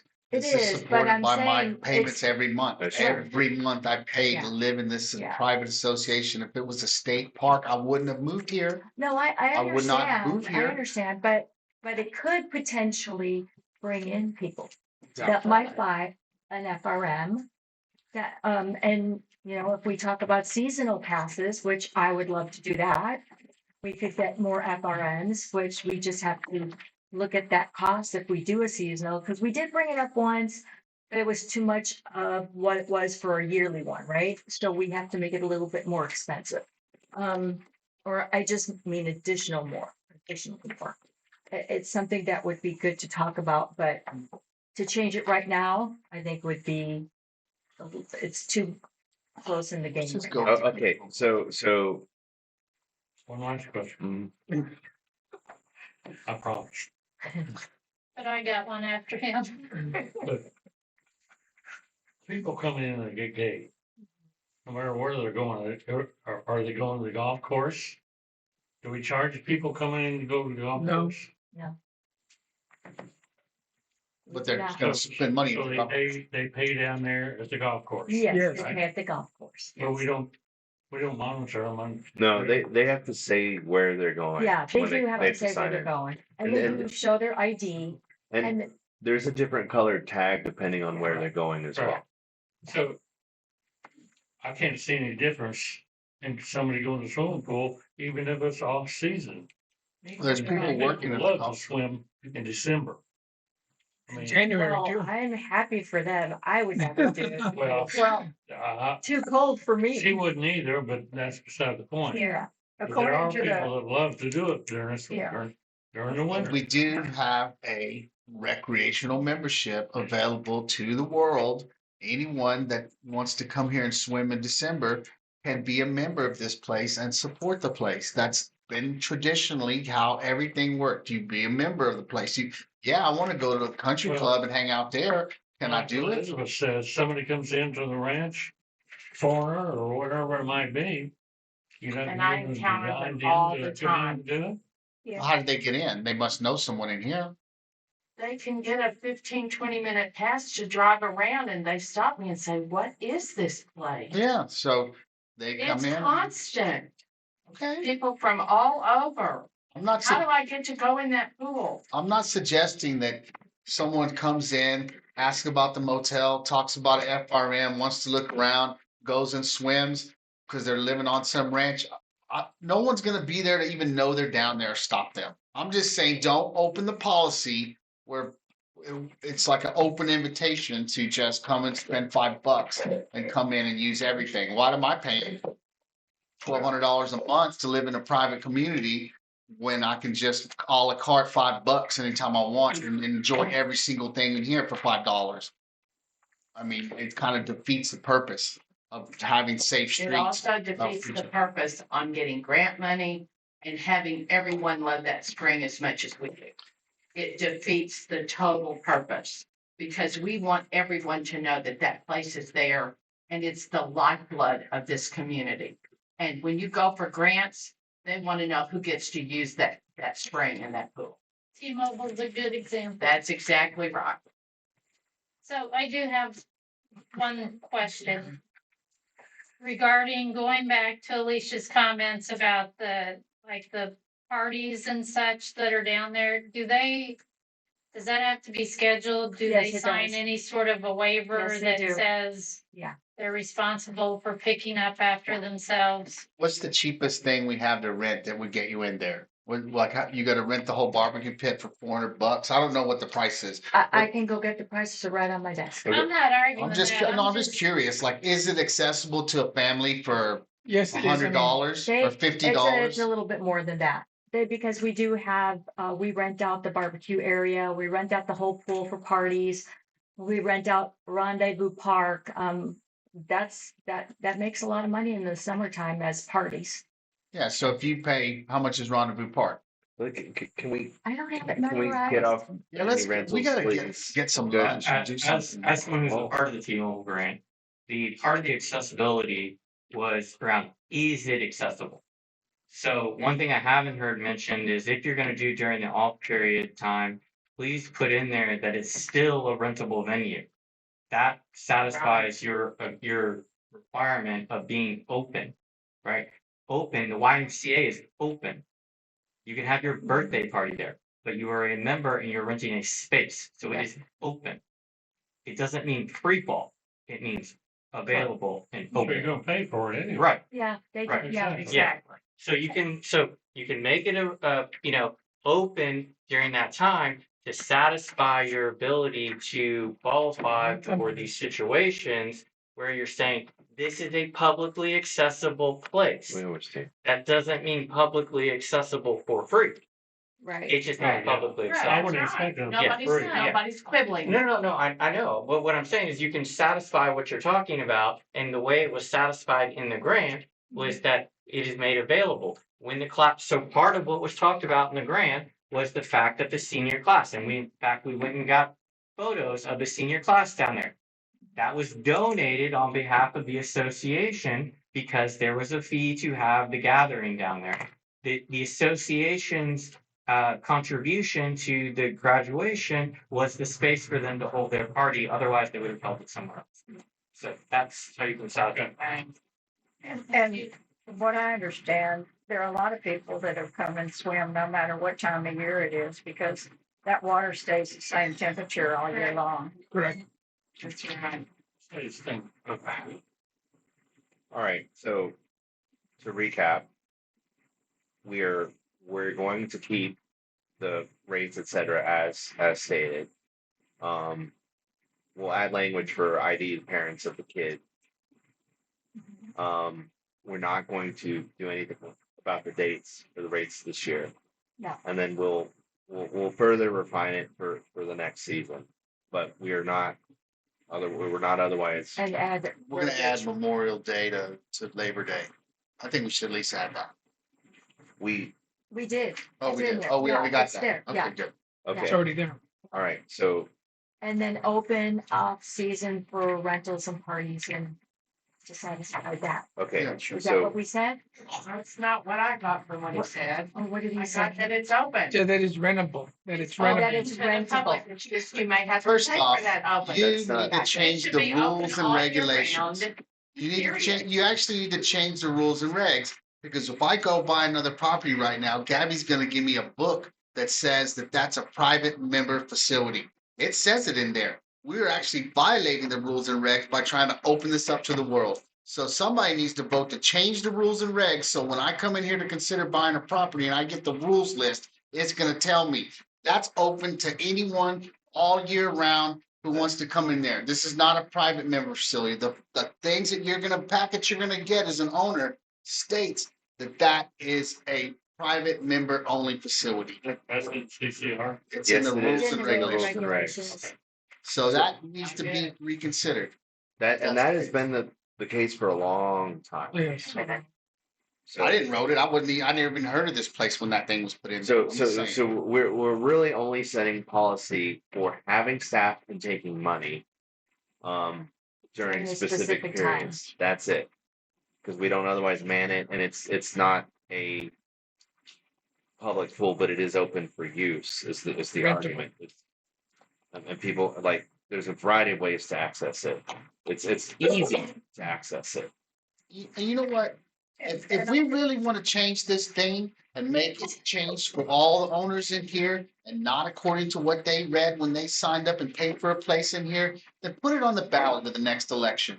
Have the membership vote. Do you want to open up the pool to the world or you don't? And then you'll get a real answer. You won't get just one or two or three, four people's opinion. You'll get everyone's opinion. And if 400 people say open it to the world, then I guess that's what we should do. And if 400 people say don't, then I guess that's what we should do. You know, I think that's Okay. probably the most reasonable option. I think what we're saying is it's gonna be open for rental. It's open, yeah. but it's gonna be open for rental. Yes. Not to the world at any time. Yeah. Anybody that wants to come in and pay $5. Right. It's open at different times. At the fort's discretion. And we have a lot of people that are coming through here. They're not gonna buy an FRM or a seasonal because they might be on the road and they're gonna come in here one time and they're gonna be gone. But let's say that I lived. Let's stop having Oh, stories. never mind. Next. Please. Next. $5 will devalue the FRM. So- Because if you come in here one or two times per month, that's way less Jason, than the please. cost of the FRM. It's $50. You'd have to come in here 10 times and use the pool 10 days a month to make it the same. All right, next. Let's get out of here. All right, so no motion made on the pool. We agreed to address we have The verbiage change. Some of the verbiage change. Yes. All right. The next one, dispatch policy, social media policy. We found one looking through. Yes, there was one that was Fairly reasonable, well-written one. okay, Yeah. and that was rescinded, but I'll read the resolution. No, I thought the board. I'll go through Oh, this. okay, I'll go through okay. this. So the resolution passed in 2019, April. I'm looking at it here. Be it resolved by the Board of Directors for Clark Springs Association, Inc., the association hereby establishes a communication policy to promote effective communication and continuity. For Clark Springs Association, email accounts will be established for all directors for continuity, correspondence between directors, administrative staff, and correspondence with membership. As a courtesy, directors should inform the board and executive officer when unavailable or out of town. When not acting in the director on-call capacity, directors will inform the board when a meeting with administrative staff has occurred and the nature of the meeting via email. Spouses of directors are not permitted to conduct board of director communications. Official channels of communication from the association to the membership will be through dispatch email, for Clark Springs social media outlets, Facebook, Instagram, YouTube, etc., for Clark Springs website, print and marquee display. Official channels of communication will be used solely for communication with membership to provide proactive warnings, make announcements, promote association-sponsored events, etc. Official channels of communication will be used to project personal. Wait, I'm sorry. Official channels of communication will not be used to project personal opinions or messages. If a message is policy-driven, it will require full board approval prior to distribution. If a message is administrative in nature, approval authority is delegated to the executive officer unless it contradicts a policy or governing document. The executive officer should utilize the director on call if needed. If the executive officer and the director on call are not comfortable making the determination, then the director on call will consult the full board. Directors, as elected officials, are permitted to have their own outlet of communication with their constituents. Directors may not speak on behalf of the full board, may not make promises or commit association assets to a member cause, etc., and must be in compliance with the code of ethics outlined in the FCSA bylaws. Passed and approved, Board of Directors, Fort Clark Springs Association, Inc., acting in regular session, 17th of April, 2019. So that was a resolution for. And mostly reasonable, and to me. But that was rescinded, correct? Yeah, as soon as they Well, I tore thought down the just last board, they part of tore it- that down immediately. But it just said the call board was The- rescinded. Here's the resolution rescinding. I- 2020-03, a resolution rescinding resolution 2019-05 that established a director on call program for Fort Clark Springs Association, Inc., a Texas non-profit corporation. Be it resolved by the Board of Directors and Fort Clark Springs Association, Inc., that resolution 2019-05 establishing a director on call program is hereby rescinded. Future director-driven programs may be established by the Board of Directors at its discretion through internal policies and procedures. So, My understanding is it just rescinded the on-call directors, not the Yeah. policy. And they got rid of Well, that it part. says it rescinded the whole says policy and the mentions that policy, one the thing. resolution is rescinded. Oh. Yeah, I'm not a real big fan of director on call. I mean, I'll be on call. It's not that. I just I- don't think it's yeah, the we don't greatest need the deal. directors But on as far call. as, basically we send out official things, not flooding our official communications with, stuff that's not specific to us. There's all kind of other outlets for that, Facebook groups and all this. So that's always been my position, is that we use the commit things for specific things, the golf course is having a special, not necessarily someone's having a yard sale, or there's something going on in Brackettville totally unrelated to the fort. Well, it may not be totally unrelated because Brackettville is like right across the street, so they could be having stuff that the fort would like to.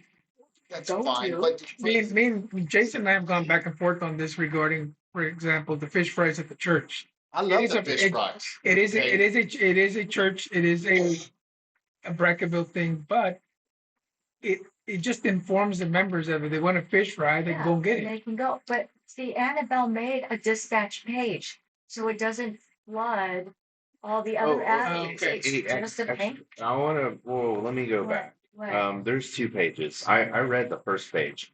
The second page is 2019-05 director on call. Right, that's the one that they. So that's the one they rescinded, which means That it's. that the resolution told you. 2019-04 is in effect. I told you. Okay. That applies specifically to dispatches. So we've been that violating the So we've been dispatch. violating the Crazy. Well, dispatch rules. we just found it. What, so the fish That's fries what- were violating with the fish fries? Oh, yeah. You know what? We need. I have a whole thumb drive full of I'll just, resolutions that All we're right. working on to name because all they have can is drop them. numbers. I mean, it's not, I'm just saying, there's tons of information being flooded at everyone on everything. If I subscribe to Fox News, I don't necessarily want to see cooking shows on there. If I want to know the specific things that are dealing with the fort and what's going on in the fort and the official things of the fort, then I'll look at the dispatch. If I want to know if there's a high school Okay. graduation. Okay. let's say, here's We the got it. policy, that's fine. That's fine. As long as it's related to the fort. Just and not loosely like, well, you know what, there's people that have kids, it's about kids in town, so let's do a high school graduation thing. Is the high school graduation on the fourth? Are they renting the NCL club? Does it have something to do with here? Or not? Yes, we are. Are we? We don't act like it. There's a but property yes, we line and a are. security gate, so that divides the thing. It's not, like, we're not. There's kids who live out there. They do. There's a community center and it involves the fort. I mean, I don't. We've got lots of kids on the understand. floor. We do. I think. I'm just saying about on the official communications, I'm not trying to block children. That's what she I'm just said. saying, don't just put every just said single that. thing in our Yeah. official There's two separate things. communication. Yeah. So people that want to know officially what's going on, they'll see that. Make another dispatch channel that anyone could subscribe to, and then make one that I can only have my email address on that's only official things. And if I choose to hear about fish fries and high school parties, then I'll subscribe to that one. Okay, however, Our show. however, However, well, However- I think Charlene said that Annabelle's Yeah, but taking what art care show? of that. There's one in here, over there.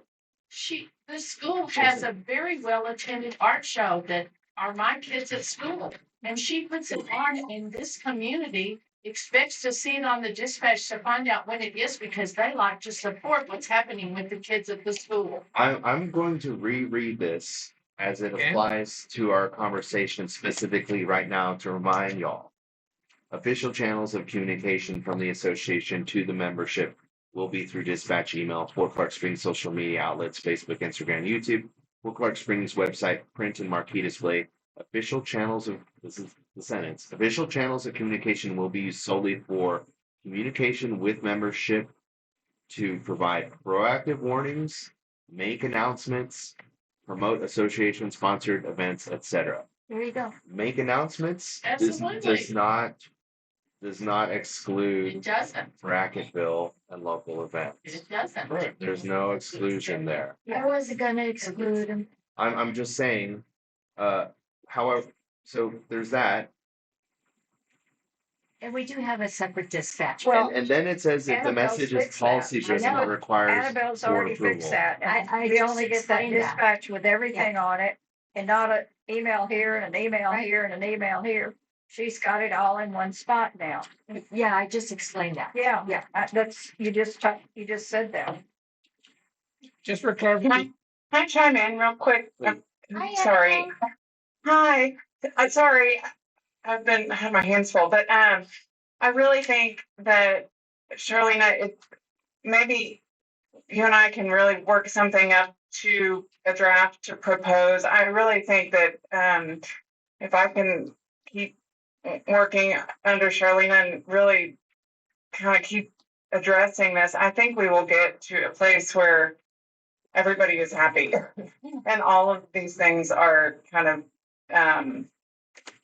developed in a way that makes sense. So, I mean, I think everybody's we're getting into the weeds on little things, but I think that Charlene understands that kind of all the needs and the wants. And I think once we get the structures and the procedures and the functionality in place, I think that these things will all kind of come together. But I do think some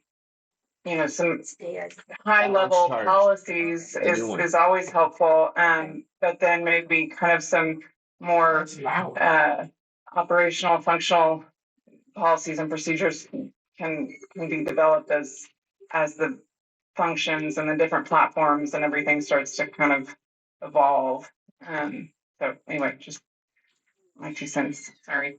Thank you. Okay, so I would love to help. all right. So to recap, well, we have a dispatch policy that's in effect that has recently been discovered Yes. that we have violated. However, Don't look at me. I'm gonna I agree that it can be, well, one, we're gonna pull out the director on call language, Yeah. but two, I'm gonna motion to, Hold on a second. Does this thing also apply to people members who want dispatch sent out?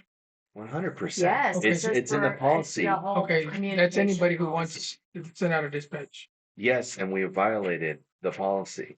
How, We have. by not allowing them, No, by allowing people to post things that we certainly like have. the fish fries. No, No, he's talking about more, more contentious things than a fish fry. it has levels of what you can post. So anyway, I'm gonna motion that we, per Ms. McNew's recommendation, and I motion that we let Charlena develop further our existing dispatch policy and present it to the board in our next meeting. I'll second it. All in favor? Unanimous. Yeah. You're talking Or about, she's gonna 4 to amend it, 0. she's gonna amend it, right?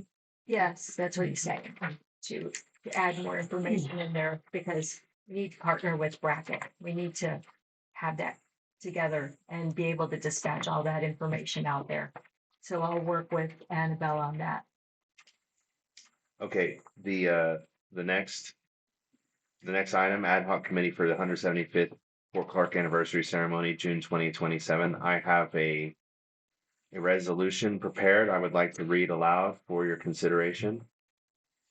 Resolution of the Fort Clark Springs Association Incorporated acknowledging the 174th anniversary of Fort Clark, the historic relationships of peoples connected to Las Morris Springs, and the approaching 175th anniversary. Whereas Fort Clark was established on June 20th, 1852, near Las Morris Springs in what is now Kinney County, Texas. And whereas Las Morris Springs has long been a place of natural, cultural, and historical significance, known and used by indigenous peoples, travelers, soldiers, scouts, settlers, families, generations of residents connected to this land. And whereas the history of Fort Clark and Las Morris Springs is broad and complex, including the stories and contributions of the Lipan Apache people, Seminole Indian scouts, Black Seminole families, Buffalo soldiers, and United States military, civilian employees, ranching families, early settlers, preservationists, and continuing Fort Clark Springs community. And whereas the Seminole Indian Scouts rendered distinguished service and remain an essential part of history and heritage of this place, and the Lipan Apache people and other indigenous peoples have deep historical connections to this region.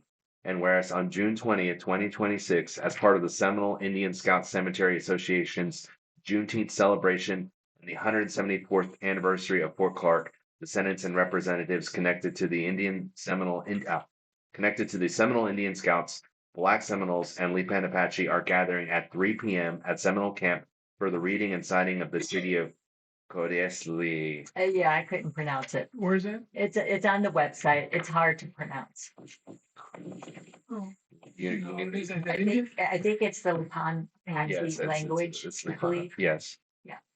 So that's today at 3.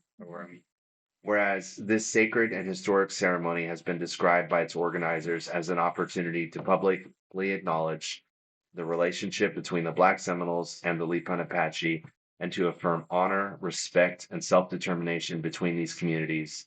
And whereas such efforts to acknowledge shared history, strengthen mutual respect, and promote understanding are positive and meaningful for the history, present, and future of Fort Clark Springs and the broader community. And whereas June 20th, 2027 will mark the 175th anniversary of the establishment of Fort Clark, offering an important opportunity to reflect upon the full and diverse history of this place with accuracy, dignity, inclusion, and respect. Now, therefore, be it resolved that the Fort Clark Springs Association Incorporated hereby acknowledges June 20th, 2026 as the 174th anniversary of the establishment of Fort Clark, and be it further resolved that the association recognizes the gathering at Seminole Camp and the reading and signing of the Treaty of Codesli as a meaningful expression of remembrance, respect, and relationship among communities deeply connected to the fort and Las Morris Springs, and be it further resolved that the association encourages continued commemorative, educational, cultural, and historical efforts that honor the diverse peoples, histories, and cultural connections associated with Fort Clark, Las Morris Springs, Bracketville, Kinney County, and the surrounding region as the community looks towards the 175th anniversary in 2027.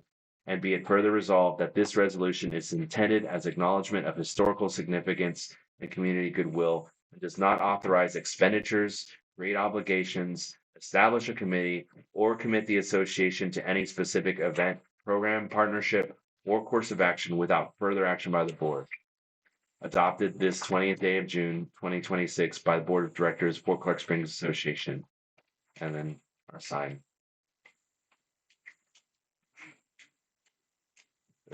So I motion, this is the resolution I put on the table.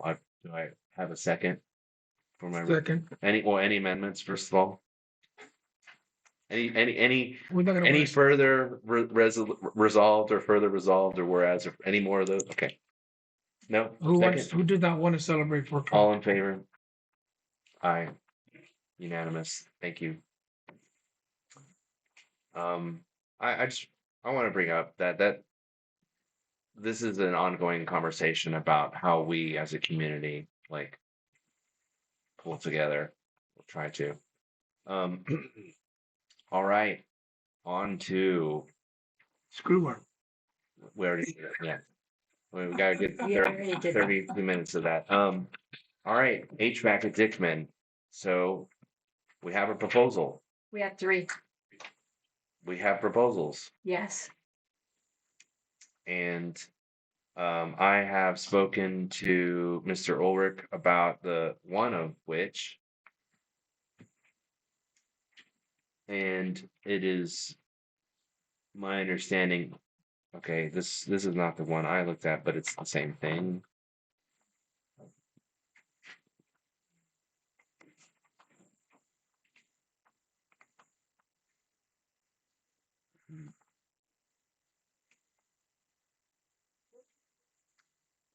So the one from Rio Grande Heating. Well, so okay, I'll just go through them.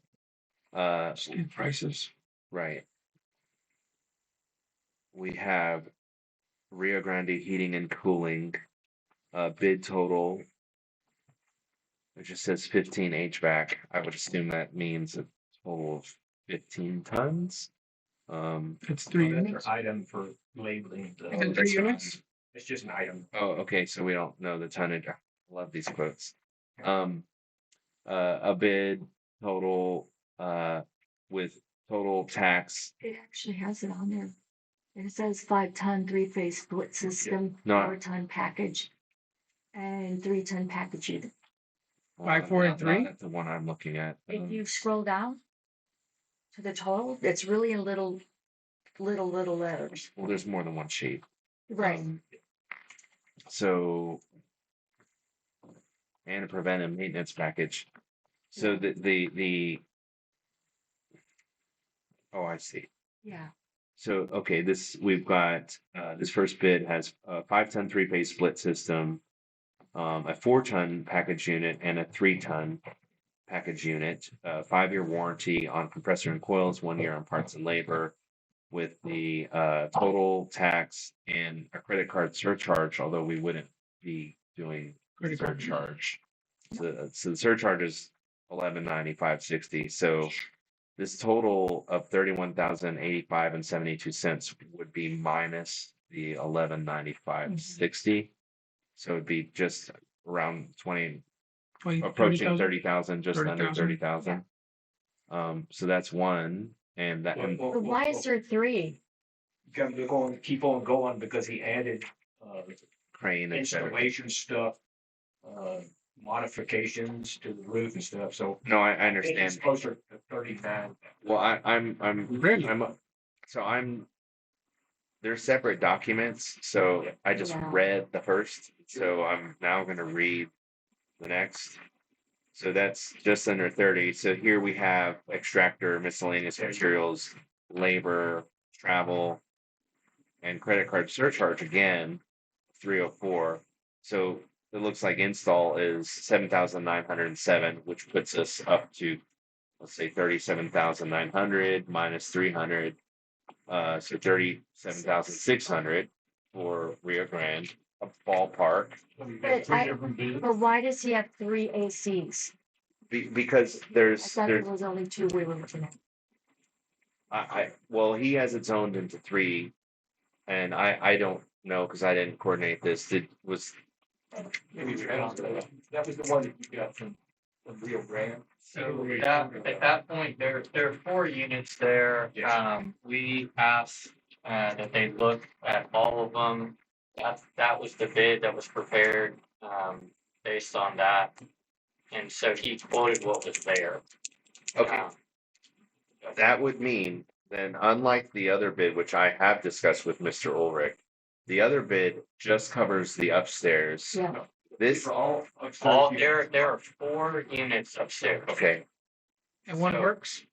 No, none of no, them. So I don't know why they quoted just the 3, that I have so that building when it was originally in place and those 4 package units were in there was split. And it was set up so that it could be sectioned off, whether they were having multiple events in there at once or they wanted a smaller space. So it had multi-zone areas. All of that functionality has been removed. That was removed many years ago. Some of the remnants of it were still there. All of that's been patched up. But you used to be able to section it off. That functionality is no longer there. So I'm not certain that the 4 units in and of itself is taken into consideration if we don't need multiple zones. This is for 3 units. So That's for 3. if we don't know what our needs are, then why are we getting bids? I'm sorry. what's the question? I mean, What's the question? you say you don't know what your needs are.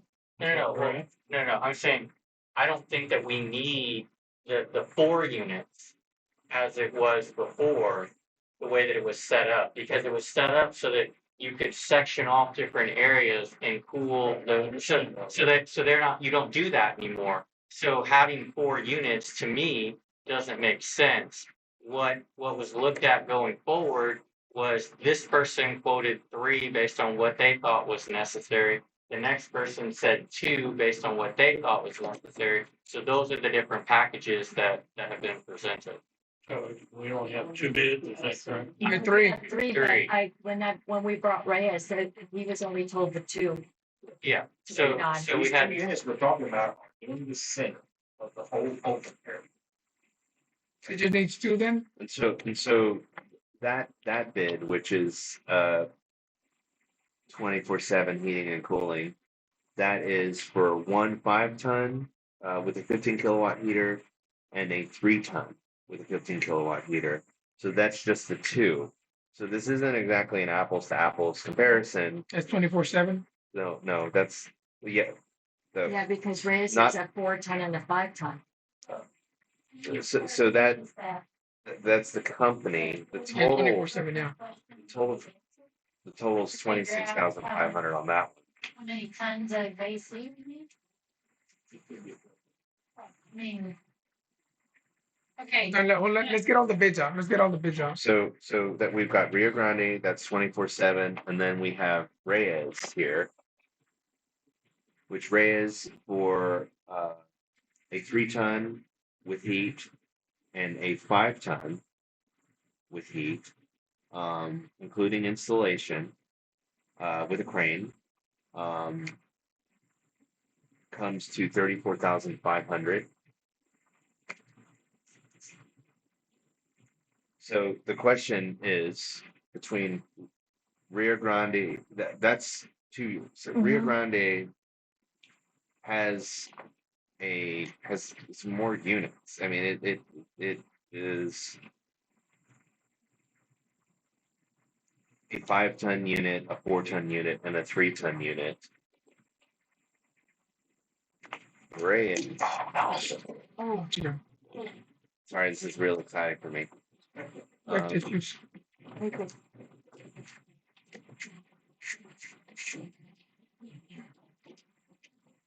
Reyes is a 3, a 5, and a 3. So those are 3 of them? No, the Reyes is 3. No, I'm sorry. Rio Grande has 3 units. Reyes has 2, and I believe Western also. Western is not 24/7. Thank you. Oh, that's just maintenance and diagnostics. Sorry. Then 24/7 has a 5-ton and a 3-ton. So the only apples to apples comparison here is Reyes and 24/7. whereas 24/7 is 8,000 cheaper than Reyes for the same thing. I mean, I'd want to check the bids to be sure of that. However, Rio Grande is more, but it covers more of the space. This is my understanding, because we've got That was their assessment of what was needed.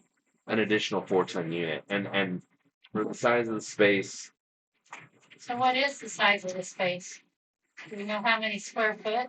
yeah, I can go get that answer for I you. don't know offhand with the square. I mean, that would kind I'm of confused. dictate how many tons Right, but units you need. But they know. I mean, That- they know. They That's what we were asking the companies to evaluate what was needed based on the configuration of the space. All three of them have two different answers. Yeah, No. no, no, no, No. two of them had the same, and one of them had an additional 4-ton unit. So two of them bid 5-ton and a 3-ton, and then the other company said you need a 5-ton, a 3-ton, and a 4-ton. Which I wouldn't expect, I wouldn't expect how they So was. what are the price differences? So the two that are closest together are Rio Grande and Reyes. However, Rio Grande is 3,000 more, except it has a whole other 4-ton unit. So it's substantially a better deal. If we're comparing And the just price was, so Rio Grande is 37.6 and Reyes is 34.5. Except Rio Grande again is substantially more cooling than Reyes. It's gonna be more What electricity is the too. background on the companies? what was I the mean, price? They do air conditioning. Wasn't there? I know, but I meant, how long have they been in business? Are they insured and bonded? And- Yeah, there's one more bid for 26. Yeah, they're Yeah, just. That's 24/7, but that's a 5 and a 3-ton, Right. Then there's Western Air. which is Say? that's a maintenance. Yeah. Western Air is a maintenance package. It's Yeah. not. Western Air was the very first group that wanted to charge us like $1,500 just to come out and Look at give it. us Yeah. it. And we said. Yeah, I see it. Yeah. Yes. So their proposal for them is maintenance, and we'll give you a bid if you pay us. So I think the background that's being asked in memo, correct me if I'm wrong, please. I believe in 22. Who is the $26,000 bid? At The- 24/7. 20, okay, so in 2022, we spent $22,000 on the downstairs for 2 units that are still in place. That was 24/7 at the time, right? I believe so, yes. Because I know they did the I have- NCO club. I have it Yes. about a spreadsheet. Yeah, okay, if you could go through that, so I'm not going off of her. She's got all that. She did go. But you know what? We called 24/7 back on different items, and then they always wanted to sell it more. Yeah. Other stuff, and when they didn't need to do that. All I'm saying is on the background of the company. What is their service? What service do they offer us? How long have they been in business? Rio Grande comes out of Eagle Pass, and I know they service a school, but they're always pricey. But like he said, you know, for $3,000 more, you get an. Yeah. See, I don't know if they're gonna put generic air conditions or they're gonna put name brand air conditions. Champion is It's a name brand. it's a name It's a brand, lower but it's brand, it's but- not the high It's not trained. It's Right. not Rudd. Right. Brandon, champion. Champion. I mean, it's still. And what is It's what a is lo- Reyes? What is Reyes gonna offer? It's a lower tier, but it's still a known name. What is Reyes offering us? What brand? I think this was a Rudd. Did y'all not look at these before? No, I have looked at some of it, but not all of it. Yeah. So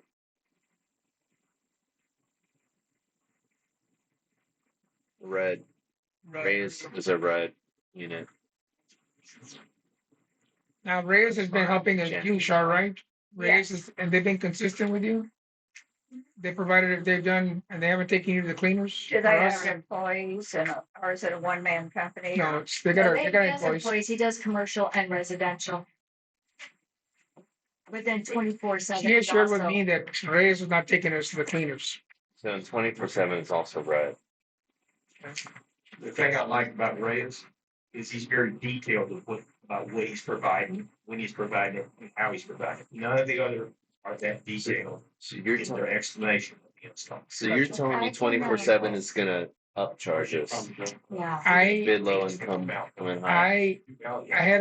My experience with them has been, they did the air conditioning at the NCO club, the Peterson was here, and then all of a sudden they I don't know, maybe we were taking advantage of, I don't know, but Well, I could just give an experience that I've had. That's all I can do is just tell you. So, over where housing them are. on that side, The AC that was out there, well, there was a mini split that was in there.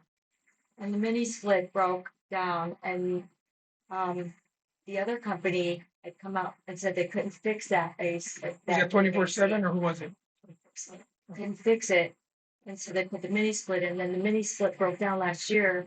Reyes came out and he fixed that other AC and it cost $600. That was it. Just put some free on it. No, he didn't just. I mean, put I'm free just- on it. Yeah. I would love to go in like this. So we have an event scheduled in July, correct? I had to change it because I didn't know if we were gonna be able to they're gonna be downstairs, but if they can go back upstairs, it'd be better. And how much are we charging for events? For upstairs, 450, and for downstairs, it's 350. Or, yeah. And 300. and how many events per month roughly? Well, there's another one scheduled, so that right there is 900, In what time period? the same month, I believe. We've also really stopped trying to get events because of this concern. But I mean, we've got a spreadsheet and kind of a projected, opportunities and potential revenue, potential bookings. But until it's really right now. I mean, Charlene said, having to cancel that class reunion is a big bummer. It would be really nice to have a class reunion from the 70s be able to enjoy and celebrate in that space. But I mean, this thing's gonna be a long-term payout. Let's say we rented it 10 times a year, there was $450, we got electrical cost, all of their maintenance cost. Let's say we got $350 clear off every single one, we did 10 a year, that's $3,500. We're talking a decade to pay back those things. No, at that rate. you're not including, as this is all under our TABC license, our bar, then I guess can that's true. increase We're gonna sell alcohol booze up sale. there. We We can can sell actually booze get up a there lot for more. events. George, can we afford anyone? Annabelle, can you resend me that email? Because I have so many that we go back and forth for your spreadsheet. Sure, can we afford 1,000? Because it's gonna come out of the capital repair, I believe so restricted. My take, and I'm gonna be honest, it has nothing to do with Smithsonian at all. Mike, What? Mike. Your mic. No, but it's for the Oh, recording. okay, TV line. okay. Can you hear me now? Okay, so my idea is this, we have people that put a lot of work into the upstairs. Dickman has not had anything up there for a long time, and it is a beautiful venue. We've lost potential rentals for a very long time, and the Smithsonian brought the want to get it back together, right? But at the same time, it's gonna bring us more revenue. I can rent that upstairs for $450, and people can have parties again and weddings again, and I personally feel this is fantastic for us to get this done, and I feel very strongly that we've got people asking to rent it, but we've had to turn them away. And I honestly think, wouldn't you want to go up there and dance? Maybe should maybe get married again? No, you don't want to see us dance. Set all the numbers. I promise you. I would also and I think this, in the spreadsheet that you have, the association has spent a significant amount of money on this building already, on the outside of this building. So we kind of need to look at this as a whole. We spent all this money maintaining this building so that it can be in a condition, at least aesthetically, that it's there. Are we, we either need to move forward or we need to look at what we're spending on the building, because I think we spent on the outside of the building in the last 5 years $30,000 to $35,000. I think that's on the lower.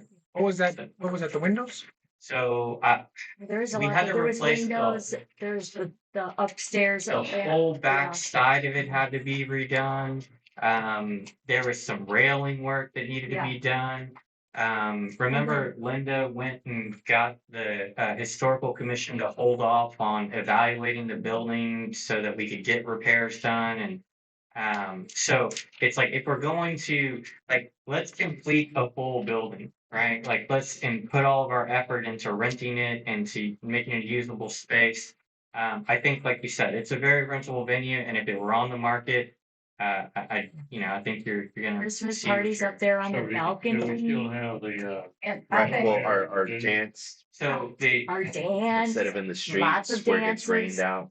Yeah, Yeah, I mean, with a market comparison as to what other people are doing, we could get, We could I'm get sure that more. we could get more. We could, but I mean, I'm think- over in Sanderson and they were renting No, a building for over $600 and it wasn't air conditioned. We It can't was a use the monopoly. building we without could, cameras. we potentially really could get more. And if you all go up and look at the work that is done up there, I mean, like Fort Clark days, let me tell you this. Okay, so didn't saloon girls used to dance up there? Didn't they have parties up there? I mean, how cool for that to be an addition to Fort Clark days? I think we're almost. do we still have to work on the elevator?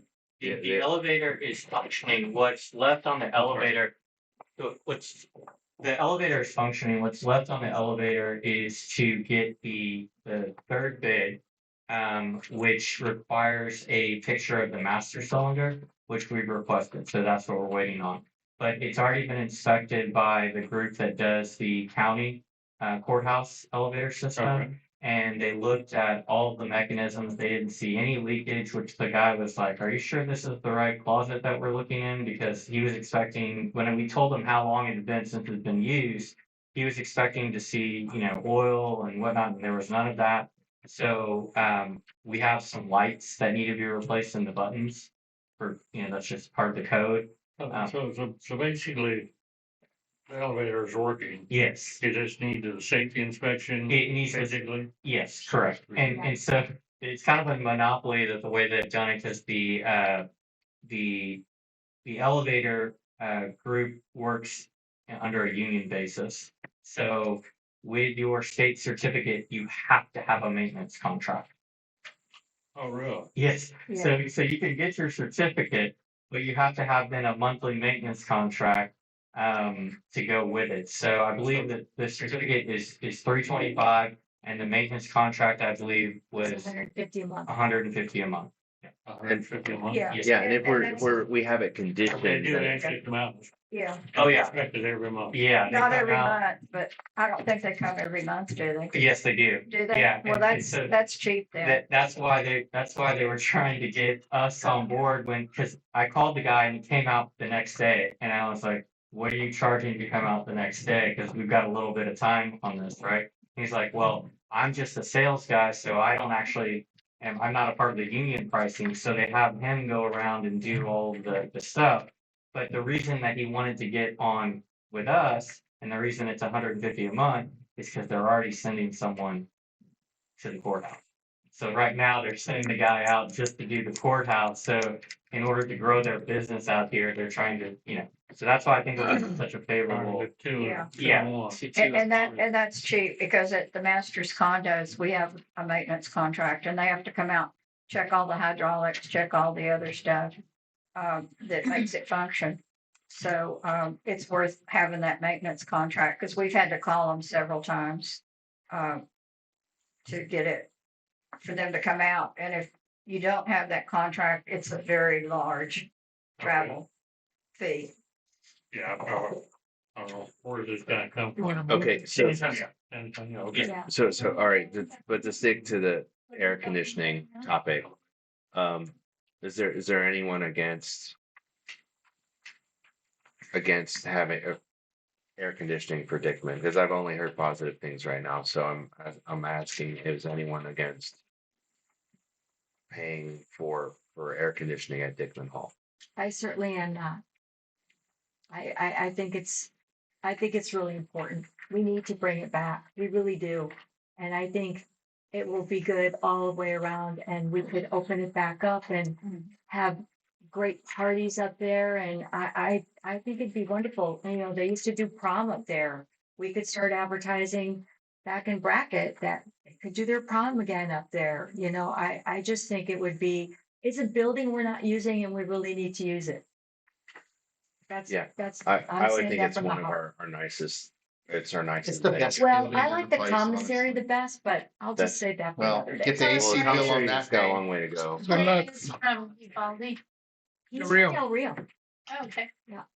Very nice Wait, wait, gentleman. wait. He wasn't even charging me to come out here to do Right. inspections, and I had to tell him he had to charge us. Shucks. I also think there's a lot of value. I appreciate you, Charlene. There's value in you having a working relationship. Yes, What- he's awesome. He comes out anytime I call him. So I'd like Mr. Ulrich to chime in here, kind of on the, I mean, there's a clear difference on two bids that are a 5 and a 3 ton, and one bid that's a 5, 4, and 3 ton. I think we need to make sure we have a complete bid with the. That was the thing I was gonna add. Mhm. We need it in writing that these two units will do it if we want to go just for the 2 units. The other thing is, the other 2 units, most of them said are repairable, don't necessarily have to be replaced. One has an electrical issue, a supply line, had a loose connection or something. And so they couldn't do a good evaluation on it, but it looks like it's a fairly new unit compared to the other units. But so they'll have to do some electrical work before they could actually evaluate it. What I call the number 4 unit, which is over here by the admin side, it's a kind of a smaller unit. It needs a compressor, and they felt that with replacing the compressor, they would have a good usable unit. Who said that? Huh? Who said that? I think that was 24/7. Because he looked at it before. So we need it in writing. If we're gonna just do the 2, we want to know if that's really gonna do the job. Versus the other guy who's priced an additional 4 tons for a very reasonable number. I mean, that's a substantial difference. Yes.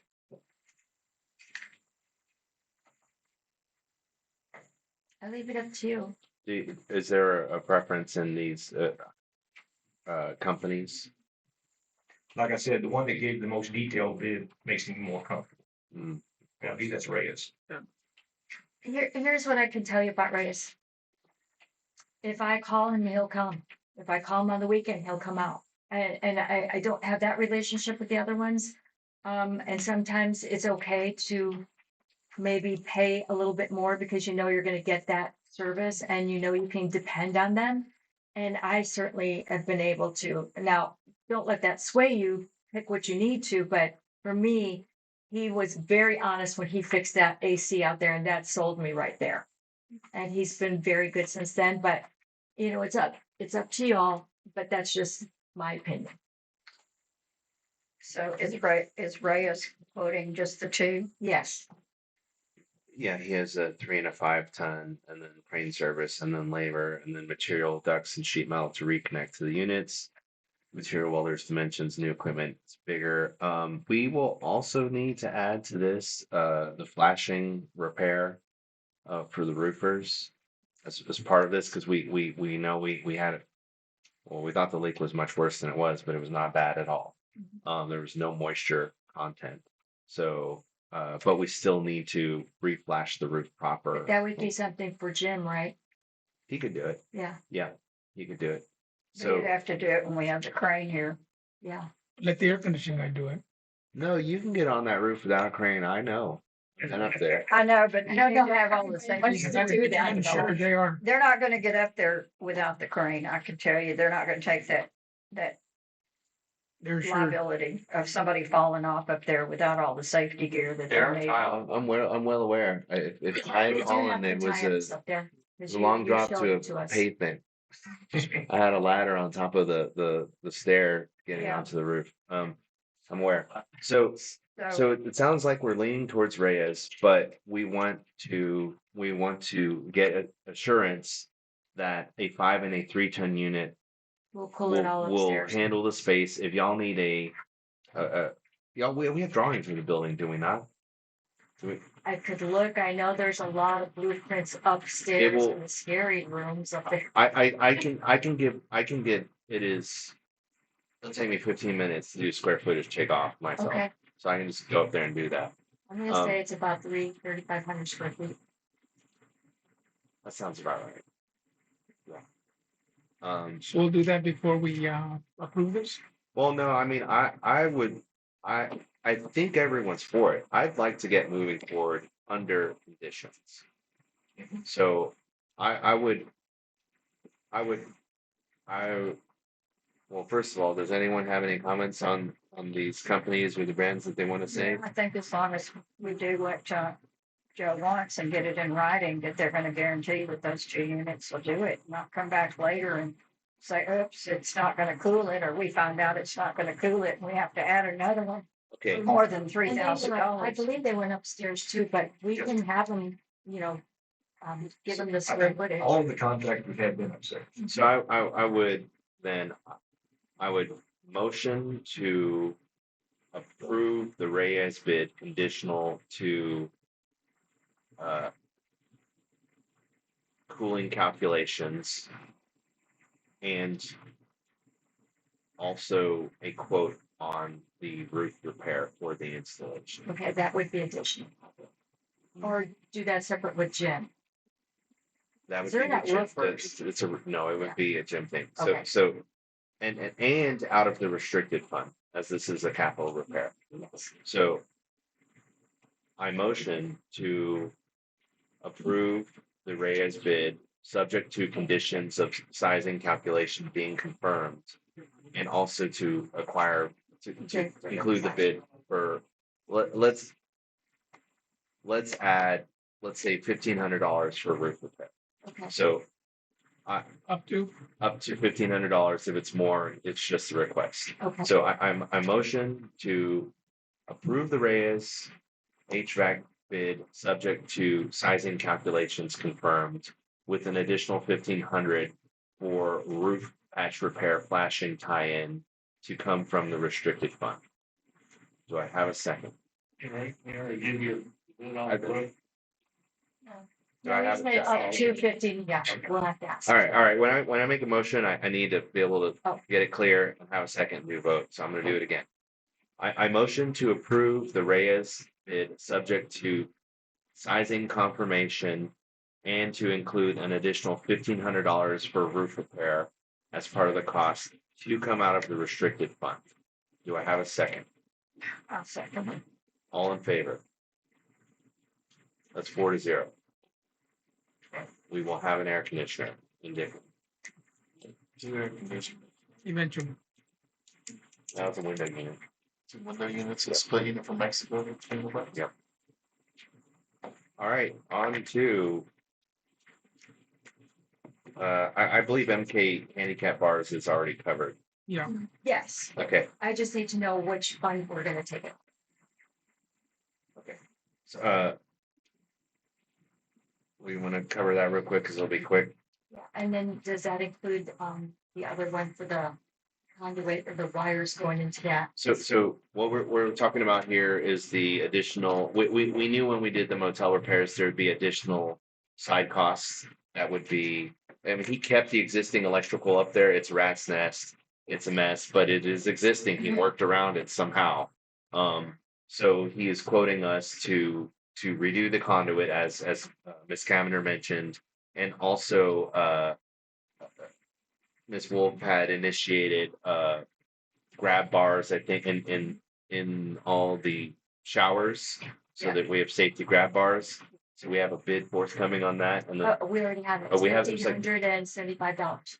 and so the question was whether that comes out of general fund or Then I think we could restricted. take out a general, I think so. but maybe the You could do the other, electrical part out of restricted. Why would you And- do all of restricted? Because the maintenance of the building exterior is not exactly the same as adding grab bars. I mean, it's a mess. The electricals are clear cut. The grab bars are not as clear cut, and we have enough. I mean, so yeah, I motion for the electrical repairs to be approved and pulled out of restricted. Do I have a second? Up to? We have a I already bid. have the We bids. have the bid. Yeah, So what's the amount? So I can just, $2,000 for patent, but just FYI, Willis will be 2,002. Up to 4,000. okay, so I motion for up to $4,000 to be spent on the exterior electrical repairs on Bullis and Patton Hall to come out of the restricted fund. Do I have a second? Second. All in favor? 4-0. I motion for the cost of the handicap bars in both buildings at approximately $1,500 to come out of our general fund. Do I have a second? 1575. I motion Up to for 1,500. the grab bars in both hotels at the cost of $1,575 to be approved and come out of our general fund for installation. Do I have a second? Second. All in favor? Yes. Mr. Lane. I already voted on it. Oh, I just wonder if he had to have the three bids on it. We did get 3 bids. So I didn't ask for 3 bids because he's already working on the hotel. He's already in there. And it would be easier for him while he's working on it to get The done. bid would be forthcoming. Why? well, but when she wrote that, but it has come. No. I was asking him to do it while he's working on the hotel. On your The agenda. it shows the bid to be forthcoming. Oh, well, I'm gung ho. I think They're they right need here. a resolution that if it's over a certain amount of money, we have to have 3 bids, not if it's like under 5,000 or whatever. No, 50,000. I don't think we have a No, resolution. no. No, and like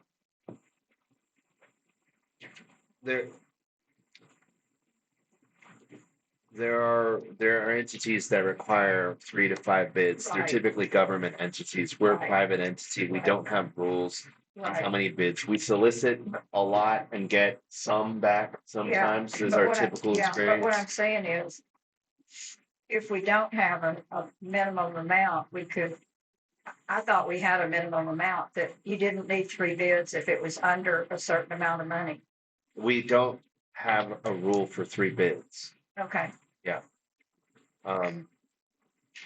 Okay, so on to the last item, mud rates effective April 29th, 2026.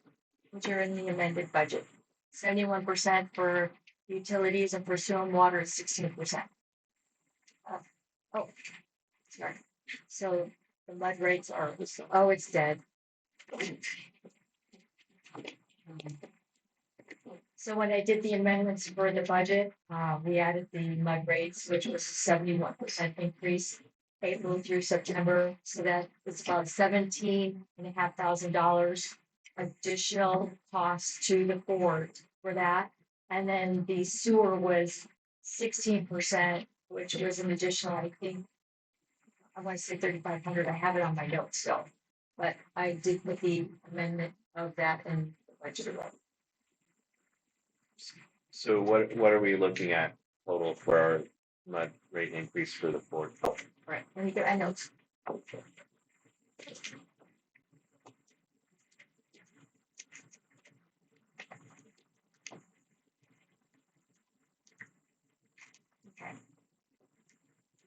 So total, does everybody want to hear each department or just the total? Okay, $17,102 for total water amendment. Med sewer rates is a total of $1,182, so about $18,000 additional. And so And is that what is that? Is that a year, a month, or? It was from April through the end of our fiscal year for Okay. September.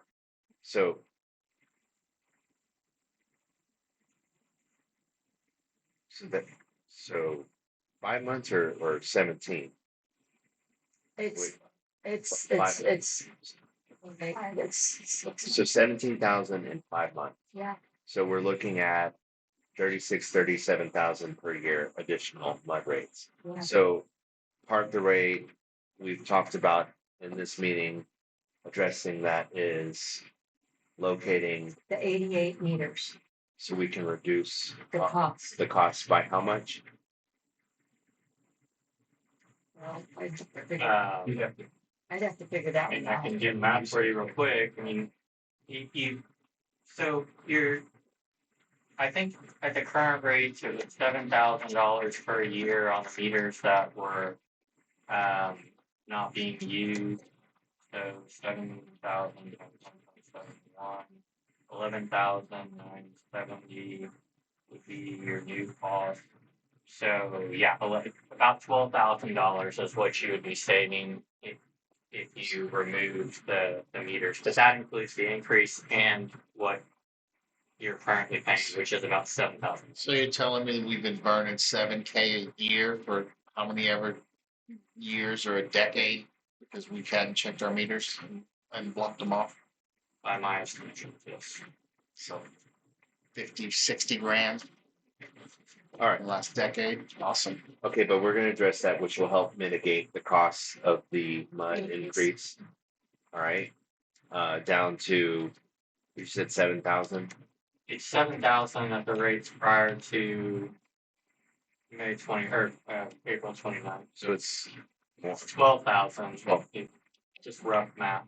Right, so we were looking at whatever, 26,000 minus 12,000, let's say. So we're looking at a, let's call it $15,000 increase in mud rates roughly for a year. That is part of our new budget that we just have to consider as the new reality. When we must remove the, to bring it down to that, okay? Any other, I mean, I don't know, this is an action item discussion, I would assume. So we do have a plan then to mitigate the cost. Yes. Is there anything else anyone wants to add to this? That means you can turn off some water taps. That would mean I'm going to turn off some meters. Yes. And have a bake sale at the same time to risk.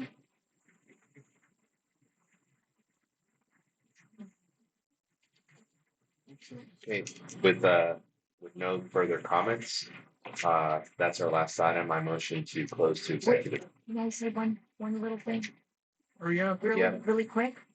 I just want to put out there. Oh, sorry, I skipped the announcements. Oh, We're now moving on to announcements, Ms. Kathy. well, thank you. I do want to put out, I know there was some concern on Facebook recently that I read that, some of our employees drive their own vehicles. And they do, because we don't have enough vehicles. And it was on there, well, are we insured through them? Well, first, their insurance is the first thing that gets taken. And then second, yes, our insurance covers that. So I wanted that to be public because I don't feel comfortable answering stuff like that on Facebook. I would like it if people would call to ask, but we are insured, so we are good to go. And that's why you will see some of our employees driving their vehicles. Thank you. I'm done.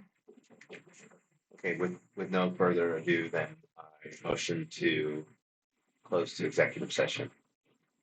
At what time? Do I have a second? Do I have a second? Second. All in 2:31. favor? It is 2:31. We are ending our open session. Thank you.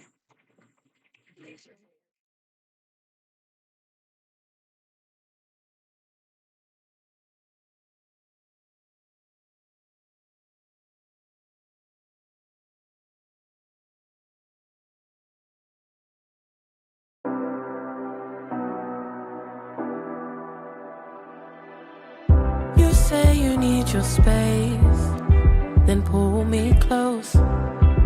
I read your silence, louder than most. One day you're warm, the next day you're cold. Got me second guessing what I already know. I give you love, but you ration yours. You open up just to close the door. I stay up late, trying to read your mind. I can't read your mind, but your love for rules that change all the time.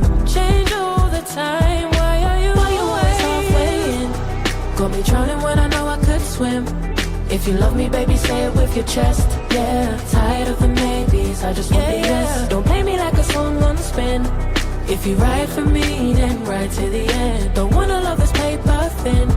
So why you always halfway in? You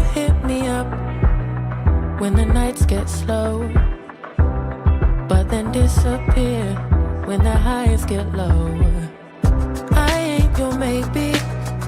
Tell me what it is. Cause I'm way too grown to be messing with a love like this. I give you love, but you're rushing yours. You open up just to close the door. You stay closing doors. I stay up late trying to read your mind. I can't read your mind. But your love got rules that change all the time. Changing all the time. Why are you always halfway in? Got me drowning when I know I could swim. If you love me, baby, say it with your chest. Yeah, tired of the maybes, I just want the yes. Don't play me like a song on spin. If you ride for me, then ride to the end. Don't wanna love this paper thin. So why you always halfway in? Why you always halfway in? Got me drowning when I know I could swim. If you love me, baby, say it with your chest. Yeah, tired of the maybes, I just want the yes. Don't play me like a song on spin. If you ride for me, then ride to the end. Don't wanna love this paper thin. So why you always halfway in? Halfway in.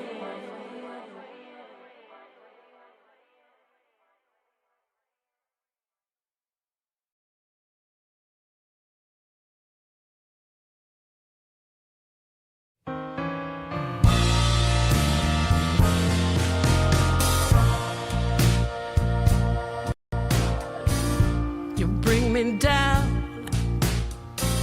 for all to see. Then switch it up and treat me right. You promise sun, but you bring rain. I still love what you do to me.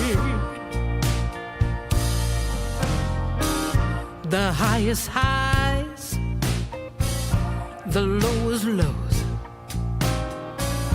You take me to every extreme. Can't get enough, please let me be. But I love what you do to me.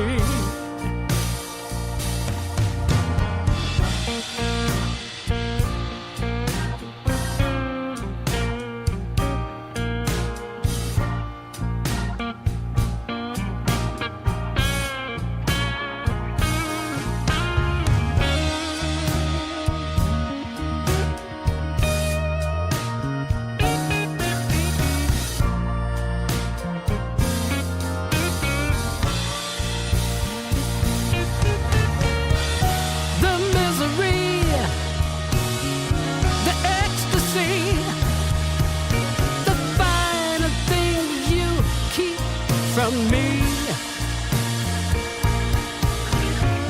and then you touch,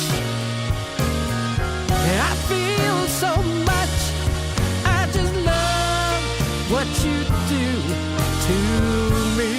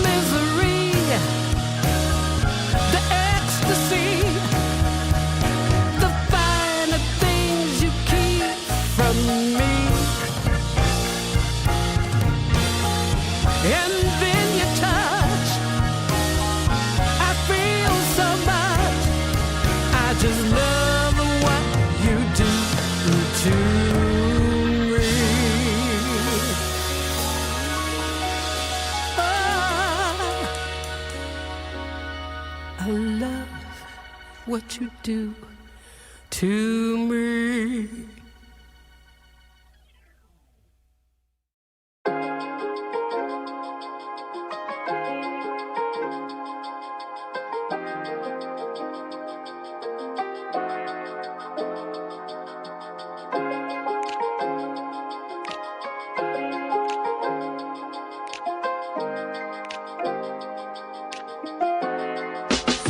first moment I saw you, I knew I had to make you mine. Wanted to know everything about you.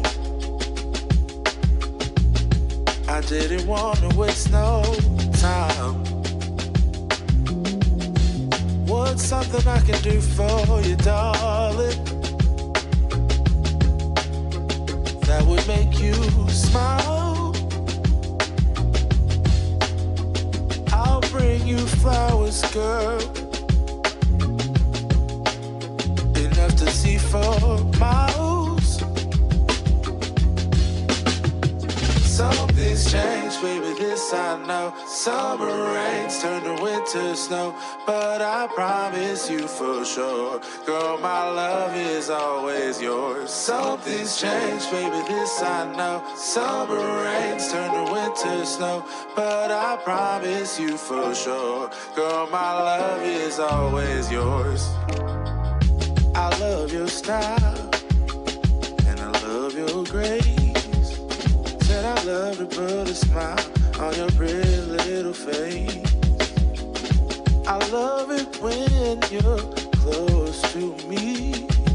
That's where I want you to always be.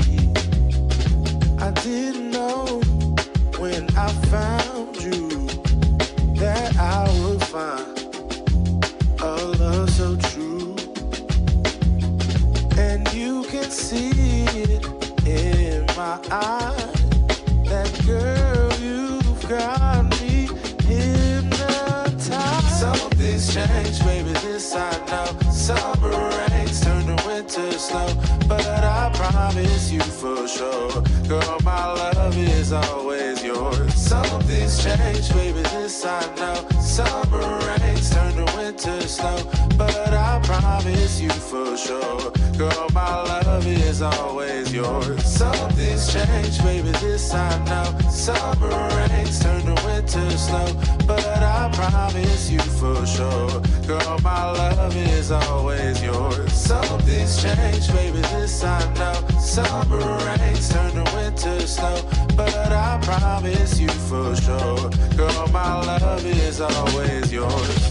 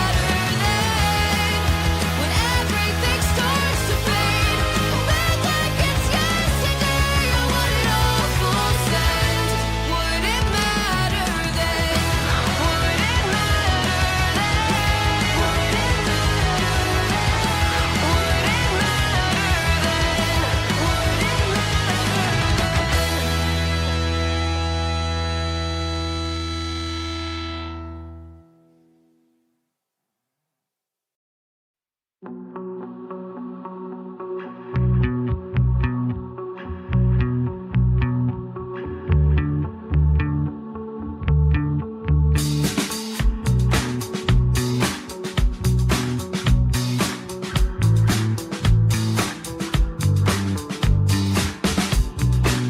you think you're doing it wrong.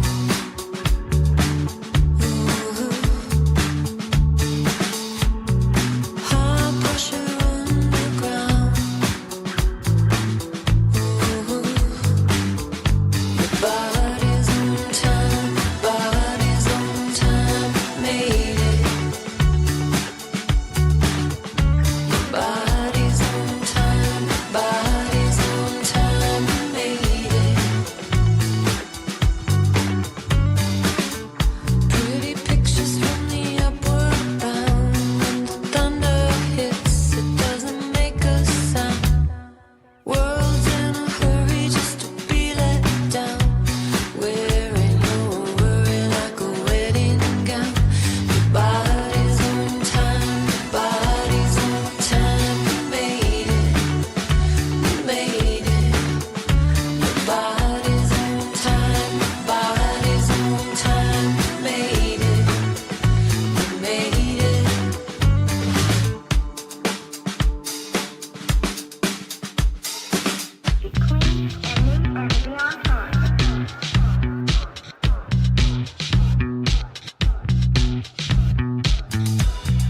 Take a minute, catch your breath.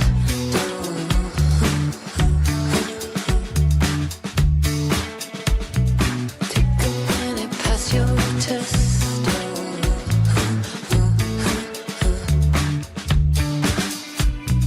Take it easy, take a step.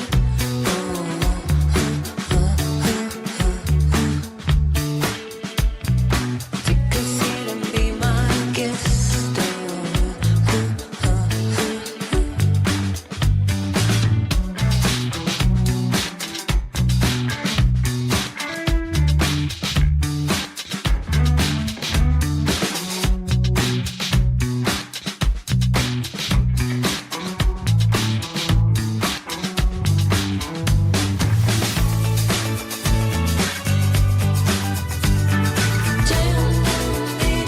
Jam, don't fight. Blue light in the darkest night. No one here gets in alive. Body's on time, made it, you made it. Your body's on time, made it, you made it. Your body's on time, made it, you made it. Your body's on time, made it, you made it.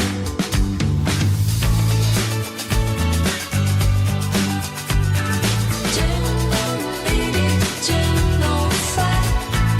Blue light in the darkest night. Jam, don't fight. Blue light in the darkest night. No one here gets in alive.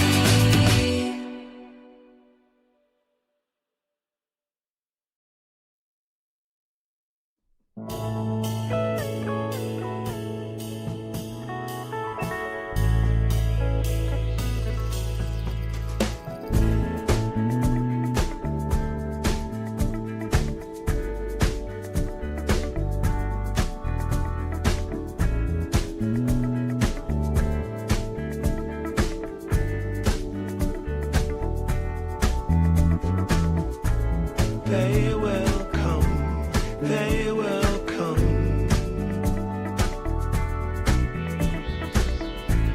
Like the sun, like the sun.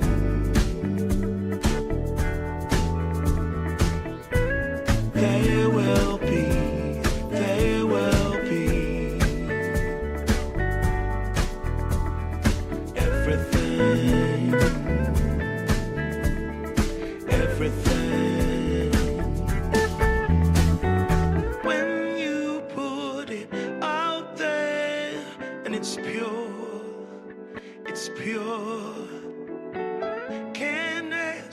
for anything more, anything more. Want to do this for you wholeheartedly.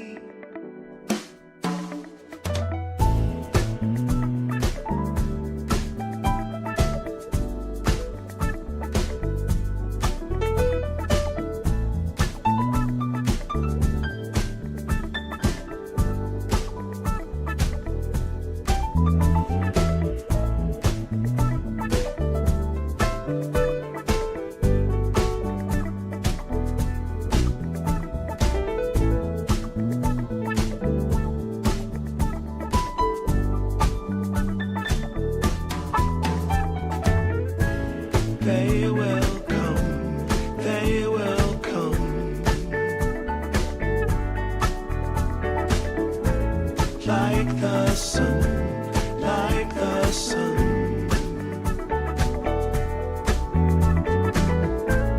They will be, they will be everything, everything. Can't really be enticed, although it's very nice. In my space I feel most comfortable. Choose what you like, choose your people, choose your time, choose to be vibrant, choose to feel yourself, choose to transcend, choose to be your own friend.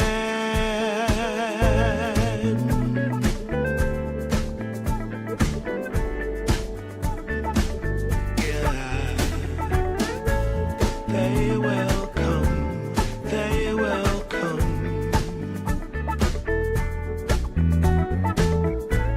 like the sun, like the sun.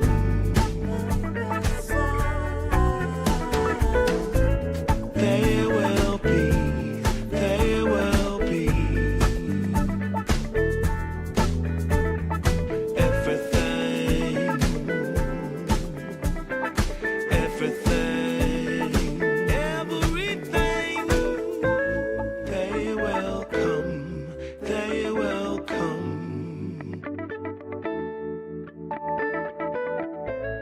like the sun, like the sun. They will be, they will be everything, everything.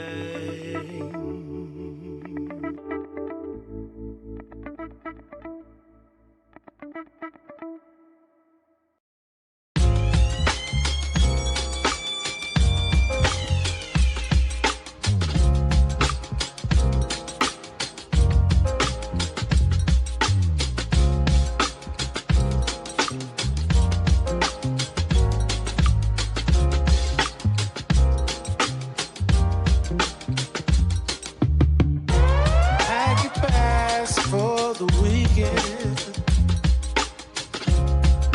I just booked our flights. Let's go see a show in Mexico, yeah. Laugh and dance all night. We should fly right over the sea. Take my hand to another land, girl, just you and me. Breakfast here and dinner there, we flow with the breeze. We can do this anywhere, name a place you wanna see, yeah. Few days in Tokyo, weekend in Spain. Out there in Ibiza, chillin' all day with your feet up, no matter where we go. Always stays the same. I got you and you got me, girl. That'll never change. That'll never change. We should ride a bike round Amsterdam. Feel the breeze taking the sights. Hand in hand through the streets of Paris, girl. having fun by candlelight. Maybe we could take the train to London. I've got some real good friends out there. Maybe we could check out Strasbourg and Barcelona. Our love can take us anywhere. We should fly right over the sea. Take my hand to another land, girl, just you and me. Breakfast here and dinner there, we flow with the breeze. We can do this anywhere, never place you wanna see. Yeah. Few days in Tokyo, weekend in Spain. Out there in Ibiza, chilling all day with your feet up. Don't matter where we go, always stays the same.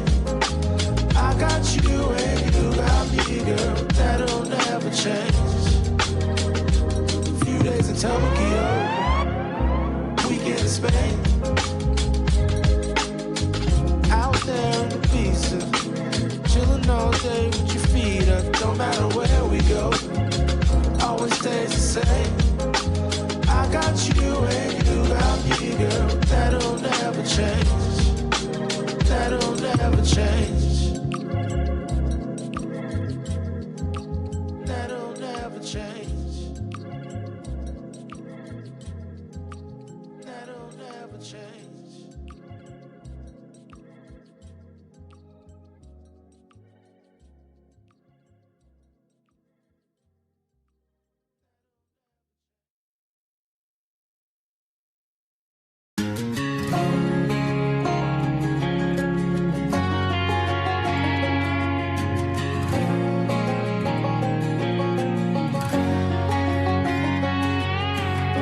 I hear you been asking about me, where I've been and where I sleep. It's hard to find me if you really want to. Turns past that Texaco sign. Same ball cap, same moon boots.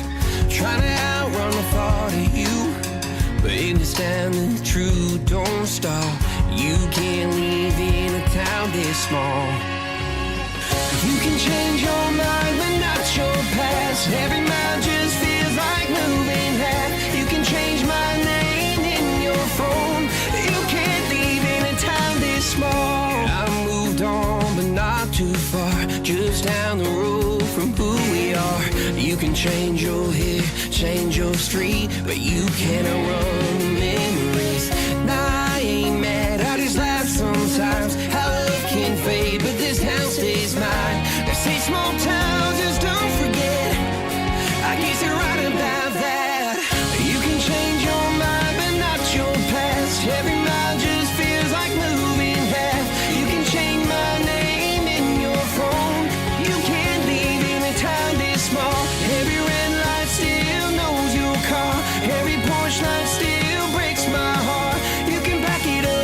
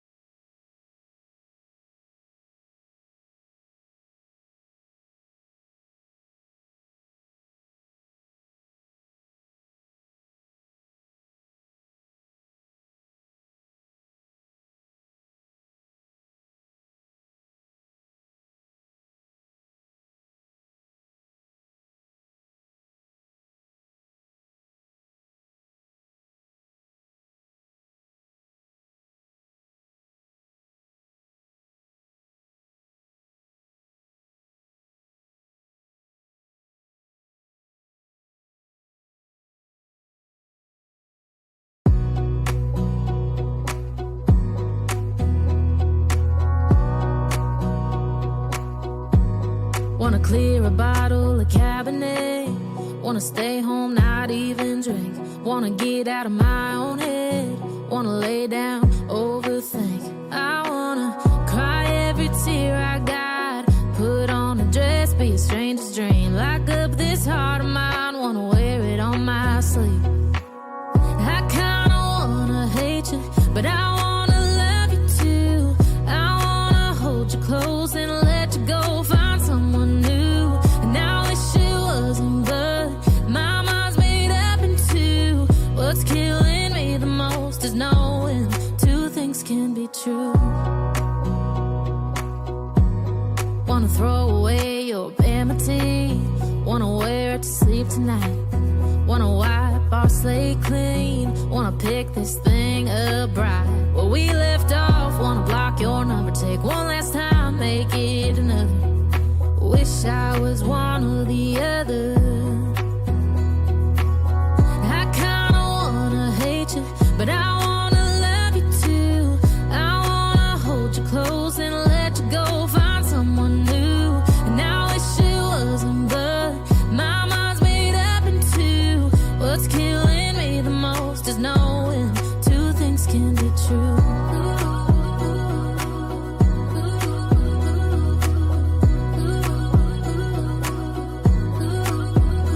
If it's black, it's white. If it's wrong, it's right. Soon as I pick one, I switch sides. I kinda wanna hate you, but I wanna love you too. I wanna hold you close and let you go, find someone new. And I wish it wasn't, but my mind's made up in two. What's killing me the most is knowing two things can be true. Two things can be true.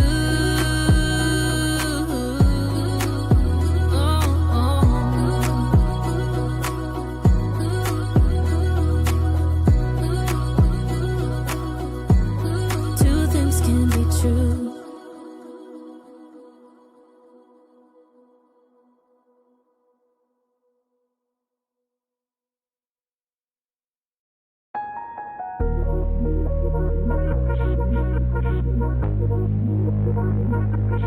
Hate it when my doubts and my fears swell up like the ocean.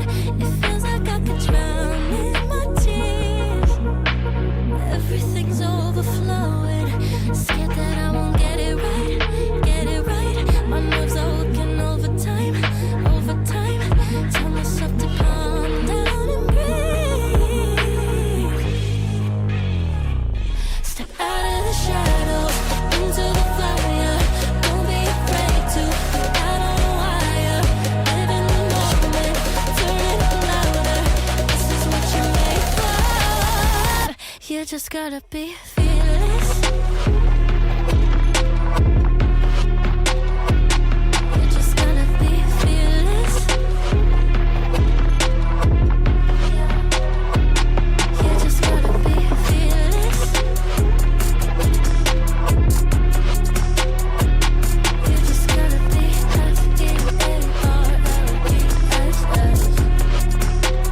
fearless. Once I get in and I put it in drive, ain't no more stopping me, don't even try. Controlling the chaos, controlling the vibe. Yeah, that's all the shots that you don't take. You'll never be heard if you don't say. Just gotta get out your own way. You can't learn to fly on your own if you don't let go.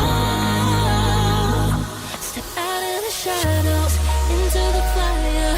Don't be afraid to go out on a wire. Live in the moment, turn it up louder.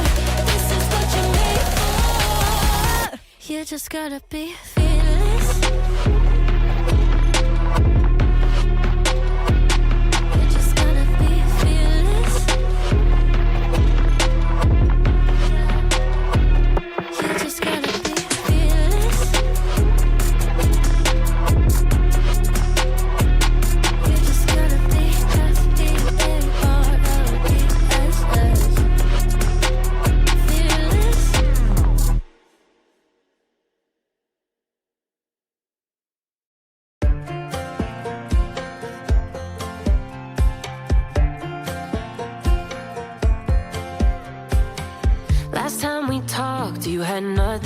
say you chose to walk, give what we had away.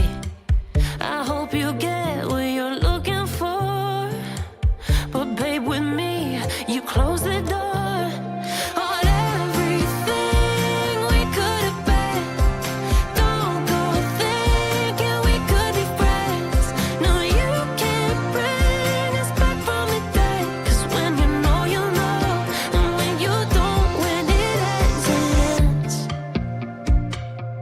When it ends, it ends. I really thought we might have been it, so my heart was shattered when it took the hit. Oh, I can't imagine doing all that again, even for one night to see where it went. Here's the thing, you made your bed, I just got your stay out of my head. No, you can't bring us back from the dead. 'Cause when you know, you know, and when you don't, when it ends, it ends. When it ends, it ends. End of the road, nowhere to go. You cut the ties, you burn the rope. So don't let me see your name lighting on my phone when it was you who let go of everything we could have been. Is it sinking in all your regret? No, you can't bring us back from the dead. 'Cause when you know, you know, and when you don't, when it ends, it ends. When it ends, it ends. I don't leave room to guess. When it ends, it ends. When it ends, it ends.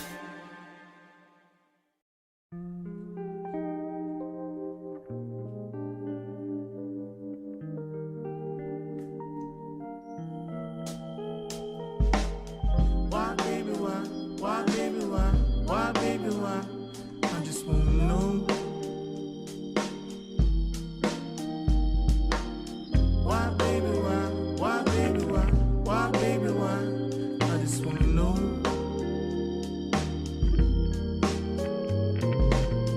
Did you pause for a minute? Did you even feel it?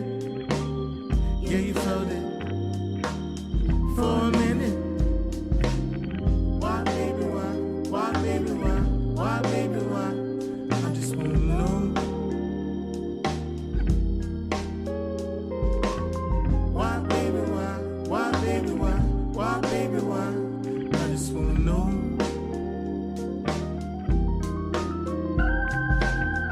It was in the air. It was a smile. I was humming. You were whispering something. Did you feel it? Did you ever feel it? You said you felt it. You were in it. We both lived it.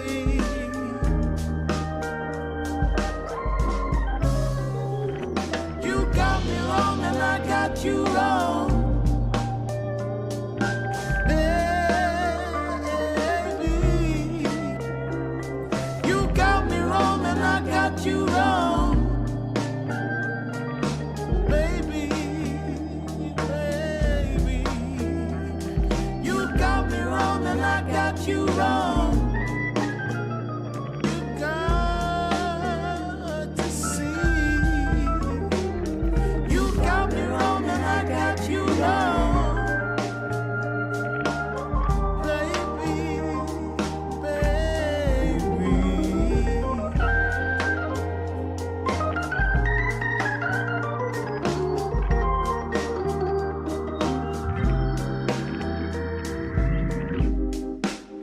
Did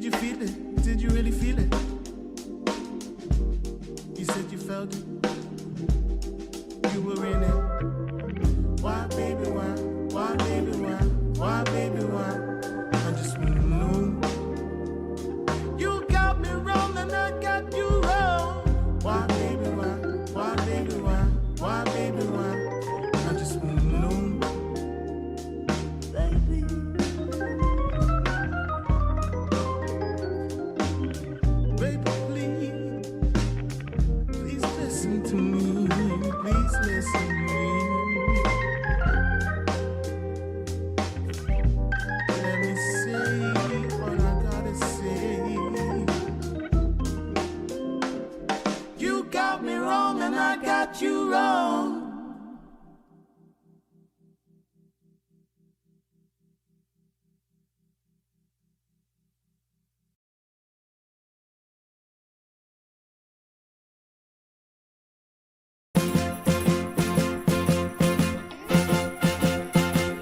Well, my mind keeps drifting into memories. Something long gone keeps on coming back to me. My heart is hung up on what used to be. Time moves on, and then one day ancient history. Give me just a little bit of time back, baby. Can't you see? Couldn't we just go rewind back, baby? You and me. What a shame.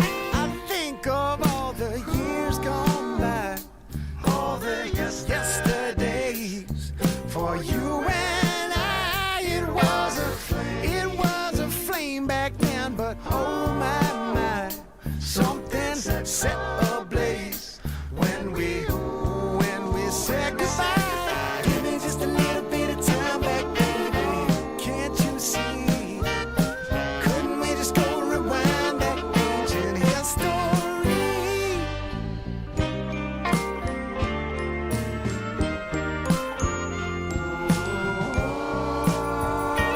Ancient history. Ancient history.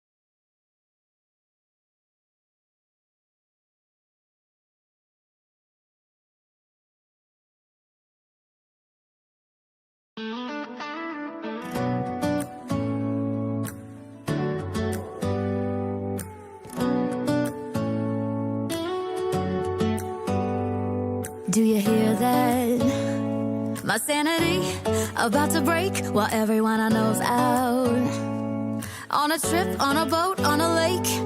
I'm tired of feeling all FOMO, babe. I don't even care if we stay home. Put our to-do list on ice. Crank the AC to 79 and make a little island right here. And there ain't a palm tree in sight, but there's not a cloud in your blue eyes. If we need a drink, I'll be the bartender. I got a fifth of Patron and a blender, baby. Slipping on a swimsuit is overrated. We don't need a beach to get a half naked. Life's too short, let's not waste it. Cause paradise is wherever we make it. Paradise is wherever we make it. Till the sun's up Monday, we'll tell our phones, do not disturb. I got my straw hat, babe. And you can finally pull the tags on your Tommy Bahama shirt. Blue crush up on the 85-inch sound machine. When we wanna hear the ocean, I think everything we need is right here. And there ain't a palm tree in sight, but there's not a cloud in your blue eyes. If we need a drink, I'll be the bartender. I got a fifth of Patron and a blender, baby. Slipping on a swimsuit is overrated. We don't need a beach to get a half naked. Life's too short, let's not waste it. Cause paradise is wherever we make it. Paradise is wherever we make it. Oh, this view of you, it's got everything I need. Yeah, the rooms, they're cheap. And if we don't wanna, we don't ever, ever, ever have to leave. Yeah, there might not be a palm tree in sight, but there's not a cloud in your blue eyes. If we need a drink, I'll be the bartender. I got a fifth of Patron and a blender, baby. Slipping on a swimsuit is overrated. We don't need a beach to get a half naked. Life's too short, let's not waste it. Cause paradise is wherever we make it. Paradise is wherever we make it. Paradise is wherever we make it.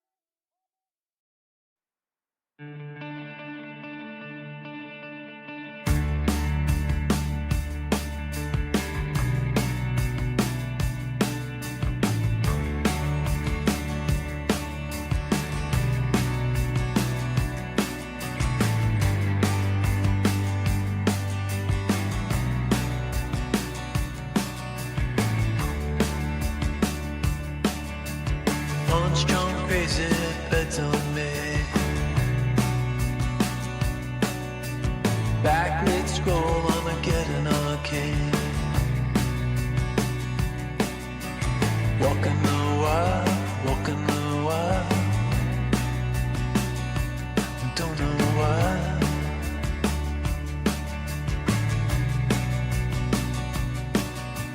Cosplay cowgirls and numberless chats. We're feeling just fine in our running hats. Walking the wild, walking the wild. I don't know why. I don't mind the hustle and the tussle. I don't mind the grind. I don't mind pretending we don't see these signs. I don't mind the hustle and the tussle. I don't mind the grind. You and me dancing on the Gideon time. On the Gideon time. Try to unplug it, turn it back on. Try to unplug, but the feeling's gone. Walking the wild, walking the wild. You don't know why, you don't know why, you don't know why. Radio play in the cesspool stream. Oh, running down nightmares that used to be dreams. Walking the wild, walking the wild. And I don't know why. I don't mind the hustle and the tussle. I don't mind the grind. I don't mind pretending we don't see these signs. I don't mind the hustle and the tussle. I don't mind the grind. You and me dancing on a Gideon time. I don't mind the hustle and the tussle. I don't mind the grind. I don't mind pretending we don't see these signs. I don't mind the hustle and the tussle. I don't mind the grind. You and me dancing on a Gideon time.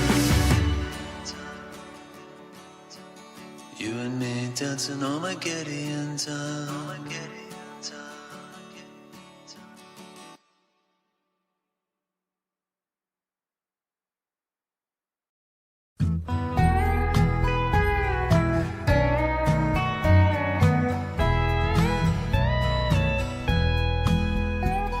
In the darkness, I could feel her thinking about somebody else. Some old secret she keeps hidden high up on the shelf. It's all covered in dust, holding up some old books supposed to teach about heaven and hell.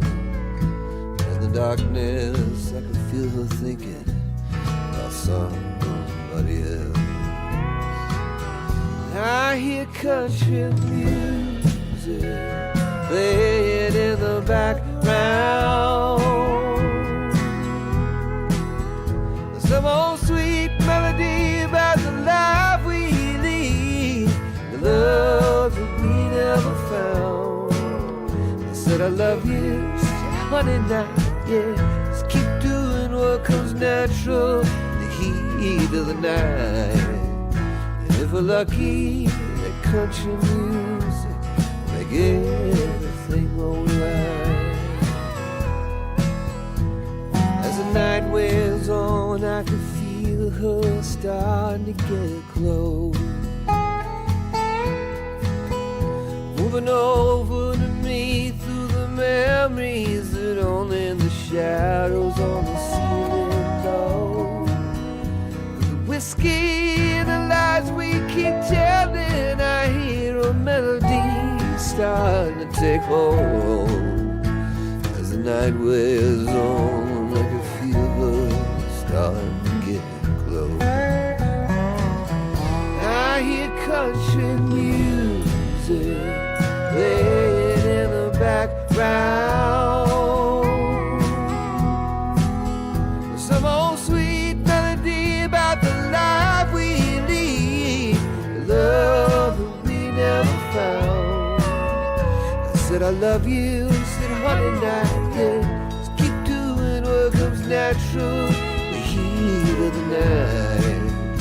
Never lucky that country music make everything alright.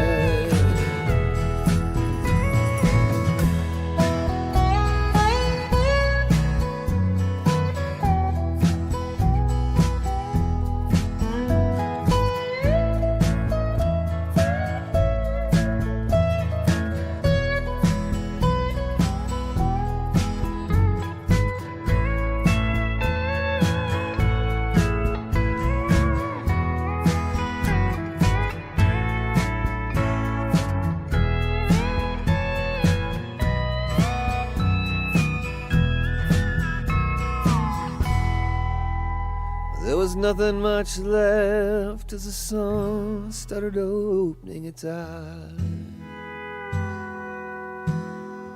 She rolled over, said, you want some coffee? Said, yeah, babe, I take a little sugar in mine. She got up, put on a morning dress, but she forgot to put back on her disguise. There was nothing much left as the sun started opening its eyes, except that country music.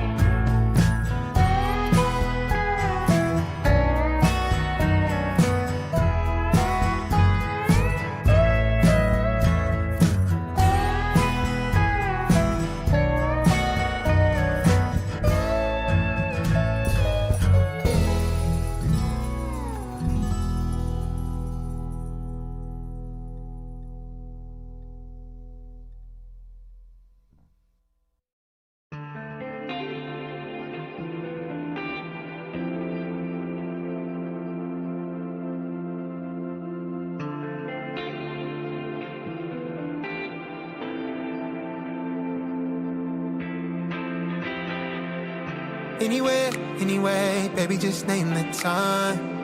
When I'ma come through, girl, you got me cruising under moonlight. Top down, playing new sounds while the wind blows over it. Checking my maps, heading a stack, keep it intact. Do me a favor, girl. Can you keep it warm for me, keep it on for me like a shower? I need it to run for me, hold it down till I'm pulling up. I finally made it, girl. And I'm at the door, see you walking up to me, and you got something that's showing what's underneath. Still you expect me to make it do pleasantries, baby, I'm yours. Love what you got on, but I want it all for you. We can play a song while I'm holding on to you. Rubbing in the hallway, no use for all the room. So what you wanna do? And she told me, she said it's all for you. I did it all for you. Baby, it's all for you. No, no, no. She said it's all for you. I did it all for you. Baby, it's all for you. No, no, no. We could catch a vibe here on this trip. I'm in your soul, you're on my head. I want you at my fingertips all night, all night. Love what you got on, but I want it all for you. We can play a song while I'm holding on to you. Rubbing in the hallway, no use for all the room. So what you wanna do? And she told me, she said it's all for you. I did it all for you. Baby, it's all for you. No, no, no.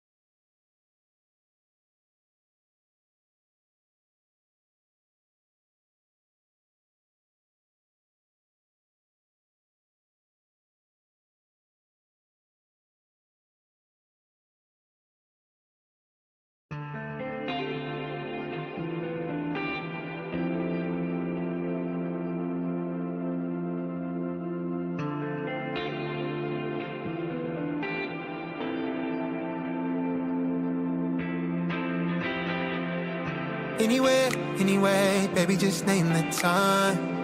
When I'ma come through, girl, you got me cruising on the moonlight. Top down, playing new sounds while the wind blows over it. Checking my maps, heading a stack, keep it intact. Do me a favor, girl. Can you keep it warm for me, keep it on for me like a shower? I needed to run for me, hold it down till I'm pulling up. I finally made it, girl.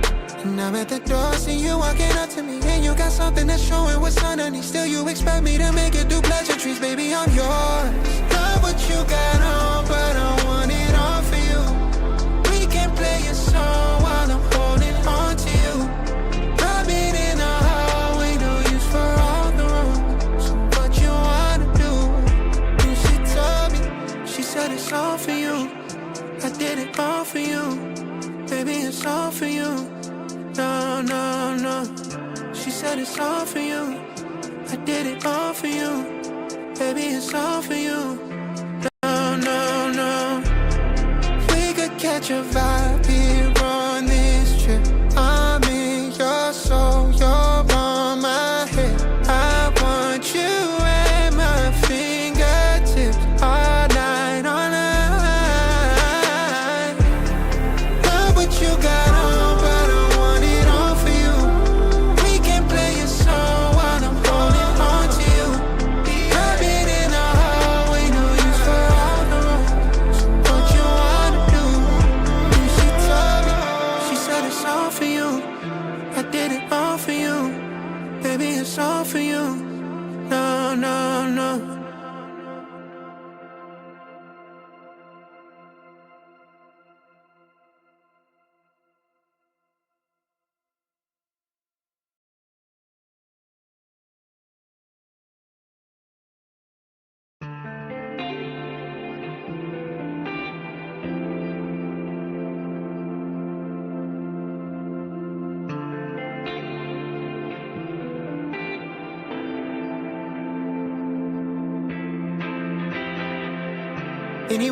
Anyway, baby, just name the time. When I'ma come through, girl, you got me cruising on the moonlight. Top down, playing new sounds while the wind blows over it. Checking my maps, heading a stack, keep it intact. And they see you.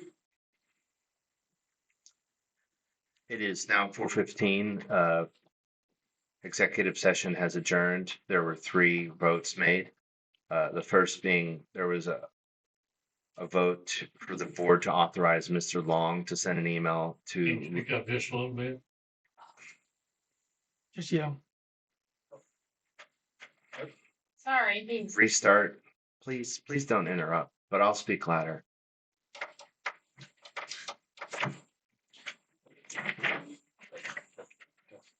We starting over, Adam? Yes, sorry.